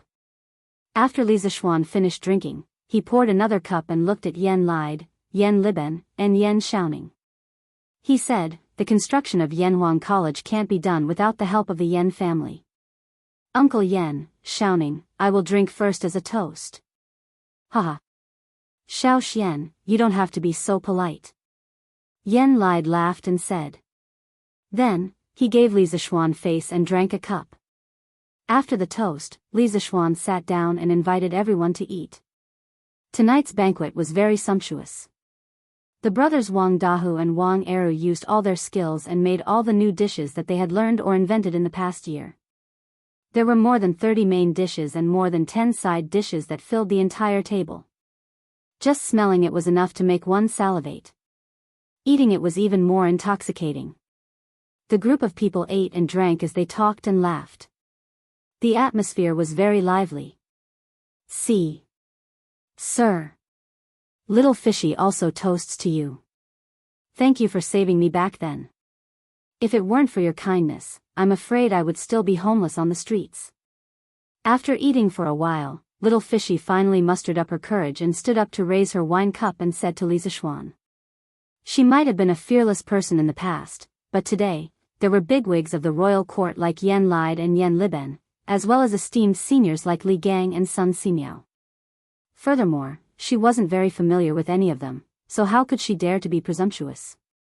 Therefore, since the start of the meal, she rarely spoke. If she did, she would only speak to Han Yushi who was sitting beside her. Ahem. Little Fishy, you don't have to be so polite. Actually, I'm ashamed. You asked me to find out where your parents are, but I was too busy and didn't put in all my effort to find them. Next year, I'll send someone to help you find them. Li Zishuan said to Little Fishy with an awkward expression. Little Fishy quickly waved her hand and said, Sir, you don't have to blame yourself. In this vast sea of people, it's very difficult to find two people.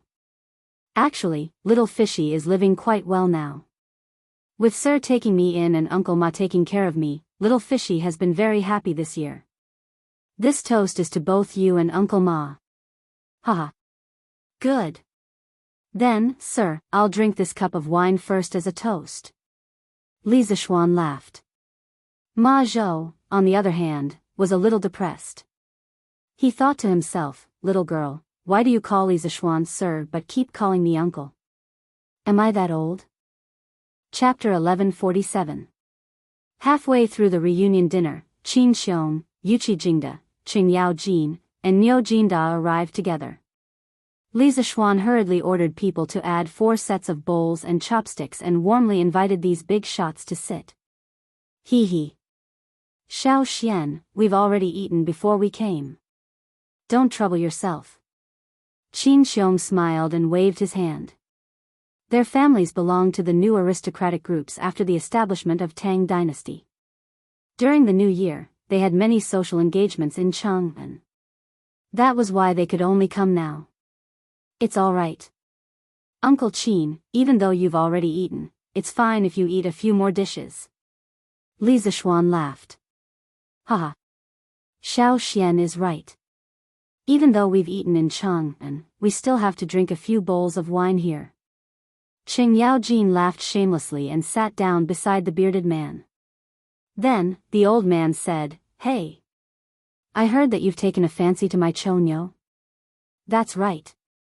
You have good taste." "It's not that I'm bragging, but my Chonyo's martial arts talent is second only to Xiao Xian. It's mainly because I'm usually busy with military affairs and don't have time to train that kid. Since you want to be his master, I'll reluctantly agree. Next year, you have to fulfill your responsibility as a master and teach him martial arts. I, Old Cheng, will drink with you tonight." Haha. Everyone covered their faces when they heard this. There was no other reason. This old man was 2F** king, 2F** king shameless. What did he mean by his martial arts talent was second only to Li Zishuan? Even people like Yan Lied who didn't know martial arts knew that Qing Chimo's martial arts talent was far from Li Zishuan's. But this old demon spoke against his conscience and praised Qing Chimo to the heavens. If Qing Chimo was here, he would probably blush if he heard this. Dad. Do you have another son named Chonyo?" Speaking of the devil, Qing Chimo also quietly came up the stairs. Perhaps he happened to hear the last few words of Qing Chimo. He suddenly froze in place, looked suspiciously at Qing Chimo and asked. "Scram." Qing Yaojin's old face turned green and white. In the end, he roared at Qing Chimo. "Oh. Father, don't be angry." Qing Chimo quivered and immediately fled. He had only gone upstairs to ask Li Zishuan if he could give them a batch of fireworks to play with. Now that things had turned out this way, who had he offended? Ahem. Unfilial son. What an unfilial son. Old Zhang, you've seen it for yourself. Cho Ox has no confidence in himself. He doesn't know his own potential. You have to guide him well when you return. Qing Yaojin first coughed dryly, then continued to speak to the bearded man without blushing or skipping a beat. Haha. All right. Lu Guogong, don't try to persuade me anymore. Since I've promised to train Cho Ox for half a year, I'll definitely do it when the time comes. The bearded man laughed heartily. He originally didn't have any good or bad feelings towards Qing Yaojin. However, when he heard that old Sheng was going to drink with him, his interest was immediately piqued. As for the rest, he didn't care. Half a year? Old Zhang, why can't you train him for another 2 years? Qing Yaojin was slightly dissatisfied. The bearded man replied, I have an agreement with the Yamacho. I'll only stay in the academy for a year. Next year, I'll be going out to sea. Cho Ox naturally can't follow me. His days in the academy were nothing more than teaching students, drinking fine wine under the setting sun, and bragging. It was indeed very comfortable, and it was comfortable to the point his fighting spirit was almost completely exhausted. However, the sea was where he should be. He liked the feeling of being able to roam the 4 seas. He wouldn't give up. Going out to sea? Oh. All right then. Come. Let's not talk about this first. Drink. Qing Yaojin was stunned. Only then did he remember the bearded man's other identity, the pirate leader. He could only say helplessly. Suddenly, with this old bastard shouting and joking around, the atmosphere at the table became even more lively. Toasts were exchanged, cups were exchanged, laughter was exchanged, and drinking games were played. The scene was so lively that it was a little out of control. In the end, Li Zishuan had no choice but to let his mother leave with Han Yushi, Lan, and the other women from the other families. Following that, this group of men bragged and talked nonsense here, becoming even more unscrupulous. Jianghu City. There were millions of people living here. It was even more lively on New Year's Eve. Under normal circumstances, families would sit together peacefully and not sleep for the whole night. This was the custom of staying up for the new year that had been passed down from the modern era. The people of the Tang dynasty especially liked liveliness. When families gathered together, if there were old people in the family, there might be a house full of people staying up for the new year together. With children and grandchildren, wouldn't it be joyous? On the streets, although it was already dark, the streets were not dark at all. Basically, every house had 2 big lanterns hanging outside their doors. Every square also had lanterns placed at the entrance. Looking down from the sky, Jianghu City was like a city that never slept. Tens of thousands of lights were embellished in the city, as beautiful and moving as the stars in the sky. There was no curfew tonight. Many naughty children were chasing and playing in various squares. There were also some who set off firecrackers. However, these firecrackers were not made of gunpowder. They were purely made of bamboo sticks. Once this thing was thrown into the fire, it would make a muffled bang sound after a while. If passers-by happened to pass by, they would often be scared out of their wits. In addition to the naughty children, many love-struck men and women, couples would also come out for a stroll. After all, in a year, the number of times that there was no curfew in Jianghu City could be counted with one hand. If they didn't come out to have some fun, they would feel sorry for themselves. Xiaoqin, see if Baoshan has prepared the carriage. South of Jianghu City, and Le Square, Lin family's backyard. Lin Hao had just finished his dinner and went straight back to his courtyard. This fellow rubbed his stomach as he asked the maid beside him. Young master, Baoshan said not to touch the things at home. I've already prepared them. However, I'm asking too much. Young master, are you really going to leave the city alone? The maidservant named Xiaoqin first responded, then asked timidly. Lin Hao raised his head and said matter-of-factly, of course.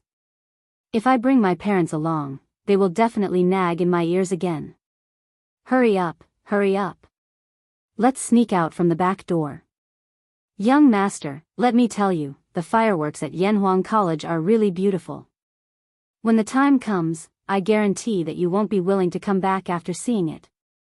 This fat otaku actually wanted to go out to Yanhuang College to see the fireworks. The sun really rose from the west. Since he was born, only God knew if he had taken the initiative to leave Jianghu City more than 5 times. Today, he actually took the initiative to leave the city. How rare. As for where he got the news that Yanhuang College was going to set off fireworks at midnight, it was self-evident. Chapter 1148. Where do you think you're going? At the back door of the Lin mansion, Lin Hao brought Qin, Qi, Shu, and Hua along with the 4 servant girls and was about to sneak away. Outside the door was the prepared carriage. But who knew that a cold snort came from behind him? He was shocked and turned around. If it wasn't his father, who else could it be?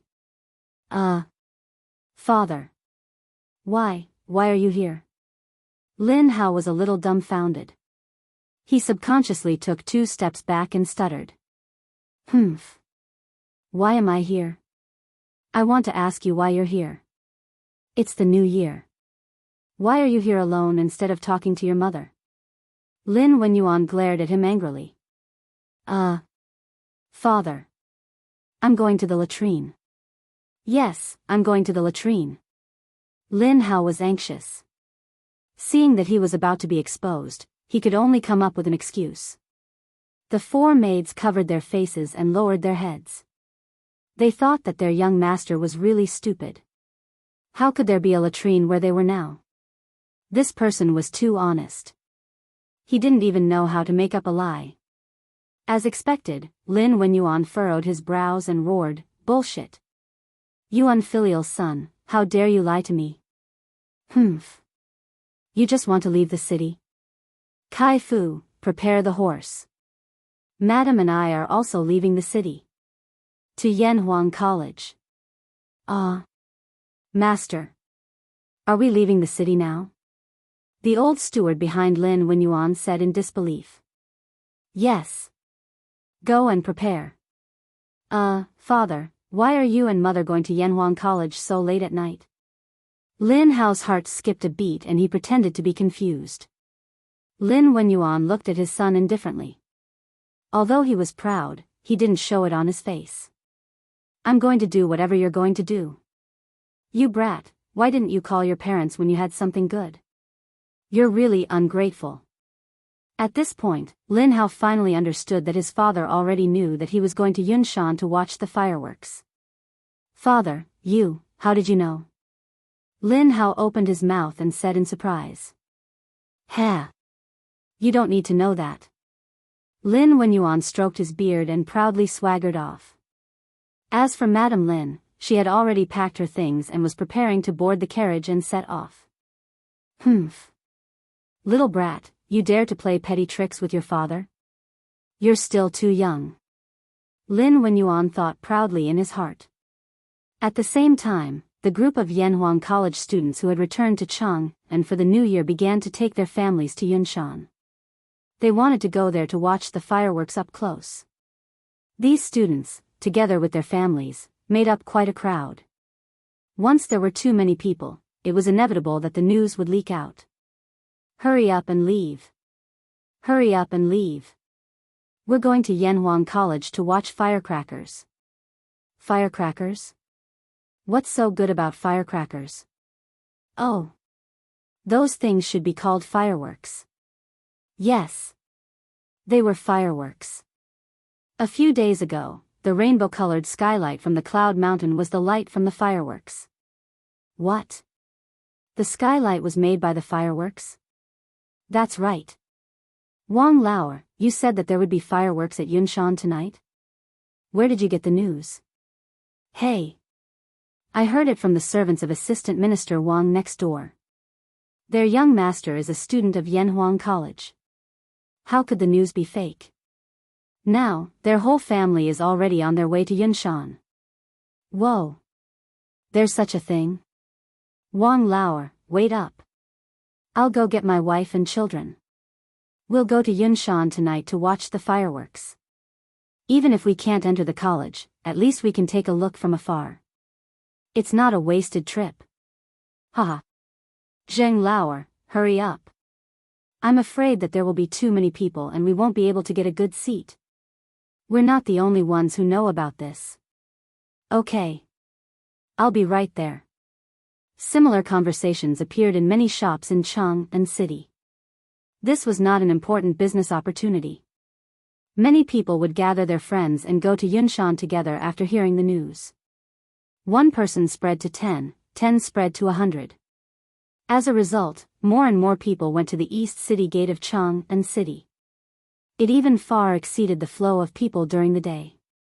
Such a huge commotion naturally woke up many people who were interested. Those who were interested asked around in private and soon joined the group leaving the city. The group grew bigger and bigger. It started with a few hundred people, then a few thousand people, then tens of thousands. Later on, the number of people was about to exceed 100,000. Therefore, for the first time in the history of Chang and city, such a strange scene appeared. On New Year's Eve, countless people did not stay in the bustling city to celebrate the new year. Instead, they flocked out of the city and headed towards the barren Yunshan. The Imperial Palace. Tonight, the palace was brightly lit and decorated with lanterns and colored banners. There was a festive atmosphere everywhere. Li Tai had set up a family banquet in the back garden earlier. The concubines, princes, and princesses in the harem all attended the banquet. However, Li Tai only ate a few mouthfuls before he found an excuse to leave. The banquet lasted for more than an hour before it ended. At this moment, Old Li was with Empress Zhangsun in the corridor on the second floor of Taiji Palace. They were admiring the thousands of lights in Chang and city tonight. At this moment, a chamberlain came downstairs and whispered something to Li Tai. Then, he left quietly. In the end, Li Tai smiled and said, "Ha! Yunshan tonight will probably be more lively than Chang and city." Guanyin, do you want to go take a look later? Tens of thousands of people in Chang and city rushed out of the city to Yunshan. How could Li Tai, who was in the palace, not receive the news? The chamberlain just now came for this reason. Empress Jiangxuan's eyes turned and she said softly with a smile, I don't know where those people got the news. In this way, won't the foot of Yunshan be densely packed with people tonight? I found out a few days ago that the Marquis of Yong and would set off a large batch of fireworks at Yanhuang College tonight. I originally planned to go take a look tonight. Now it seems that even if we go, we probably won't be able to squeeze into Yunshan. Haha. Since Guanyin wants to see, what's so difficult about that? I don't believe that Li Zishuan dares to let my empress freeze at the foot of the mountain. Men, prepare a carriage and summon the crown prince, the king of Han, and the other princes to accompany me. Li Er laughed heartily and ordered. Actually, Empress Jiangsun wanted to see the fireworks, but Li Tai himself might not have no intention of seeing it with his own eyes. Yes. The chamberlain beside Li Tai was about to leave with the order when he heard Empress Jiangsun say, Wait. Your Majesty, Qingxian and the others have all gone with your Majesty. Wouldn't it be boring to leave Chang'e alone? Why don't you bring her along? She was a mother after all. She could always think of her daughter first. Li Tai clapped his hands and said, Aye. The Empress is right. Let Chang'e accompany you. But remember to prepare warm clothes. Don't catch a cold on the way. When Li Tai heard this, he was shocked and hurriedly added. Chapter 1149. Under the Night Sky. For imperial carriages sped out from the main gates of the imperial city. A small group of elite imperial guards dressed in black armor closely guarded the front, back, left, and right of the leading carriage. Clearly, the person sitting in the first carriage had the most honorable status. Upon closer inspection, the silhouette of the carriage was 80% similar to the Don't Touch Me from the Curious Pavilion. It was highly likely that the carriage had been modified from Don't Touch Me. Imperial Father, I've heard that many students from Yanhuang College did not return home this year, instead spending the new year at the academy. With so many people gathered together, Yunshan should be very lively right now. Within the first carriage sat Li Er, Empress Jiangsun, and Princess Chang'e. Although Li Er's harem was not particularly large, if he had brought all of his concubines, even several dozen carriages would not be able to fit them all. Thus, he simply did not bring anyone, only bringing Jiangsun, the Empress. From this, it could be seen that Empress Jiangsun had an irreplaceable position in Li Er's heart. Haha. Of course Yunshan is lively. We previously heard that Li Zishuan had the students organize a dumpling-making competition this afternoon. Ever since Qingke was born, she had never done anything like cooking. Unexpectedly, she was bewitched by that brat Li Zishuan to personally make dumplings. How preposterous. Li Er reclined on the sofa in the carriage, squinting his eyes as he spoke in a satisfied yet unhappy tone. Next to him was a stove, causing the interior of the carriage to be as warm as spring. Dumplings? Imperial Father, what are dumplings? Chang'e's eyes brightened as she softly asked. Li Er thought for a moment before replying, these dumplings are wontons. However, it is a new name that Li Zishuan gave them. It is said that tonight is the Z hour, the time for the new and the old. It has a special meaning. These dumplings just so happen to have the meaning of making friends at a younger age. I didn't expect that brat to have such meticulous thoughts. Yanhuang College clearly had old Li's eyes and ears. Otherwise, how could Li Er have such detailed information? Dumplings? Making friends at a younger age? This name is quite appropriate. Chang'e muttered to herself. Then, she couldn't help but chuckle. Father, with brother Qingshue's skills, Chang'e really wants to see what kind of dumplings he makes. Speaking of this, Empress Jiangsun couldn't help but cover her mouth and chuckle. This empress also really wants to see Qingke's dumplings. Hey! I reckon you guys are looking down on them. Because those dumplings might have already entered the students' stomachs. F***CK. Why are there so many people in front? And there doesn't seem to be any movement. It seems like we can't go up Cloud Mountain. Sigh. I should have come earlier.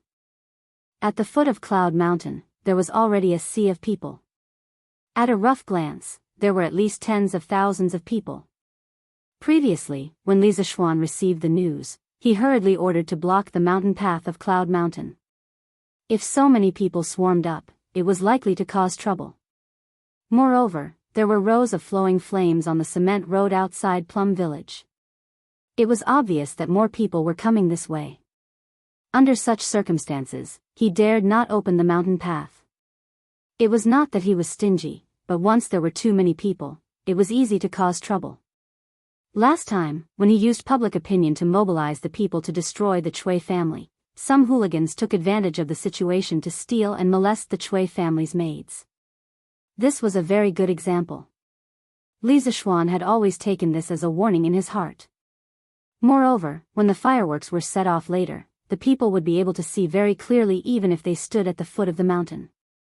There was no need for hundreds of thousands of people to swarm up Cloud Mountain. Hey, hey, hey! Commander Mo, it's me. It's me. Can't I go up too? At the entrance of the mountain path to Cloud Mountain, Mo Zhong and the Academy's guards were maintaining order. Cloud Mountain was close to 200 meters above sea level. It was not considered high, but it was definitely not low either. At present, if one wanted to go up Cloud Mountain to Yanhuang College, this was the only way. They had set up a checkpoint here. It could be said that one man could hold the pass against 10,000 people. At this moment, a young man suddenly squeezed out of the crowd. Behind the young man stood a middle-aged couple. Although they were dressed ordinarily, their aura could not be concealed. Chu Yanfu. Mo Zhong had stayed in Yanhuang College for so long that he was familiar with most of the students. He fixed his eyes on the young man. Who else could it be but Chu Yanfu? This child went home 2 days ago to prepare for the new year. He did not expect to return to Cloud Mountain today. As for the couple behind him, their identities were even more obvious. Mo Zhong pays his respects to Assistant Minister Chu. Mo Zhong clasped his fist and bowed to Chu Suiliang. Haha. This old man is just here to watch the fun. Commander Mo, you don't have to be so courteous. Chu Suiliang did not put on any airs. He stroked his beard and said with a smile. Yanfu, Yamacho said that if the students of the academy want to go back to the academy at night, they are allowed to do so. And they can bring their families along. You and Assistant Minister Chu go up quickly. Mo Zhong nodded and said to Chu Yanfu with a smile. Chu Yanfu thanked him happily and hurriedly brought his parents up the mountain. The crowd of onlookers was naturally envious. Those who had children at home were muttering in their hearts. Next year, they must let their children get into Yanhuang College. Not only would they have a bright future, but they would also receive special treatment everywhere. Although the commoners were envious, they did not feel indignant and used this as an excuse to cause trouble. After all, the students were going back to their own academy. Young master, what should we do? They only allowed Yanhuang College students to go up the mountain. We can't go up. Xiao Shi, the maidservant of the Lin family, ran over to the carriage at the back and said. There were 2 carriages parked in an open space by the roadside. Since we can't go up, then let's watch from the foot of the mountain. Before Lin Hao could say anything, Lin Wenyuan, who was in the carriage in front, said. Father. Don't. Let me go up and talk to the guards of the academy. Lin Hao was not willing to just watch the fireworks at the foot of the mountain. He jumped off the carriage and volunteered. After saying that, he lifted his feet and walked towards the mountain path. Young brother, Yunshan is not receiving guests today. Please forgive me and stop. Mo Zhong immediately recognized that Lin Hao was not a student of the academy. He blocked the way and spoke in an elegant but not polite manner. Lin Hao came prepared. How could he retreat because of this small setback? He rolled his eyes and said with a smile, hee hee. Big brother, although I'm not a student of Yanhuang College, my master is Han Li. He's a student of Yanhuang College. So, I'm also a student of Yanhuang College. Big brother, please let me in. Han Li?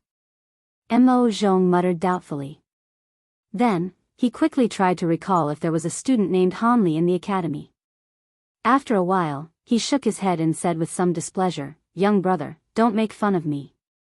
There's no student named Han Li in the academy." There was a hint of anger in his words. Obviously, he thought that the young man in front of him was making fun of him.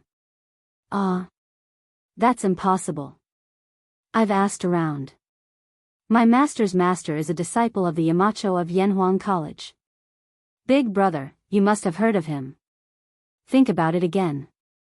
Lin Hao was dumbfounded. Then, he remembered Iron Egg's other special identity and quickly said, "Young brother, please leave quickly. Little brother, please leave quickly and don't cause trouble here." The disciple of the headmaster? Are you talking about Bruiser? When Mo Zhong saw Lin Hao trying to defend himself, he subconsciously wanted to scold him to leave. But when he heard Lin Hao say that Han Li was a Yamacho's disciple, he changed his words. Yes. My master's nickname is Iron Egg. Lin Hao said excitedly. Mo Zhong patted his forehead. Only then did he remember that Iron Egg's real name was Han Li. It was only because the people around him usually called him Iron Egg that he didn't remember it at first. That won't do. Yamacho only said that the family members of the students can go up the mountain. They didn't say that the students' disciples can go up the mountain as well. Mo Zhong's expression turned serious as he refused righteously. In fact, the main reason was that he wasn't sure what the relationship between Lin Hao and Iron Egg was. If he let him go rashly, then if someone came later and said that he was a student's disciple, would he let him go? He couldn't allow this to happen. Get out of the way. Get out of the way. A group of unruly people, get out of the way. At this moment, the crowd seemed to be separated by a powerful force. A luxuriously dressed young man, who was protected by a group of soldiers in black armor, walked towards Mo Zhong. Hey! Non-students of Yanhuang College can't enter? How arrogant! This king is going in today. Let's see who dares to stop me. The luxuriously dressed young man looked at the wooden sign next to Mo Zhong and said arrogantly with a sneer. As soon as he finished speaking, he ignored Mo Zhong and the others and walked towards them. When Mo Zhong heard this young man call himself king, his eyes narrowed. However, he had been in the bitter cold for a long time and had only been in Chang'an for half a year. He wasn't familiar with some of the nobles in the current dynasty, let alone the young man in front of him. It's His Highness, the King of Lu. The King of Lu? The Academy's guards are in trouble. Back off. Don't fight later. The King of Lu, Li Yuanchang. This young man was Li Er's half-brother, the King of Lu, Li Yuanchang. Mo Zhong didn't recognize this person, but the people around him did. Someone shouted, and the crowd became restless. The people quickly backed off. Obviously, they were quite afraid of this King of Lu. At this time, Li Yuanchang was still using the title of the third year of Wuda. According to history, in the 10th year of Zhongguan, he would be changed to the King of Han by Li Er. Now, the King of Han title is still used by Li Ku.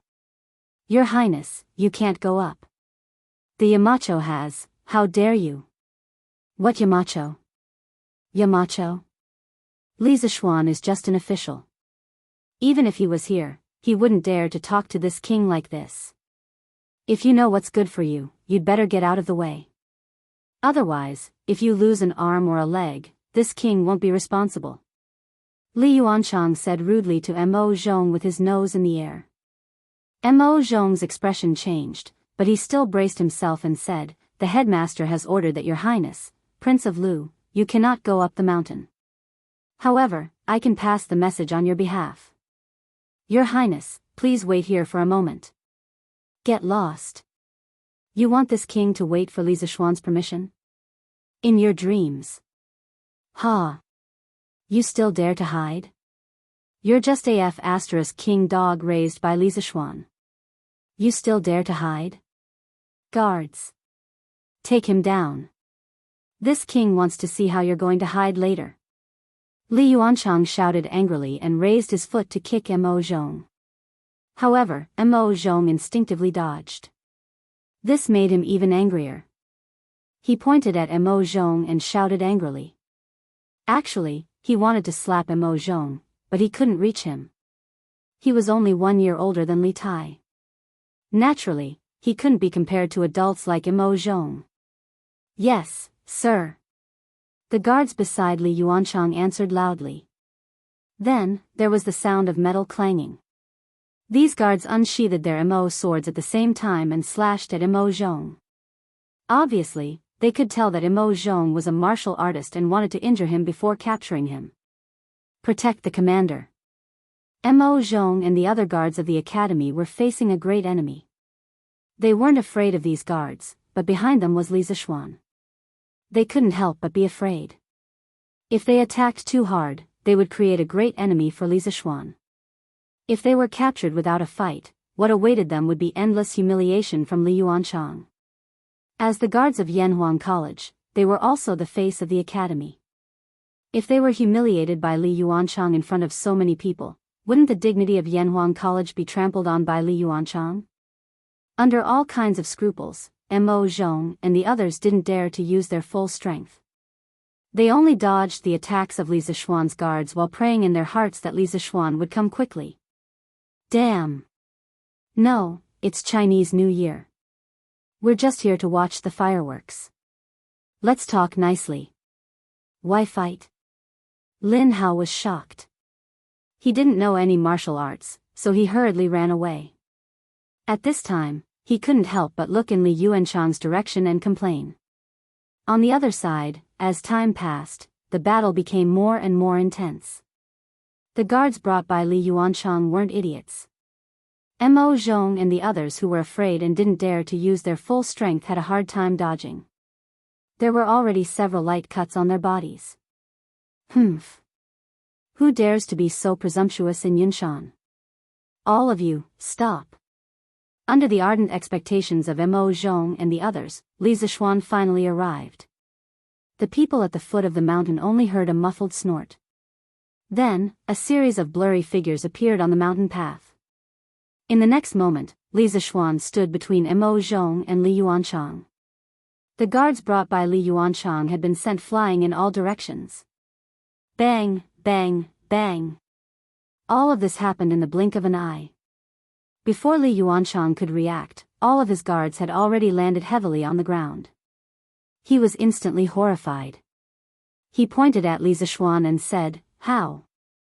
How presumptuous. You dare to hurt the people brought by this prince. What's your name? Quickly, tell me your name.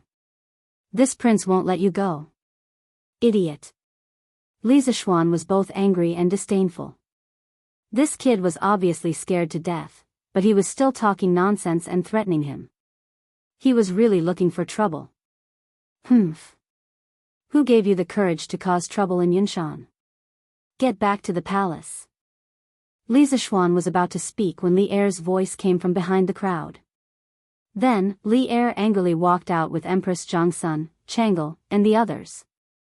Chapter 1150. Royal Brother. Greetings to Royal Brother. At the foot of Cloud Mountain, Li Yuanchang, who was still in shock, immediately regained his senses and ran to Li Er's side, bowing. In his opinion, even if Li Zishuan's martial arts were superb, he wouldn't dare to do anything to him in front of Li Er, right? After all, he and Li Zishuan were monarchs, and Li Zishuan was only a subject of the royal family. Humph. Li Er didn't give his younger brother any face, and coldly said, Yanhuang College is an important place for learning. You brought people here to fight and kill. Do you have any respect for me? Do you have any respect for the law?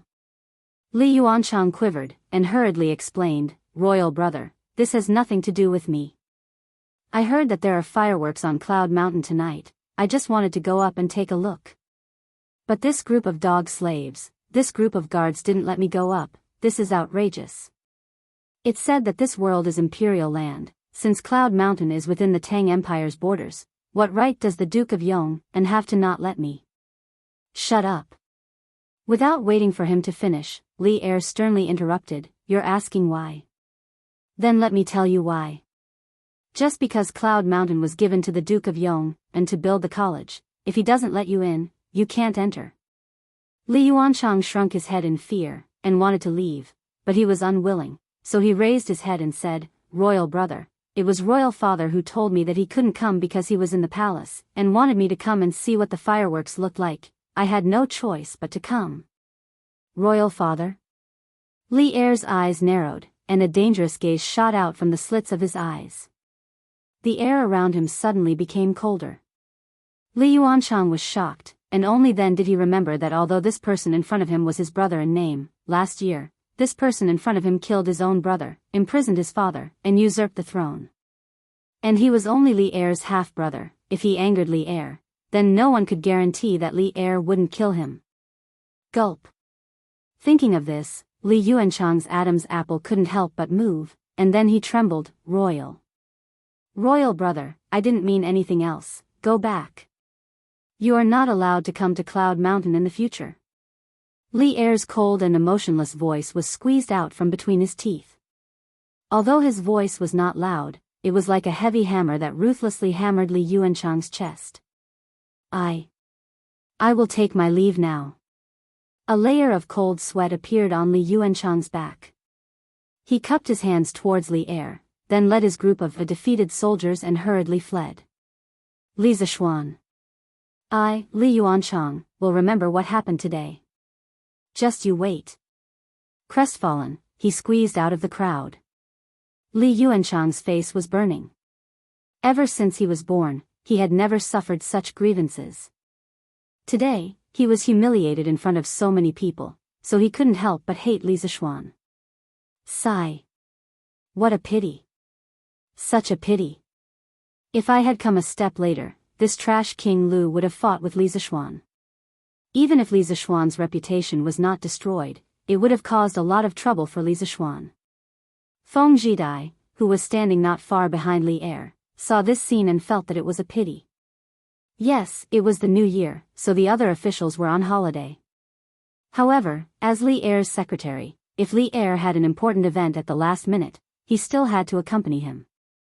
On the other hand, although he had asked his father to give up on the plan of establishing himself as king, he still hoped that there would be some internal chaos in Tang, and that would give Lingnan an opportunity to take advantage of it.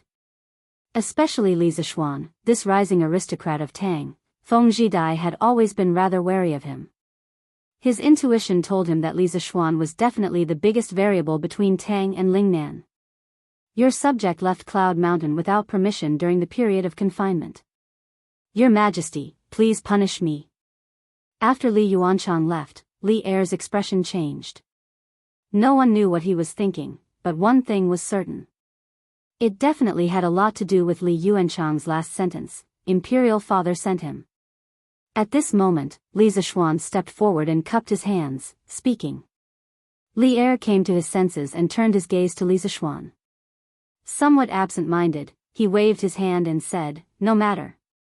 Today is New Year's Eve. We will not bicker with you about this. Let's all go up the mountain. Finished speaking, he took the lead and walked up the mountain path of Cloud Mountain.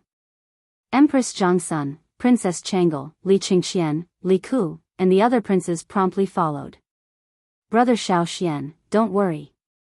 If Imperial Uncle complains about you to Imperial Grandfather, Chang'e will speak up for you. As Chang'e passed by Li Zishuan, she spoke in a voice that only the two of them could hear. Being attentive and considerate, she instantly thought of the methods that Li Yuanchang would use to take revenge and the trouble that he would bring to Li Zishuan. Li Zishuan glanced at the young lady gratefully. The matters of the imperial family were the most complicated, especially when it involved Li Yuan. Although he currently held a high position and authority, if he was careless in this matter, it was very possible that he would lose everything. With Chang'e, a member of the palace, helping mediate, it would indeed save him a lot of trouble. Mo Zhong, you've worked hard just now. Quickly bring the injured brothers to have their wounds bandaged. Li Zishuan did not immediately chase after Li Er. Instead, he instructed Mo Zhong.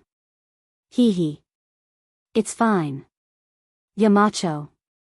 They're all minor injuries. Mo Zhong said with a smile. Minor injuries still need to be bandaged. Quickly go. Let the uninjured brothers hold the fort here for now. Li Zishuan insisted. All right then. Mo Yun, take the uninjured brothers and hold the fort here. I'll follow them up the mountain to have their wounds bandaged. No problem. Li Zishuan nodded his head in satisfaction. Then, he turned around and followed the group of injured academy guards as he prepared to ascend Cloud Mountain. At this moment, Grandmaster.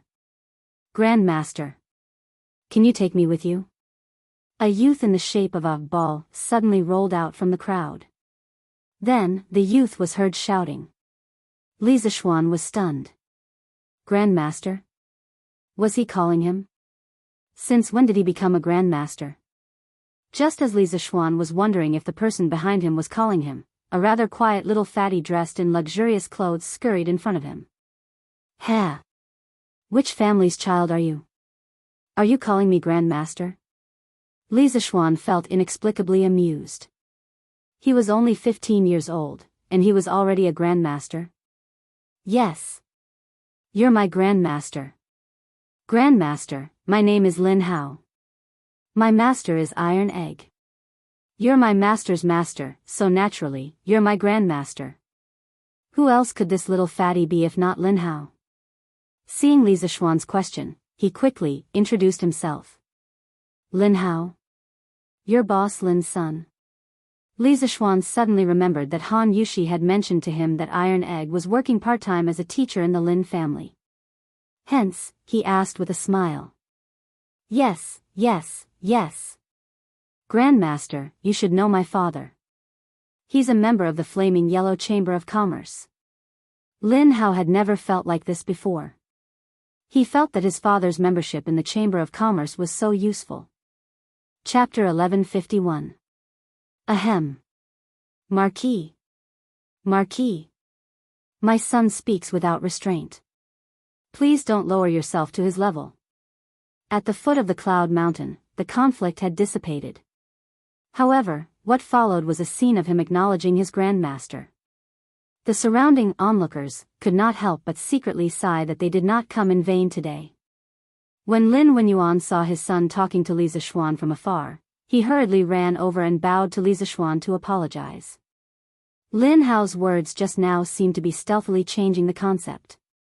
This was because he only invited Iron Egg to be Lin Hao's teacher. There was a huge difference between a teacher and a master. The former was only responsible for imparting knowledge and dispelling doubts, or for passing down the orthodoxy. Haha. It's fine. I've heard of your son from Iron Egg before. He's a very interesting person.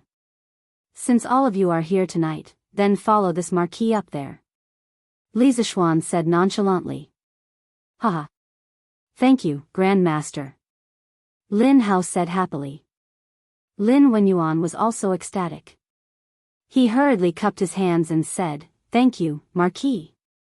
One had to know that tonight, not only were there fireworks on the Cloud Mountain, but the Emperor was also there.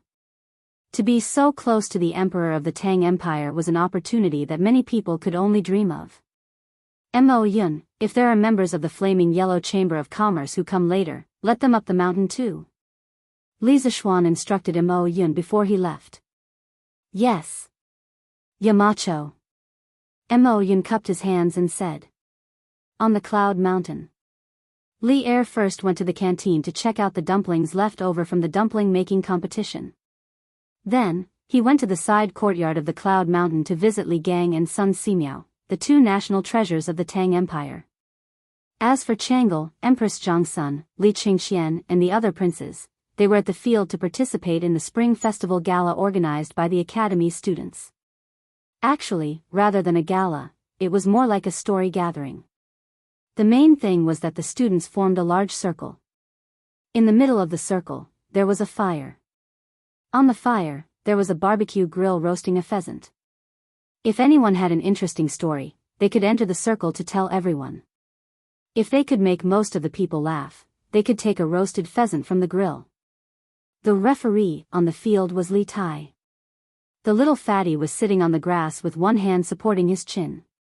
He was listening to Wang Meng tell a story in the middle of the field. There was a scholar who was almost 70 years old. His wife suddenly gave birth to a son. Because he was old, he gave birth to the son and named him Age. Not long after, she gave birth to another son. He looked like a scholar, so she named him Jishui. The scholar laughed and said, to be able to have a son at such an old age, what a joke. Thus, he gave him the name, Joke. When the 3 sons grew up, they had nothing to do. The scholar had them go into the mountains to gather firewood. When they returned, the husband asked his wife, of the 3, who gathered the most firewood. The wife replied, at such an old age, I have no knowledge at all. However, I have a lot of jokes. Pfft. Ha ha ha. Too funny. I'm dying of laughter. Wang Meng was also a joker. When this fellow was telling a joke, he was even dancing with joy. That cadence of his, coupled with his wacky movements, immediately caused everyone on the field to laugh out loud when they heard the joke. Pfft. Kakik. Imperial Mother, this joke is too funny. And this son Ziffin, his acting is too talented. At this moment, Princess Changel was laughing so hard that she could not breathe. While everyone else was sitting on the ground, she and Empress Jiangsun were sitting on thick praying mats. Beside them were 2 heaters. This was not a special treatment. Rather, because of their physiques, they could not stand the cold. Haha. It really is quite funny. Empress Jiangsun smiled, happily speaking. Only after arriving here did she finally feel the joy of the new year. Compared to the imperial palace, this place was truly too lively. Ha ha ha. Wang Meng, you brat, you really are something. Everyone, does his joke count? Can we have him take away that pheasant? Li Tai laughed for quite a while. Only after everyone had quieted down did he speak in a loud voice. It doesn't count. Have him tell another one. Ching Chumo roared. This guy was trying to stir up trouble on purpose. Right. It doesn't count. Tell another one. Tell another one. With someone leading the way, there were others who followed. One after another, the students shouted loudly. The scene was quite lively. Standing by the bonfire, Wang Meng did not expect that his joke would be so popular. Scratching his head, he thought for a while before saying, "That's fine. I'll tell another one." Speaking of which, there was once a monk. It turns out that Yanhuang College is really so beautiful. It turns out that the students here are really as interesting as Mr. Han said. Because of Li Zishuan's special permission, Lin Hao also entered Yanhuang College. However, he was too embarrassed to directly join the crowd of students, so he stood outside the circle. Seeing this lively scene, he could not help but feel envious. At this moment, he actually had the urge to immediately join in, and that urge was so strong. Clang, clang, clang. The joy lasted for a long time. As time passed, the clock finally rang. Then, everyone, regardless of what they were doing at the moment, stood up at the same time and looked up at the night sky. Because the fireworks were finally about to start. Students of Class 1, take note. After lighting the fuse, immediately run back. If anyone does not follow the rules, all the students of Class 1 will be disqualified. Li Zishuan loudly instructed. At this moment, rows and rows of fireworks had been placed on the field. The number of fireworks was so large that all the students were amazed. Yes. Yamacho. The students of Class 1 roared in response. In fact, they had long been hungry and thirsty. Li Tai took the lead and carefully approached a plate of fireworks with a match. After a while, sparks flew in all directions, and the little fatty ran back. Whoosh! Bam! Accompanied by the sharp sound of gunpowder firing, a bullet flew straight into the night sky and flew to a very high place. Then, it exploded instantly. A flower with a super large diameter proudly bloomed in the night sky. The colorful flames immediately lit up the dark night sky. Wow! Mother! It's so beautiful. It's very beautiful. At this moment, the calm Empress Jiangsun couldn't help but be fiercely shocked when she saw this strange scene. Her eyes were very, very round. At this time, she couldn't care less about maintaining the dignity of a mother of a country. Whoosh! Bam! Wow! Look! Another 3 plates of fireworks have been lit. It's so bright. At the same time, another 3 sets of fireworks were lit up in the field. For a moment, 4 fireworks bloomed in the night sky in a very short period of time. It was as if they were competing with each other in terms of beauty. It was so dazzling that people did not know where to look. Oh! What beautiful fireworks! It's so colorful. So beautiful. So this is the colorful sky light that night. At the same time, the people in Jianghu and city who came to watch at the foot of Cloud Mountain and the villagers who came from outside Jianghu and city also saw the flourishing fireworks on Cloud Mountain at this moment. The huge crowd couldn't help but let out a burst of exclamations. They didn't wait in vain for a night. The atmosphere of Cloud Mountain's New Year's Eve was finally pushed to the climax. Chapter 1152. So these are fireworks? Li Er stood beside Li Zishuan with his hands clasped behind his back. He looked up at the dazzling fireworks in the sky, and a look of surprise flashed across his eyes. Although he was an emperor, this was the first time he had seen such a dreamy and magnificent spectacle. He couldn't help but mutter to himself. Seeing this, Li Zishuan couldn't help but feel a little smug. How many people in the world could shock Li Er, a famous emperor? But while he was feeling smug, his eyes were still vigilantly watching the students who were running to light the fireworks. After all, if this thing exploded, the consequences would be very serious, so he had to be prepared to save people at all times. Marquis Yong, how can this firework fly so quickly into the sky? Suddenly, Li Er asked such a naive question. It seemed that the sky had a very strong attraction to the ancient people. Your Majesty, Qing Ke should know the answer to this question. Let her explain it to you. Li Zishuan cupped his hands and said. Oh. Qing Ke, you know the reason? Li Tai, who was standing to the left of Li Er, stood up excitedly and replied, Father, as far as I know, the reason why this firework can fly so quickly into the sky is related to the gunpowder in it. Once the gunpowder explodes, it will produce a very strong thrust, which will make the upper part of the firework overcome its own gravity and fly into the sky quickly. As for the upper part of the bullet, its fuse will be ignited when it flies out of the pipe. The length of the fuse is calculated by Yamacho, so it can be guaranteed that it will fly to the highest point and explode every time. This is the scene we are seeing now. The previously arrogant Li Tai had now transformed into a big shot in the physics world. He explained the analysis of the force of the firework to Li Er. Hearing this, Li Er, Empress Jiangsun, Li Qingxian, Chang'e, and the others were all stunned. Thrust, gravity. Faced with these new terms, Li Er was caught off guard. Although he had glanced at the Academy's physics textbooks, he had only glanced at them and didn't study them in detail. Of course, what caught him even more off guard was that his son had only stayed in Yanhuang College for half a year. How could he know so many things that didn't exist in the Tang Empire before? Seeing the shock on his father's face, Li Tai's sense of accomplishment instantly exploded.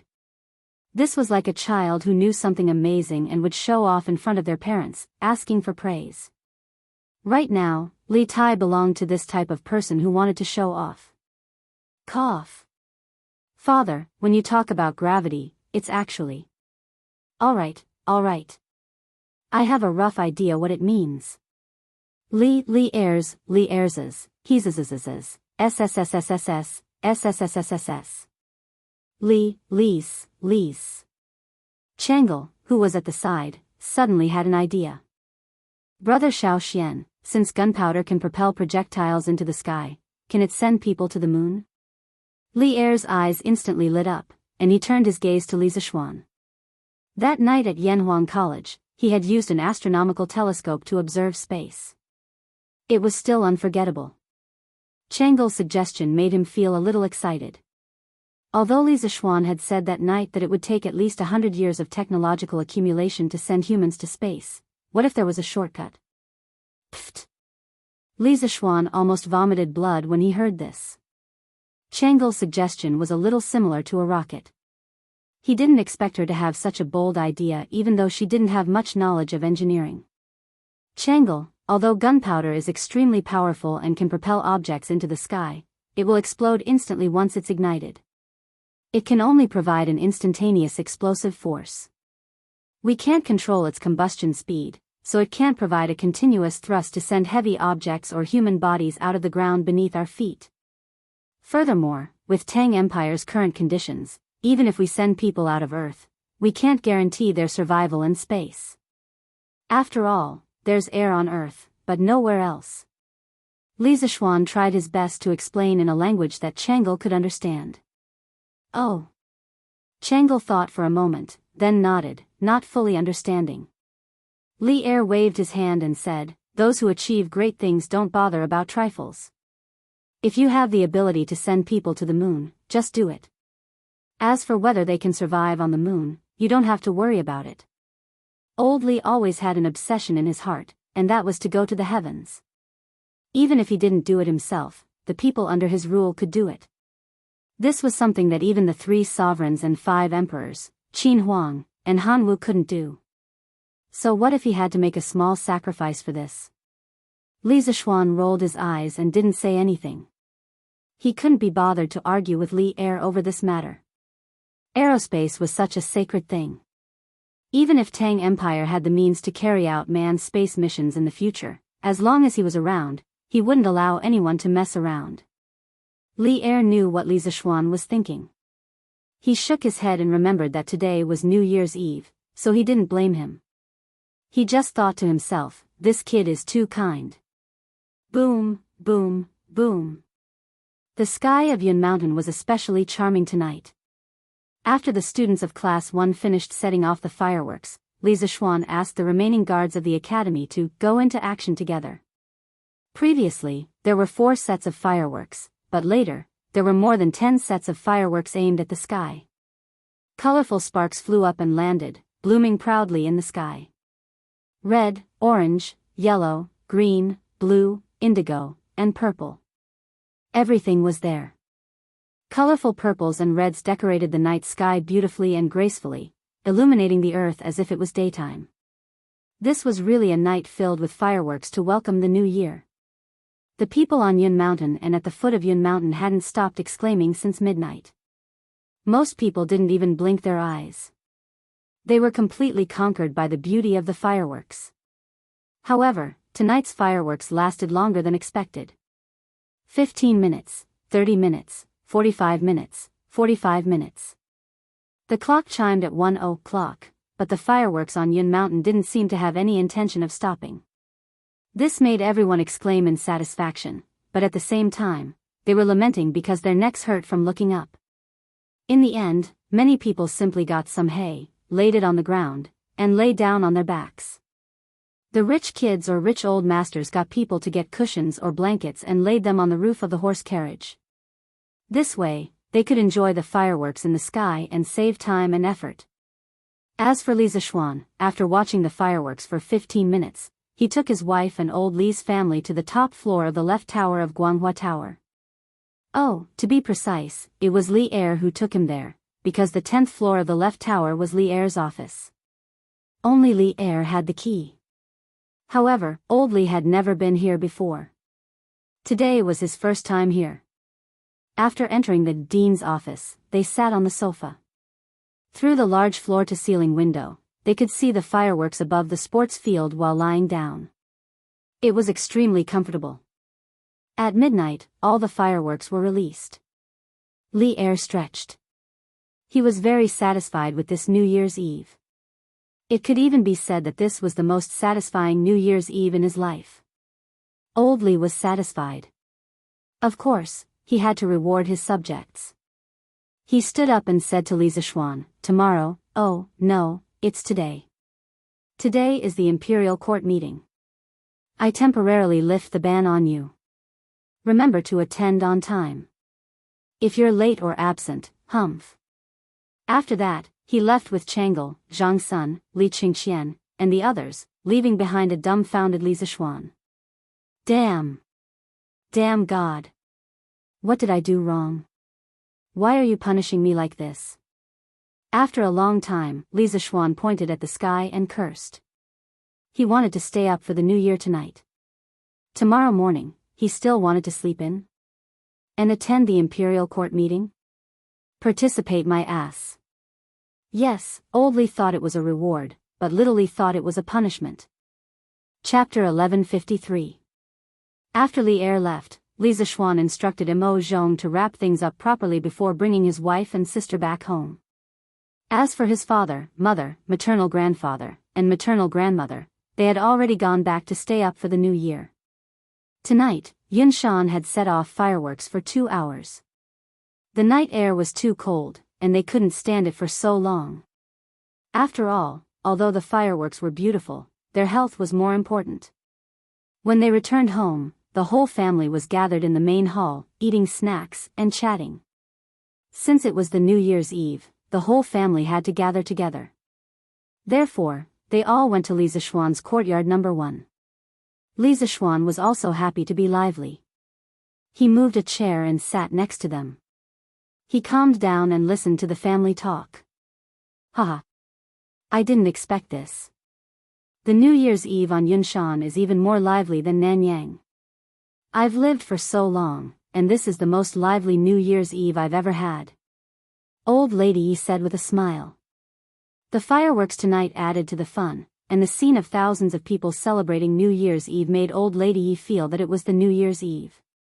Until now, the gorgeous fireworks scene still lingered in Old Lady Ye's mind. Mrs. Li said with a smile, Mother. Since you like the New Year's Eve here, then don't go back next year. It's not like there's no place to stay here. You and Father don't have much to do in the family now. Stay here and let me fulfill my filial piety. Otherwise, Yuzhu will not be at ease for the rest of her life. Hearing her sincere words, Old Lady Yi looked at Yi Guozhong hesitantly. It was not a problem to let her stay here, but this matter depended on Yi Guozhong's opinion. Yi Guozhong frowned and said, Let me think about this. We'll talk about it after the new year. After saying that, he glanced at Li Zishuan. It was unknown whether he did it intentionally or not. Li Zishuan was puzzled by his look. He thought to himself, if you want to stay, then stay. How can I say no? What do you mean by looking at me? In fact, after getting along with Yi Guozhong for such a long time, he didn't have any ill feelings towards Yi Guozhong. Not only that, but he also sometimes admired Yi Guozhong's vision of the big picture. At this moment, San Bao, Ah Fu, Xiao He, Xiao Shi and the other servants walked over together. It seemed like they had discussed this beforehand. The 4 of them walked closer and knelt down in front of Li Zishuan. Then, they said, San Bao, Ah Fu, and Xiao He, Xiao Shi, wish young master and young mistress good health. We wish young master and young mistress good health and a young master soon. Although the Tang dynasty did not practice kneeling, it also depended on the time. According to custom, on New Year's Eve, when the time came, the younger generation would have to salute and give their blessings to their elders. The servants would have to kowtow to their masters and say auspicious words to each other. It was probably similar to how modern people wished for good health and safety. Li Zishuan was stunned for a moment before he came back to his senses. Wasn't this the modern New Year's greeting? However, he didn't expect these people to be so courteous. Haha. Good. Young master, I'll give you red packets later. No, I'll give you bets to win money. Once this fellow got excited, he wouldn't be serious. He even pulled out red packets. Thank you, young master. The few of them thanked him joyfully. Then, they began to wish Li Jingma, Madame Li, Yi Guozhong, and Old Lady Yi a happy new year. Later, under Han Yushi's reminder, Li Zishuan brought his wife along and solemnly bowed to the 4 elders in his family. Although he was not used to this kind of greeting as a modern person, when he thought of how old man Li and Madame Li usually doted on him, the knot in his heart faded a lot. Husband, you still have to attend the court assembly tomorrow. You don't have to stay up for the new year. You should rest early. After everything was done, Han Yushi reminded Li Zishuan. Xiao Xian is attending the court assembly tomorrow. Yi Guizhong heard and asked curiously. Han Yushi nodded and repeated the words that Li Er had said before he left. In the end, she looked at Li Zishuan and the corners of her mouth curled up into a smile. Yi Guizhong nodded and said, yes. Since you're going to attend the court assembly, Xiao Xian, you should rest early. You don't have to stay up for the new year. Li Zishuan didn't care and said, it's okay. Grandfather. I can still hold on. Besides, it's just a court assembly. At most, I'll find a corner where no one will notice and secretly sleep for a while. Yi Guizhong glared and said angrily, nonsense. Tomorrow is the Yuanri court assembly.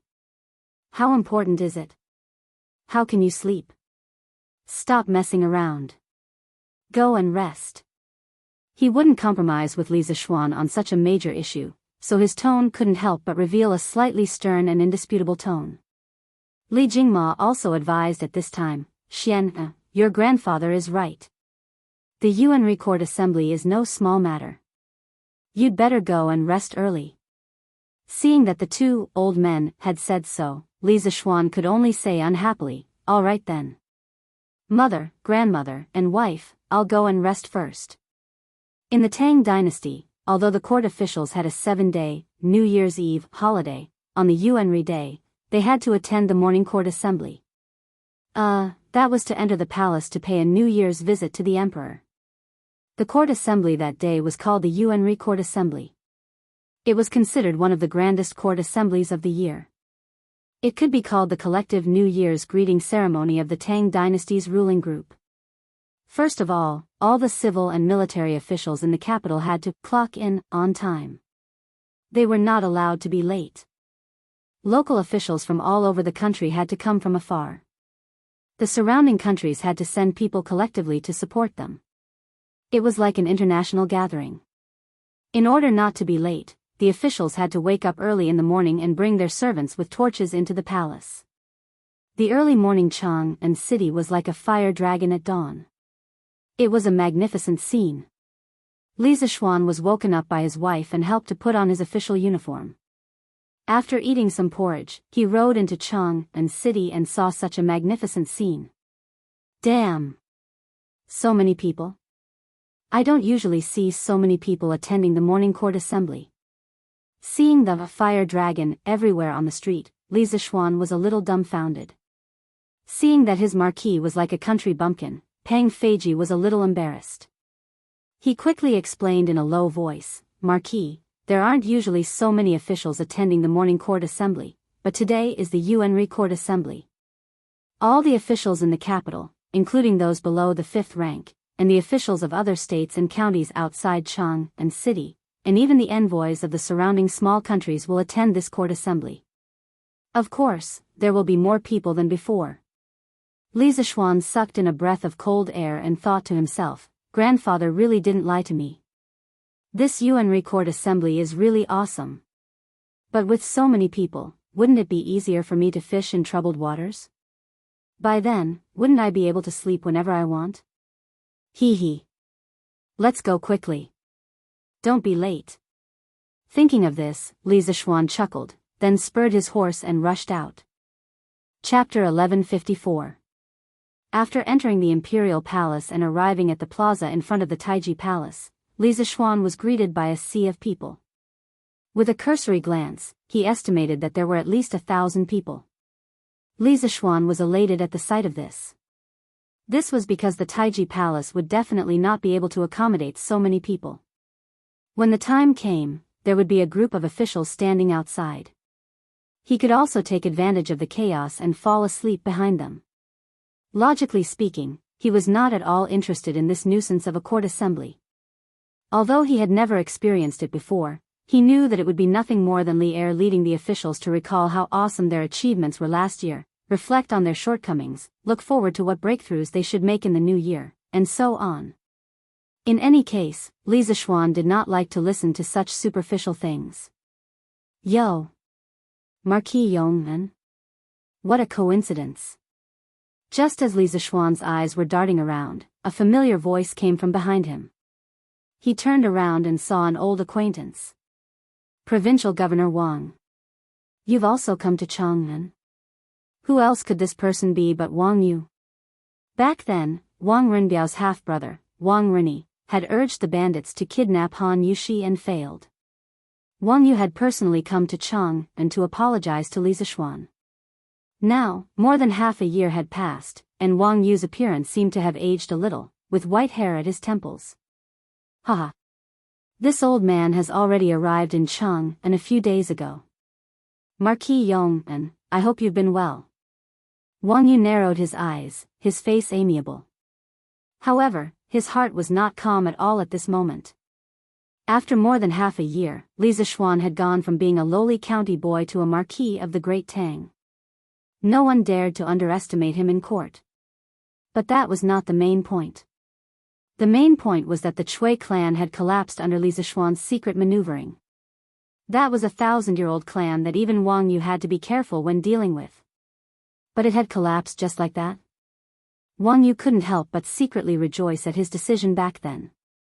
If he had completely fallen out with Li Zishuan because of Wang Rini, then before the Chui clan fell, wouldn't their Wang clan have fallen first? After hearing the news from Chang'an, Wang Yu could not help but break out in a cold sweat every time he thought of this. Logically speaking, during the annual Yuanri Imperial Court meeting, there was no rigid rule that required the provincial governors of each province to personally come to the capital. They only needed to send their adjutants. However, Wang Yu had chosen to come personally for two reasons. On one hand, he wanted to use his wife, Princess Tong'an, to further strengthen his relationship with the imperial family. On the other hand, he wanted to use Wang Renbiao to deepen the friendship between the two families with Li Zishuan. Wang Yu had no reason to make an enemy out of a young man with such strength at such an age. Since you can't be enemies with some people, then you can be friends with them. Unlike the other arrogant aristocratic families, Wang Yu understood the Wang clan's current situation very well. As such, he was always able to make the right choice. Haha. I wonder if Governor Wang is still doing well in Sui province? As the saying goes, don't slap a smiling face. Moreover, Li Zishuan's enmity with the Wang family had long been resolved, so there was no need for him to deliberately keep a straight face. Everything is good. Everything was good. Haha. I heard that tens of thousands of flowers bloomed in the sky above Cloud Mountain last night. This old man was busy with mundane matters and had no chance to see it. It's truly a pity. Next year, oh, no, it's this year's New Year. If there is such a wondrous scene on Cloud Mountain, this old man will definitely make time to personally take a look. Wang Yu stroked his beard and said with a smile. Li Zishuan smiled. The doors of Cloud Mountain are always open for Governor Wang. As Li Zishuan lived outside the city, he was relatively late. The two of them didn't chat much before the imperial court meeting was about to begin. At this moment, on the steps of Taiji Palace, an attendant holding a horsetail whisk stood there and shouted in a sharp voice, "The Yuanri Imperial Court meeting begins." Civil and military officials, envoys from various countries, enter the court for an audience. The previously noisy Taiji Palace immediately quieted down. The officials of all levels immediately lined up according to their ranks. Under the leadership of the civil official, Sun Wuji, they carried the imperial edict and walked up the steps toward Taiji Palace. Halfway through, Li Zishuan wanted to take advantage of the situation and sneak to the back of the line, but he was stopped by Wang Yu. Marquis Yong'an, all the officials in this Yuanri Imperial Court meeting must be positioned according to their ranks and merits. They cannot stand randomly. Crown Prince Jianghu was a third-rank official, while the founding marquis was a third-rank official. As a result, Li Zishuan directly jumped to the sixth row of civil officials. Those standing in front of him were all the old officials who founded the country. This made Li Zishuan rather depressed. He originally wanted to catch up on sleep, but with his current position, how could he sleep?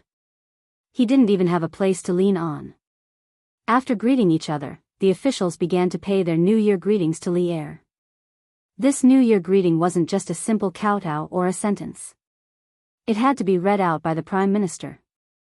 The entire greeting was long and awkward, so it had to be read out properly. Then, the various vassal towns and affiliated countries all had their own greeting, and the Prime Minister had to read them out one by one. Especially the greeting from the affiliated countries, it wasn't something that was difficult to understand. Many countries didn't even know how to express themselves in Chinese, so how could their greeting be smooth? It was even more difficult to read. But no matter how hard it was, it had to be read out. This was the face of the Heavenly Empire. Li Zishuan listened in the line and felt a toothache. He couldn't help but sympathize with Zhang Sun Wuji. He didn't know how many times this old man had to read the greeting to be able to smoothly read out these awkward greeting. Actually, in the later dynasties, it wasn't as troublesome for the officials to pay their New Year greetings to the emperor. In the Song dynasty, after New Year's Eve, they only needed to write a greeting card and hand it to the emperor. They didn't even need to enter the palace to attend any court meetings. After reciting for close to an hour, Li Zishuan, who was listening at the back, was about to fall asleep. Zhang Sun Wuji finally finished reciting all the greetings. This old fellow's face and neck were still red in the middle of winter, as though he had just finished running 10 kilometers, panting heavily. Next, Fang Xianling stepped forward to give a report on the work of the government. He first praised the enormous achievements the Great Tang had made in the past year, such as how many rebellions had been quelled and how many bandits had been wiped out. He also mentioned how in the spring and summer of last year, there had been a small drought in the Guangzhou region, which had caused the food supply of the people to decrease.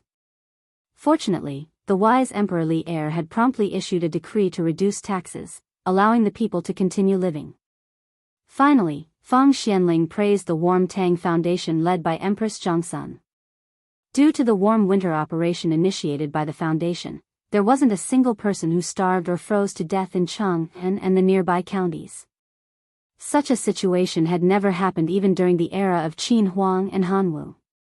In short, the first year of Zhongguan was a successful year, and also a year where the Tang Empire worked hard. This year, the treasury of the Tang Empire was filled, the people were rich, and there were more people who could read and write in the world. Chapter 1155. Old Fang's government work report made Li Er quite satisfied. This could be seen from the obvious smile at the corner of his mouth.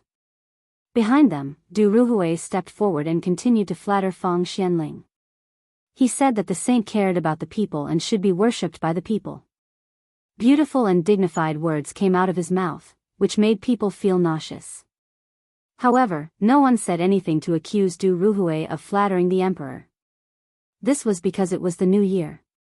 Who wouldn't choose to say something nice when speaking to each other? Unless these two had a grudge. However, there was one exception, and that was Wei Zheng. As Du Ruhui's words became more and more exaggerated, and the flattery became more and more excessive, his old face had long turned black. At this moment, he couldn't hold it in anymore. He raised his foot and was about to go up and accuse Du Ruhui, but he was stopped by Xiao Yu. Left Minister Wei, His Majesty has been cautious and conscientious for an entire year. Just let him do as he pleases for once. It's not a problem for the overall situation. Xiao Yu said softly. Wei Zheng hesitated for a moment, but in the end, he didn't go up. After Du Ruhui finished his report, it was the turn of the chief officials of the 6 departments to go up and report. Li Zishuan let out a long yawn. The reports of the chief officials of the 6 departments were like notes of a lullaby that made him sleepy. His heart was already numb. Inadvertently, he glanced at a friend standing beside him. The latter had his head lowered and was shaking his head along with Zhang Sun Wuji's report. During this time, he didn't forget to nod his head and praise. It was as if Zhang Sun Wuji's boring report was a peerless piece of literature that left him with endless aftertaste. Li Zishuan was just about to admire this friend's erudition, but who knew that the latter would let out a soft snoring sound. When he heard it, he almost vomited blood. He thought to himself, I almost fell for your nonsense. sleeping while standing with his head down. This friend's sleeping skills were really high. Hey. Then I'll also take a nap. With this old man as an example, Li Zishuan also lowered his head and dozed off. After a while, he fell asleep standing up. When the court session had just begun, the sky had not yet brightened. However, as time passed, the sun outside Taiji Palace shattered the dark blue canopy of the sky. Like a burning wheel of wind and fire, it suddenly rushed out of the horizon and revealed its face in the thin mist of Eastern Mountain, shooting out beams of intense golden light. Behind them, the morning sun rose higher and higher from the entrance of the main hall. The light passed through the thin mist and gradually covered the entire Taiji Palace. The warm sunlight made the already warm Taiji Palace even warmer, causing some people to sleep even more soundly. Li Zishuan didn't know if the martial arts strength of the Grandmaster realm would allow him to stand and not fall down. In any case, Li Zishuan had slept for nearly an hour and was still standing firmly in the same place, not moving at all. Even if he knew of this magnificent feat, he would probably be amazed by himself. All the envoys of the vassal states and affiliated countries come in one by one. At this moment, Zhao Song, who was standing at the head of the table, spoke in a loud voice, waking Li Zishuan up from his sleep. Oh, it's not over yet? Li Zishuan opened his eyes and saw that the friend next to him was still sleeping while the court session was still going on. He couldn't help but grumble under his breath. At the same time, he was deeply impressed by the sleeping skills of the friend next to him.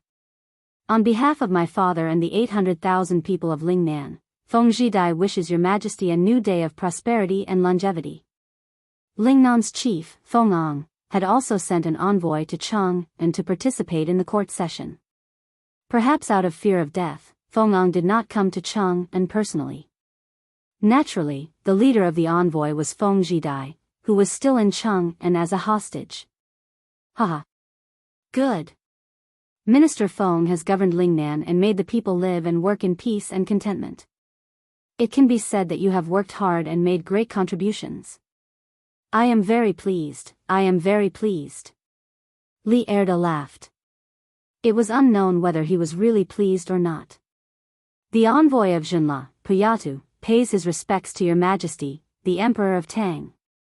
Our monarch wishes your majesty good health and the prosperity of the Tang Empire. The next envoy was quite interesting. He was also an old acquaintance of Li Zishuan, the envoy of Zhenla, Puyatu. The reason why he was interesting was that he had spoken completely in Chinese. Although there were some mistakes in his pronunciation, he spoke very fluently. This surprised Li Zishuan, who had just woken up from his dream. One must know that a few months ago, although this Puya too could speak a little Chinese, he spoke with difficulty. In just a few short months, this guy had actually practiced Chinese to such an extent? How could those foreigners in the future who couldn't learn Chinese endure this? Good. Thank your monarch on behalf of me. Tell him that I welcome him to Chang and as a guest.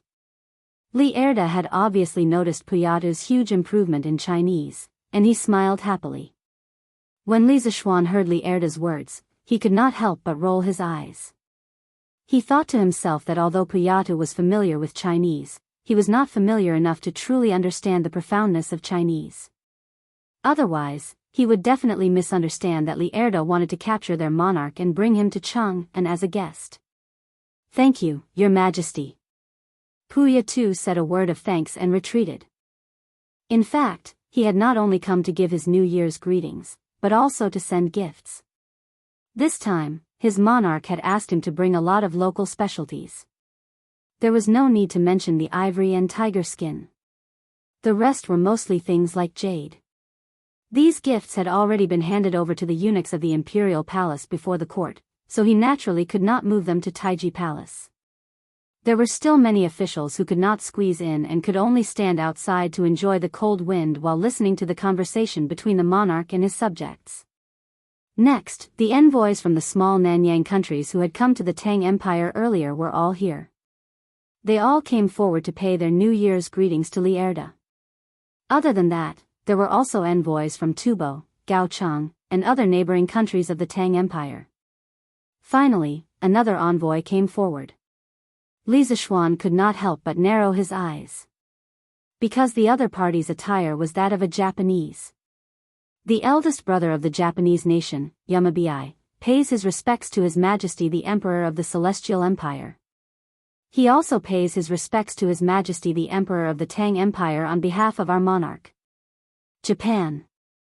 All the officials in the court looked at the person who spoke. A few months ago, the Tang Empire's official fleet had been ambushed in Japan's waters. More than a dozen crew members and dozens of soldiers had died because of it. Later, Li Shaogong personally led the army to land on the Japanese island and went straight to the Japanese capital to avenge those dead soldiers. Later, in order to bring supplies back to the Tang Empire as soon as possible, Li Shaogong ordered the Japanese to capture Nakamura Kawayu, the leader of the ambush on the Tang Empire's fleet. Otherwise, he would ask the imperial court to send troops to Japan again.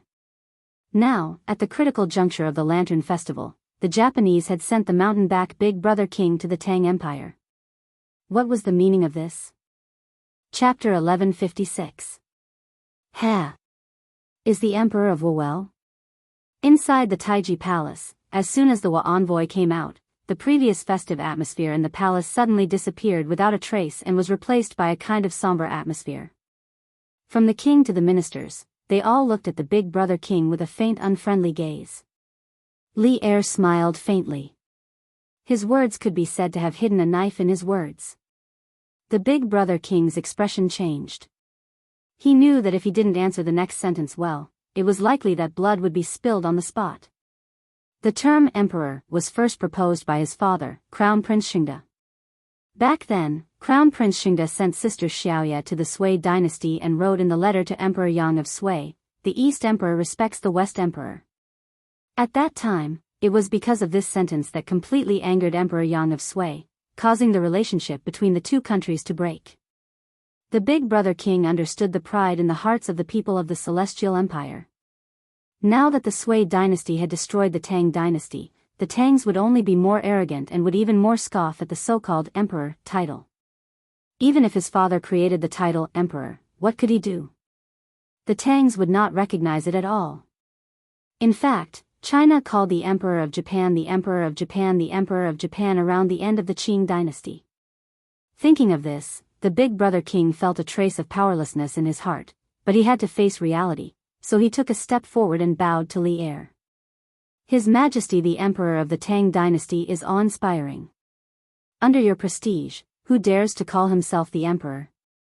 Your Majesty's words make the Big Brother King and the Wu people extremely fearful. Your Majesty, please take back what you said just now. Low-key, low-key, low-key. Before setting off from Wu, the mountain-back elder brother had already thought of the difficulties he would encounter in the Tang Empire. After all, there had been some disagreements between the two countries.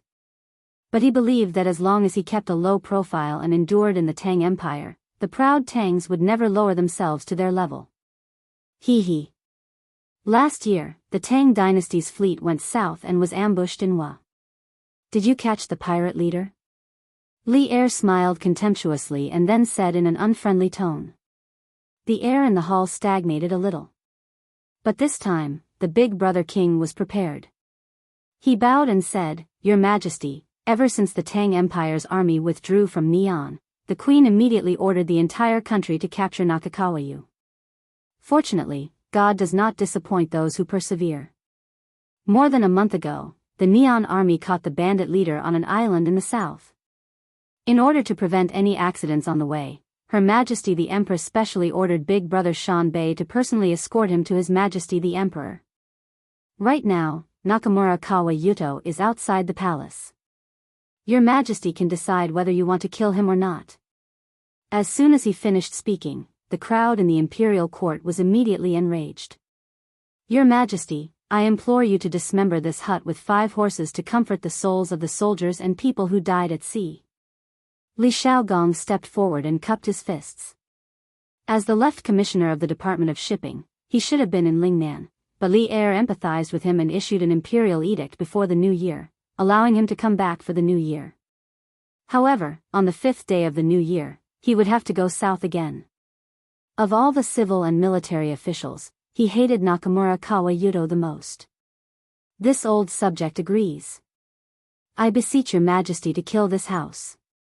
Qin Xiong was the second to step out. Following which, many other officials also stepped out to support Li Shaogong. It was not about their stance, but because the sovereignty of Great Tang was not to be violated. Anyone who offended Great Tang would be killed no matter how far away they were. Li Er was silent for a moment before saying, "Men, take Nakamura Kawayudo the Supreme Court's prison. 3 days later, he will be paraded through the streets and executed by 1,000 cuts at the entrance of the West Market." When watching ancient dramas, one would often hear that so-and-so committed a heinous crime, so they will be beheaded at the Meridian Gate. Actually, this was just a joke in operas, novels, or folktales, and it did not exist in real history. If one were to carefully examine the names of the various dynasties, one would realize that before the Yuan dynasty, there was no such thing as the Meridian Gate. In the Tang dynasty, there were clear rules as to where the death row criminals were to be beheaded. In the law of the Tang dynasty, it was written that all crimes are to be executed in the city. Thus, Li Er chose the place of execution at the entrance of the West Market. Your Majesty is wise. As soon as Li Er finished speaking, all the civil and military officials began to flatter him. The eyes of the mountain-back's elder brother were like water. It was impossible to tell whether he was happy or angry. In fact, he was feeling very complicated at the moment. Nakamura Kawayudo had committed a heinous crime and even implicated Wu Nation and was blamed by Great Tang, but no matter what, Nakamura Kawayudo was still a citizen of Wu Nation. Today, he had personally sent the citizens of Wu Nation to Great Tang to be slaughtered by the Great Tang's emperor. To him, this was not something to be proud of. Li Zishuan, on the other hand, felt great watching from the side. He thought to himself, it's so awesome when a country is strong. They can punish any country they want and that country will send their people over. This is the treatment of a big country. Your Majesty, the mountain-back's elder brother has not only come to deliver the prisoners, but also brought a letter of friendship from the Wu Nation's king, 200,000 jin of brass and 1 million taels of silver. Ever since the second year of Emperor Guangwu's reign, Wu Nation has been in contact with the Central Plains. Everyone in Wu Nation admires the culture of the Central Plains, so I hope that Wu Nation will be willing to maintain a good relationship with Great Tang. Furthermore, Wu Nation is willing to be a vassal state of Great Tang and pay tribute to Great Tang every year. This is Wu Nation's letter of credence. Your Majesty, please take a look. The mountain-back's elder brother was very fluent in Chinese, and he was also very familiar with the history of the Central Plains. He quoted from the classics as if he had lived in the Central Plains for decades. But no one paid attention to this. 200,000 jin of brass and 1 million taels of silver. They were even willing to be a vassal state of Great Tang. Everyone in the imperial court was stunned by Wu Nation's generosity. Especially that 1 million taels of silver. Based on the Great Tang's current annual silver production, it would take 100 years to accumulate so much silver. Haha. Good. Come, bring me the letter of credence. In this day and age, there was actually someone who took the initiative to waive their money and ask to be a vassal. How could Li Er refuse? Moreover, it was in front of the envoys of so many countries. This undoubtedly made him even more proud. After receiving the letter of credence, Li Er looked through it carefully. Seeing that the words were very polite, he nodded with satisfaction and then said loudly, Queen Tuigu is very sincere. I accept Wu Nation's goodwill to Great Tang. From today onwards, Wu Nation is officially a vassal state of Great Tang and will accept Great Tang's protection. Your subjects congratulate your Majesty. This was a matter that was both practical and beneficial to Great Tang. Who in the imperial court would object to it?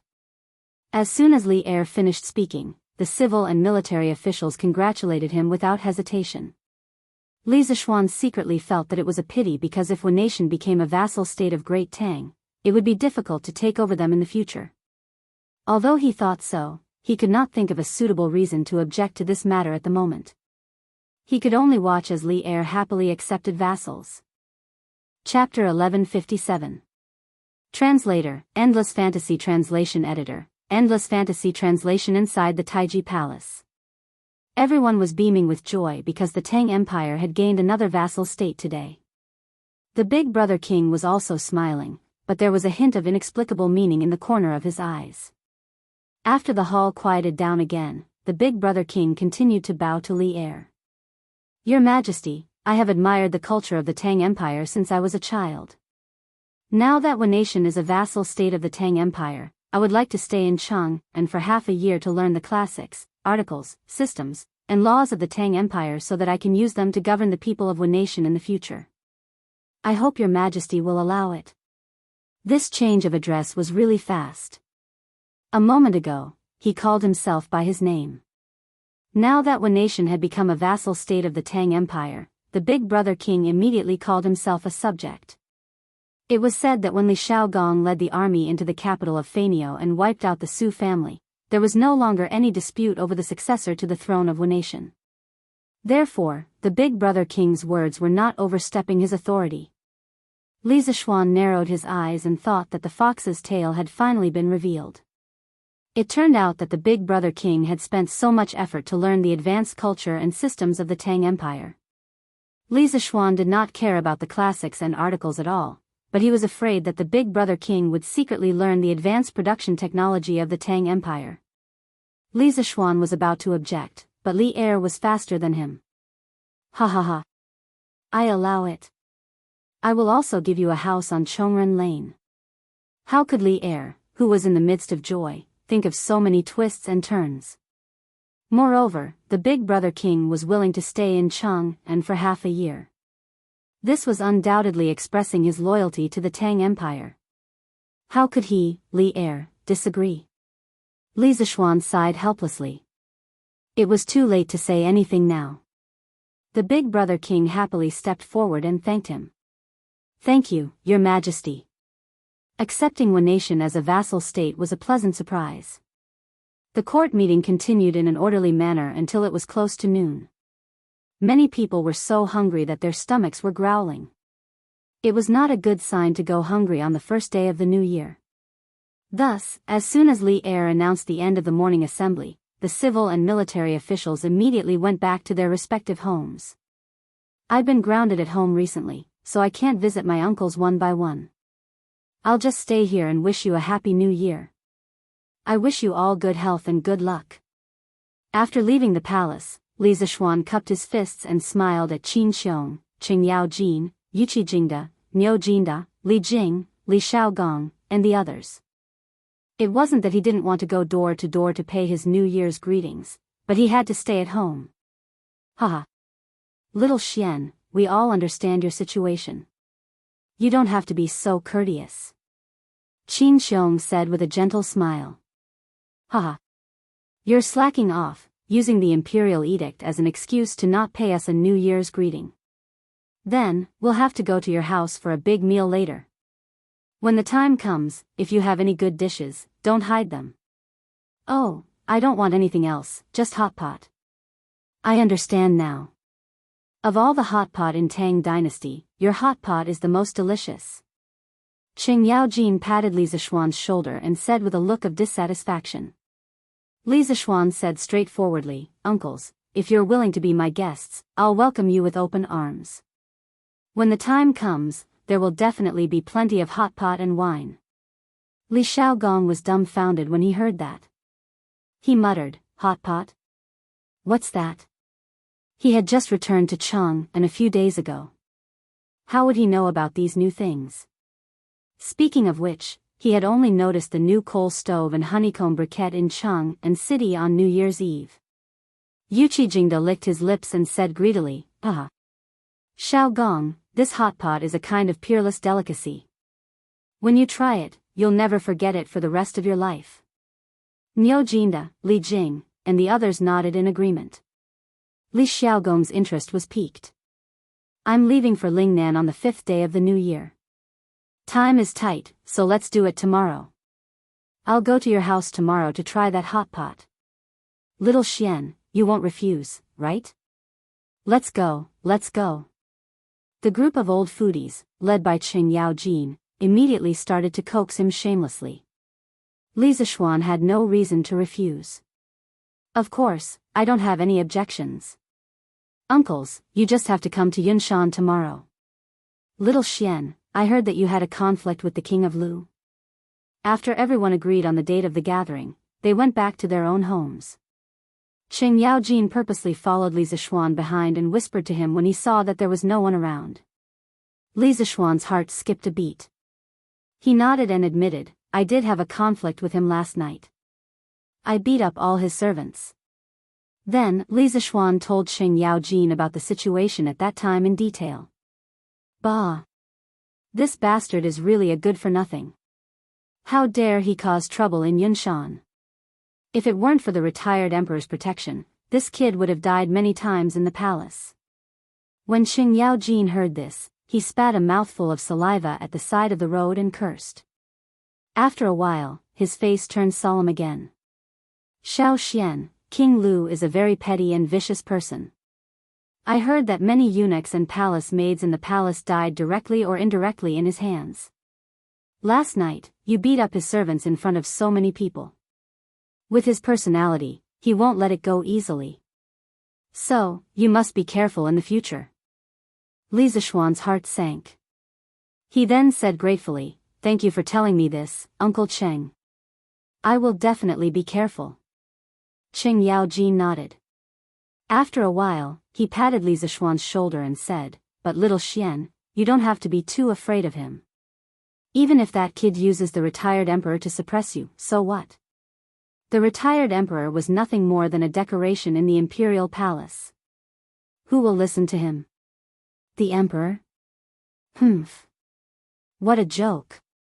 I believe that even if the retired emperor wants to kill you, the emperor won't sit by and do nothing. Heh.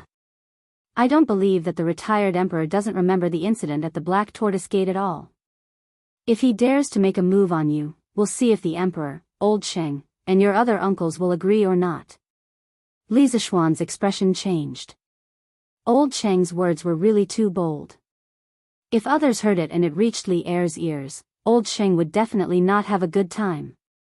However, this also proved that old Cheng really treated Li Zishuan as a family member. Otherwise, he wouldn't have said such heartfelt words. Hearing this, Li Zishuan's heart warmed. He nodded and said, Thank you, Uncle Cheng. However, there are some things that you shouldn't say. It won't be good for you if it gets out. Haha. I've lived for so many years. What's there to be afraid of? Besides, little Xian, you're not an outsider. Later, send some fireworks over. I plan to set off too for the Lantern Festival to celebrate. Qing Yaojin never treated Li Zishuan as an outsider. He also never treated himself as an outsider. Therefore, he straightforwardly asked Li Zishuan for fireworks. Chapter 1158. After bidding farewell to Qing Yaojin, Li Zishuan rode out of the city and headed towards Yunshan. Along the way, the passers-by talked about the fireworks show on Yunshan last night. That visual feast undoubtedly left a very shocking impression on everyone. Many people were so excited after watching the fireworks last night that they couldn't sleep the whole night. There were also some rich businessmen and children of big families who sent their subordinates to inquire about where to sell that kind of fireworks. However, these people were destined to be disappointed because Li Zishuan had no plans to sell those fireworks. When he returned home, it was already noon. Everyone was waiting for him to eat. Li Zishuan rubbed his stomach and realized that he had been tricked by old Li. That was because today's court assembly had nothing to do with him. So he woke up early in the morning and ran so far just to give old Li a New Year's greeting. Wasn't this too much of a trap? Xian, eat quickly. What are you thinking about? Mrs. Li saw her son holding chopsticks but standing there in a daze. She couldn't help but ask. Oh. Nothing. Nothing. Eat. Li Zishuan snapped out of his daze and quickly started eating. As he ate, he said, Oh right. Father, Mother. Tomorrow afternoon, Uncle Qin and Prince Hejian will come to our house to eat hot pot.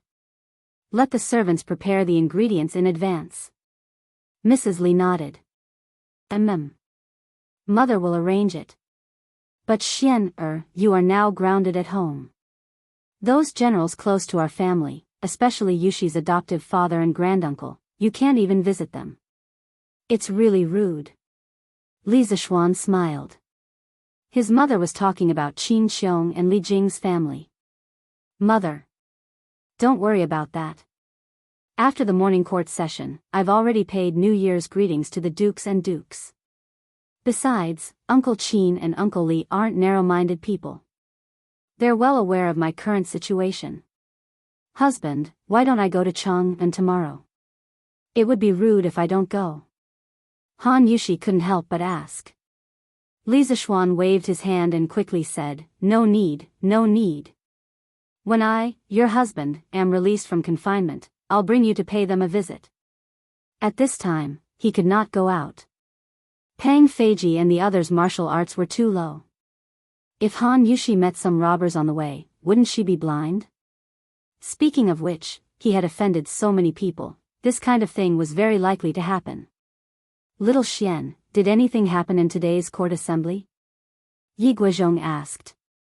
Li Zishuan put down his chopsticks and said gloomily, what accident can there be? From the beginning to the end, I had nothing to do with it. I don't know why His Majesty insisted that I attend this court meeting. Yi Guizhong glared at him and said, shut up. You brat. You don't know that having nothing to do with you is the best thing. You have committed such a grave crime, yet His Majesty still allowed you to participate in this court assembly. He is already very kind to you. Little Xian, you have to understand His Majesty's painstaking efforts. Not having anything to do with you is the best thing. Yi Guizhong's words were quite reasonable. Previously, Li Zishuan was confined by Li Er for inciting public opinion. After such a long time, many people in the court knew about this matter. If Li Zishuan was not present at such an important occasion like the Yuanri Court Assembly, it could only mean that Li Zishuan had completely lost the emperor's favor. Li Er had lifted Li Zishuan up at this time, which could be said to be very crucial. Li Zishuan thought about it and realized that it was indeed so. He couldn't help but nod and say, thank you for your teachings, grandfather. Yamacho, we are here to give you a New Year's greeting. In the afternoon, all the students of Yanhuang College in Yunshan came to Li Zishuan's Yunshan residence to give Li Zishuan a New Year's greeting. When Old Man Li and Mrs. Li saw that their son was so respected by the students, the two elders were naturally gratified.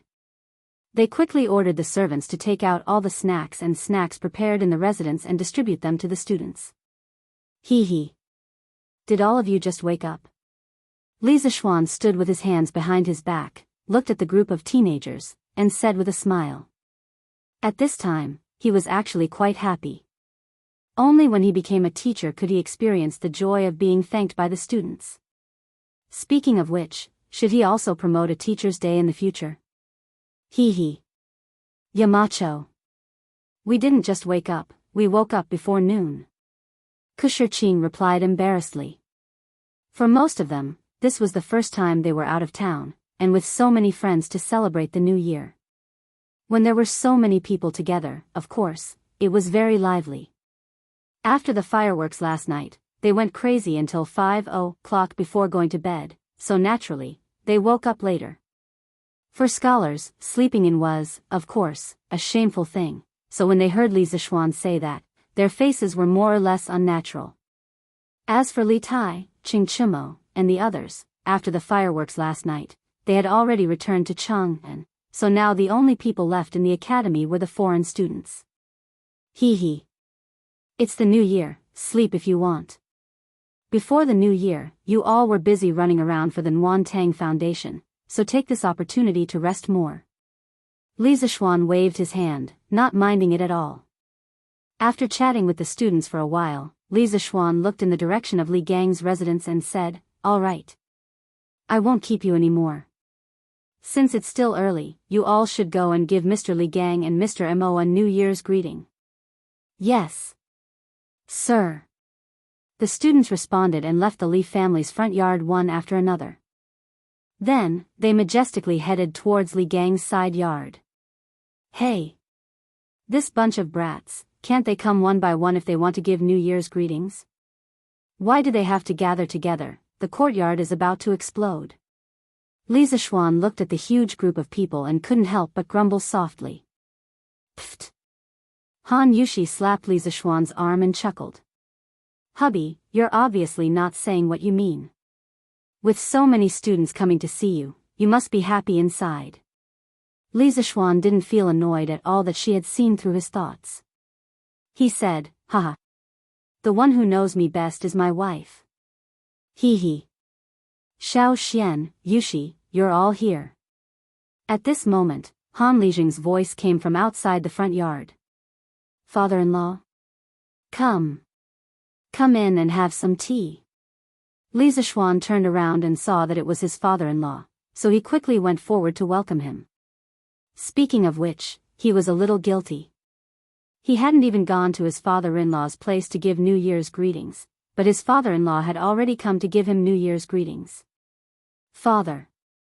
Please come in and have a seat, I'll go and prepare some tea for you. Han Yushi said with a look of joy. Hee hee.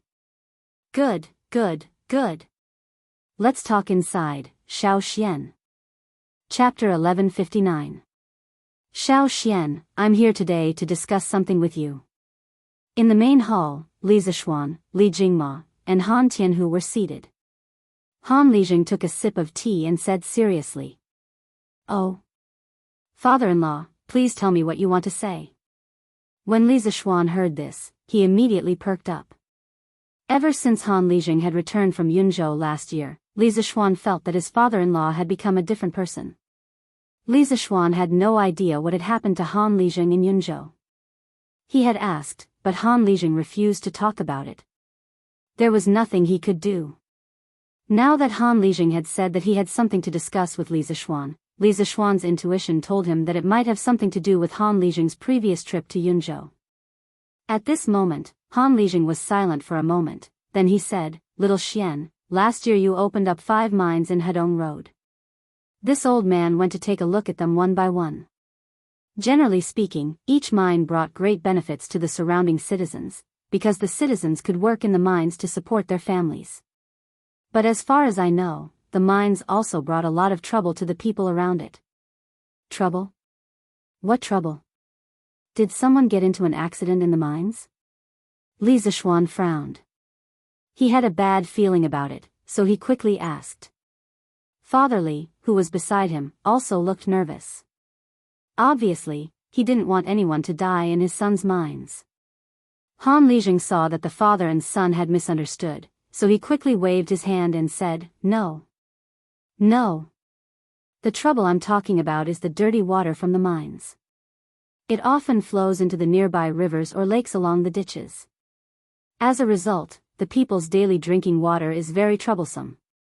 Last year, when there was a cholera in Chang'an City, I heard from you that it was mainly because the water source was polluted. Now, I'm worried that the people around the mines will get sick if they use the polluted water source for a long time. Little Xian, I'm sure you don't want to see that kind of result either. That's why I'm telling you, so that you can make plans early. Li Zishuan's heart skipped a beat. It turned out that there was a problem with the sewage discharge from the mine. At the same time, he couldn't help but secretly praise his father-in-law for being so meticulous. He could actually foresee the negative effects of the mine on the environment. No one else had such foresight. Xian, your father-in-law is right. This problem had to be solved as soon as possible. Otherwise, if something happened, it would be too late. It will also ruin your reputation. Li Xiqing's father chimed in. Li Zishuan nodded. After pondering for a moment, he said, This is indeed a problem. Father-in-law, I have an idea here. Although it's a little troublesome, it can solve the water problem of the people around the mine. Han Lijing's eyes lit up and he said excitedly, Little Xian, you have a way? That's great. Tell me about it. Li Zishuan frowned and ordered, Xiao He, bring me a pen and paper. All right. Young master. Xiao He's assent came from outside. After a while, the young maidservant brought in a piece of white paper and a pencil. Li Zishuan took the paper and spread it on the table. As he drew, he said, first of all, we have to dig a sewage treatment pond between the mine and the river. The terrain of this sewage pond must be higher than the terrain of the river. At the outlet of the sewage pond, we have to set up special dams. These dams are filled with gravel and charcoal. After the sewage from the mine enters the sewage pond, it will pass through the gravel dams and finally be discharged into the river. In this way, it will not pollute the water source in the river. This method was actually called the biofilm treatment method in modern times. As the sewage continuously flowed through solid fillers, gravel, plastic fillers, etc., a mud-like biofilm would form on the fillers. A large number of microorganisms would grow in the biofilm. During the growth process, the microorganisms would release proteins that could convert the soluble heavy metal ions in the sewage into precipitates and remove them, thus purifying the sewage. This was the most effortless and feasible method of sewage treatment that Li Zishuan could think of at present. Will this work? What if we end up polluting the local water source? Old man Li was a little skeptical when he heard that. Li Zishuan waved his hand and said, "Father, don't worry. This method will definitely work." Han Lijing stared at the manuscript that Li Zishuan had drawn and frowned. He said, "Xiao Xian, if you want to build this sewage pond, I'm afraid it will take a lot of manpower and material resources, right? Not only that, but this sewage pond also takes up a lot of space. Is it worth it to make such a big fuss over it?" He was the one who proposed to treat the sewage, and he was also the one who felt that it was too costly. It was not that Han Lijing was pretentious, but he wanted to solve the sewage problem without adding too much cost to Li Zishuan. But how could there be such a perfect thing in the world? Father-in-law. This matter is not a matter of whether it is worth it or not, but whether to do it or not. If we don't do anything and wait for the water source to be polluted by the sewage from the mines, then in 100 years, or even 1,000 years, our descendants won't even be able to drink a drop of clean water. So, for the sake of our children and grandchildren, we have to take the lead in this matter. There was no concept of environmental protection in this era, but Li Zishuan hoped that as the owner of the largest private mine in Tang Dynasty, he could set an example for the other mine owners. When the other mine owners became mine owners, they would more or less pay attention to environmental issues. Good. With your words, this old man is relieved. In a few days, this old man will leave for Hedong Road and urge the other mine owners to hurry up and prepare the sewage treatment pond. Hearing Li Zishuan's serious tone, Han Lijing nodded solemnly and said, "Right. Father-in-law. How many villages are there closest to this son-in-law's 5 mines?" Li Zishuan suddenly asked. Han Lijing did not understand, but he still replied, "There are 3, why?" Li Zishuan chuckled, then said, 3 villages? That's good. This son-in-law intends to buy these 3 villages and give them to you. In the future, you can take care of the livelihood of these 3 villages, okay? Han Lijing was shocked and hurriedly waved his hands. No. Xiao Xian, why are you buying villages for no reason? Even if you really want to buy them, you should buy them for yourself. Why must you give them to this old man? Li Zishuan explained, Haha. Father-in-law, listen to me slowly. These villages are very close to the mines. If there is any pollution in the mines, they will be the first to suffer. If we want to control the pollution in the future, we must carry out a large-scale transformation of these 3 villages. Under such circumstances, the best way is to buy all of these villages first. And this son-in-law already has 8 big villages under his name, so he can't expand anymore. So, I can only give these 3 villages to you, father-in-law. Chapter 1160. In the end, Han Lijing accepted the 3 farmsteads from Li Zishuan, mainly because he couldn't bear to see the people near the mine get sick because of pollution. Li Zishuan gave his father-in-law the farmsteads not only to make it easier to manage the environment around the mine, but also to find some work for his father-in-law. Now that Han Yushi was married and Iron Egg was in school, under normal circumstances, only his father-in-law was at home. After a long time, it was inevitable that he would feel lonely. Last year, it wasn't that Li Zishuan didn't think about arranging a marriage for his father-in-law. After all, Han Lijing was only in his early 40s. However, when Han Lijing heard his suggestion, he almost turned hostile with Li Zishuan and became his enemy. After that, Li Zishuan didn't dare to mention this matter again, because he knew that his father-in-law still missed his deceased mother-in-law. There was a kind of love in the world, called to grow old together. There was also a kind of sorrow, called to be separated by yin and yang. Han Lijing's pursuit of love might have completely died with the tombstone. Li Zishuan suddenly gave the 3 farmsteads to Han Lijing because he wanted to make Han Lijing busy. When his life was full, he would feel less lonely. Naturally, he wouldn't be alone. However, he didn't expect that this unintentional action would benefit the people. In the future, the number 1 farmstead in Hedong would come from Han Lijing's farmsteads. The next day, around 9 in the morning, Li Xiaogong, Qing Yaojin, Qin Xiong, and a group of people came. Not only did they come, Li Xiaogong's younger brother Li Daozong and Li Daozong's daughter Li Shuyan also came along. Li Shuyan was less than 6 years old this year.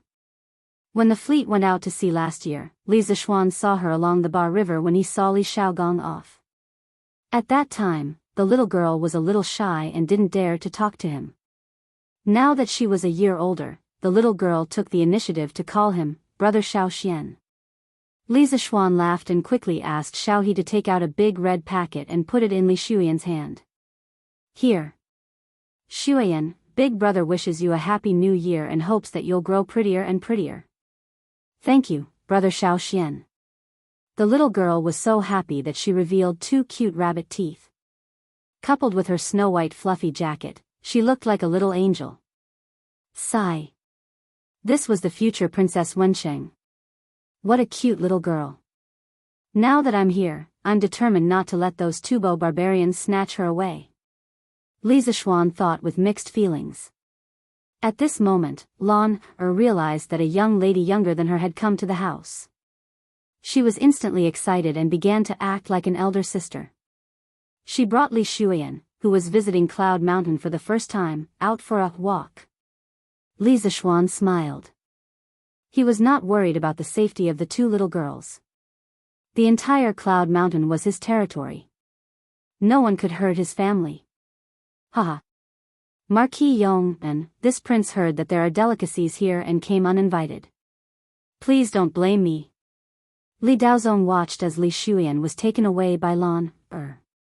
Then, he looked at Li Zishuan and joked with him. Actually, he was not willing to come this time. After all, Li Zishuan did not invite him. However, he could not take advantage of little Shuyan's pleading and acting cute, and had no choice but to come. This was because he was very close to Li Xiaogong's residence. Moreover, Li Shuyan liked to visit Li Xiaogong's house since she was young. Of course, she knew that Li Xiaogong was coming to Cloud Mountain for a banquet today. Therefore, for the sake of his daughter, Li Daozong had no choice but to be thick-skinned and come for a free meal. Haha. What are you saying, Prince of Jiangxia? It's rare for you to come to Cloud Mountain. I can't wait to welcome you. How can you blame me? Li Zishuan cupped his fists and smiled. Then, he called out, Uncles, don't stand outside. Come in and take a seat. Everyone nodded. Under Li Zishuan's lead, they entered the courtyard and came to the main hall. Qin Xiong and Qing Yaojin had been here before. They were still fine. However, Li Xiaogong, Li Daozong, Yuqi Jingda, and the rest were all deeply shocked by the luxurious, clean, and unique decorations in the room. They did not expect this Cloud Mountain courtyard to not only look unique from the outside, but also be so luxurious and grand inside. TSK. Looking at this house, I want to exchange my residence with Marquis Yong'an. Li Daozong looked around, rubbed his chin, and sighed. Li Xiaogong agreed. Haha. Daozong is right. This house is bright and grand. I don't know how it was built. It looks more comfortable than my residence. You must be joking. It's just a small courtyard. How can it be as good as you make it out to be? Uncles, please take a seat here. The ingredients are all prepared and will be ready soon. Li Zishuan smiled and said. Haha. No rush, no rush. Xiao Xian, you do your things first. We old fellows can take this chance to take a good look at this courtyard. Niu Jinda waved his hand and said in a rough voice. Li Zishuan saw this and went to the kitchen to help cut the mutton. He was the only one in the family who could do this kind of chores. About half an hour later, all the ingredients were on the table. This table was specially built by the Li family to be used for hot pot. There was a round hole in the middle. Under the hole, there was a bracket for a small stove. The hot pot could be placed on top of the stove. A group of people could sit around the table and eat hot pot. It was very convenient. Li Zishuan asked someone to call Lan, and Li Shuyan back. Only then did the banquet officially begin. Woo! Fragrant. It really has a different flavor. No wonder Qing Jijie shouted that he wanted to eat hot pot. This way of eating is really too delicious. Li Xiaogong tasted a mouthful of the mutton and his eyes widened as he praised. NN. This hot pot really lives up to its name of being delicious. Li Daozong also tasted a mouthful. At this moment, he was somewhat thankful to his daughter. Otherwise, how would he be able to taste such delicious food today? NN, it's delicious. Father, let's bring some back for Mother to eat when we leave. Mother is so pitiful to be alone in the residence. This was the first time Li Shuyan had eaten such delicious food. She was a little speechless and didn't know how to describe it. But as long as it was delicious, then it was over. Furthermore, this young lady still couldn't forget about her mother at this time. Her filial piety was commendable. Haha. Shuyan, don't worry. When your father returns, I will let the chefs in the residence make it for your mother. Hurry and eat. Li Daozong patted his daughter's back with a gratified expression and said with a smile. When the young lady heard this, she immediately felt relieved and began to eat the hot pot. A few old fellows were eating hot pot while laughing and drinking loudly. Han Yushi and Lan were taking care of Li Shuyan and helping her to eat. Halfway through the meal, Li Shuyan suddenly raised her head and said, Brother Xiao Xian, the academy on this mountain is so beautiful. When Shuyan grows up, can I also come here to study? Chapter 1161. Ahem. Shuyan, your brother Xiaoshuan's college only recruits male students. Why would a girl like you want to join in? Be good. Hurry up and eat. This hot pot won't taste good if it gets cold. In the main hall of the residence, Li Daozong choked when he heard that his daughter wanted to go to Yanhuang College. He quickly scolded her with a stern face. Although Yanhuang College wasn't an orthodox Confucian school, it was still a higher education institution that Li Er personally selected. How could it be a place where a girl could go? If Li Shuyan were to enter Yanhuang College, wouldn't it be a slap to Li Er's face? After all, no matter if it was an official school or a private school in Great Tang, there had never been a precedent of female students. Oh. Perhaps because Li Daozong's tone was a little harsh, Li Shuyan's face darkened and she replied unhappily. Li Zishuan thought for a moment and looked at Li Daozong. He asked, Your Highness, in your opinion, can Yanhuang College accept female students in the future? In my opinion, under the same conditions, some girls' learning ability isn't worse than boys. Actually, Li Zishuan already had the idea of letting female students enter the college. It was just that when he first established Yanhuang College, he was always entangled with worldly affairs and didn't want to be too troublesome. Thus, he delayed it until now. Now that the most respected old officials of Great Tang were sitting here, he could ask for their advice. Li Xiaogong's expression changed and he said, Xiao Xian. Don't do anything foolish. Although this prince isn't a scholar, this prince still knows that the 3 principles and 5 principles of Confucianism. Your Yanhuang College is built on engineering and has already been criticized by the world. If you let female students enter the college, the world scholars will definitely attack you and accuse you of breaking the principles of ethics. When the time comes, no one will be able to save you. Uncle, why are others against Brother Xiao Xian letting female students enter the college? When Li Shuyan heard Li Zishuan's intention, she couldn't help but look at Li Zishuan with gratitude and admiration. Although she didn't understand the whole of Li Zishuan's words, she still understood the gist of it. Thus, she couldn't help but raise her head and ask. When she asked, her bright and beautiful face was full of grievances. It was very lovable. Shuyan, you're still young. You'll understand when you grow up. Li Xiaogong shook his head and didn't explain. At this time, Li Jing also spoke with a solemn expression. Little Xian, this old man knows that you have lofty ambitions and your ideas are often unexpected. However, this old man advises you to be careful in this matter. The Cui family's matter has just passed, and your Yanhuang College's foundation isn't stable yet. If you want to have more say, you have to manage your Yanhuang College well before you talk about other things. When you have a certain level of strength or when Yanhuang College is recognized by more people, you can propose to let female students enter the college. Perhaps the success rate will be higher. The legendary war god of the Tang Empire not only had a way of fighting, but also had a way of conducting himself. After hearing Li Jing's words, Li Zishuan couldn't help but feel deep admiration. He thought for a moment and nodded. Thank you, Your Highness and Uncle Li, for your advice. Let's put this matter aside for the future. Uncles, please eat first. Li Jing was right. Regardless of the era or the environment, strength spoke louder than words. The Yanhuang Academy had just started. Whether it was the talents they had cultivated or the results of their research, they were still too little. If they wanted to have more say, they had to wait until the Yanhuang Academy had more weight in the hearts of the people and Li Er. Now wasn't the best time to propose to let female students enter the college. After eating and drinking to their fill, everyone rested in the courtyard for a while and then said goodbye. However, before leaving, Li Huiran inadvertently said something that made Li Huiran miserable. Xiao Gong, I remember that the college organized a hot pot banquet for the students before. Why does it sound like it's the first time you've seen hot pot? Didn't your Huiran mention it to you before? What? The college organized a hot pot banquet before? Li Xiaogong's eyes widened and spat fire. He said angrily, that brat. After eating such delicious food, he didn't even say a word. See if I don't beat him up when I get back.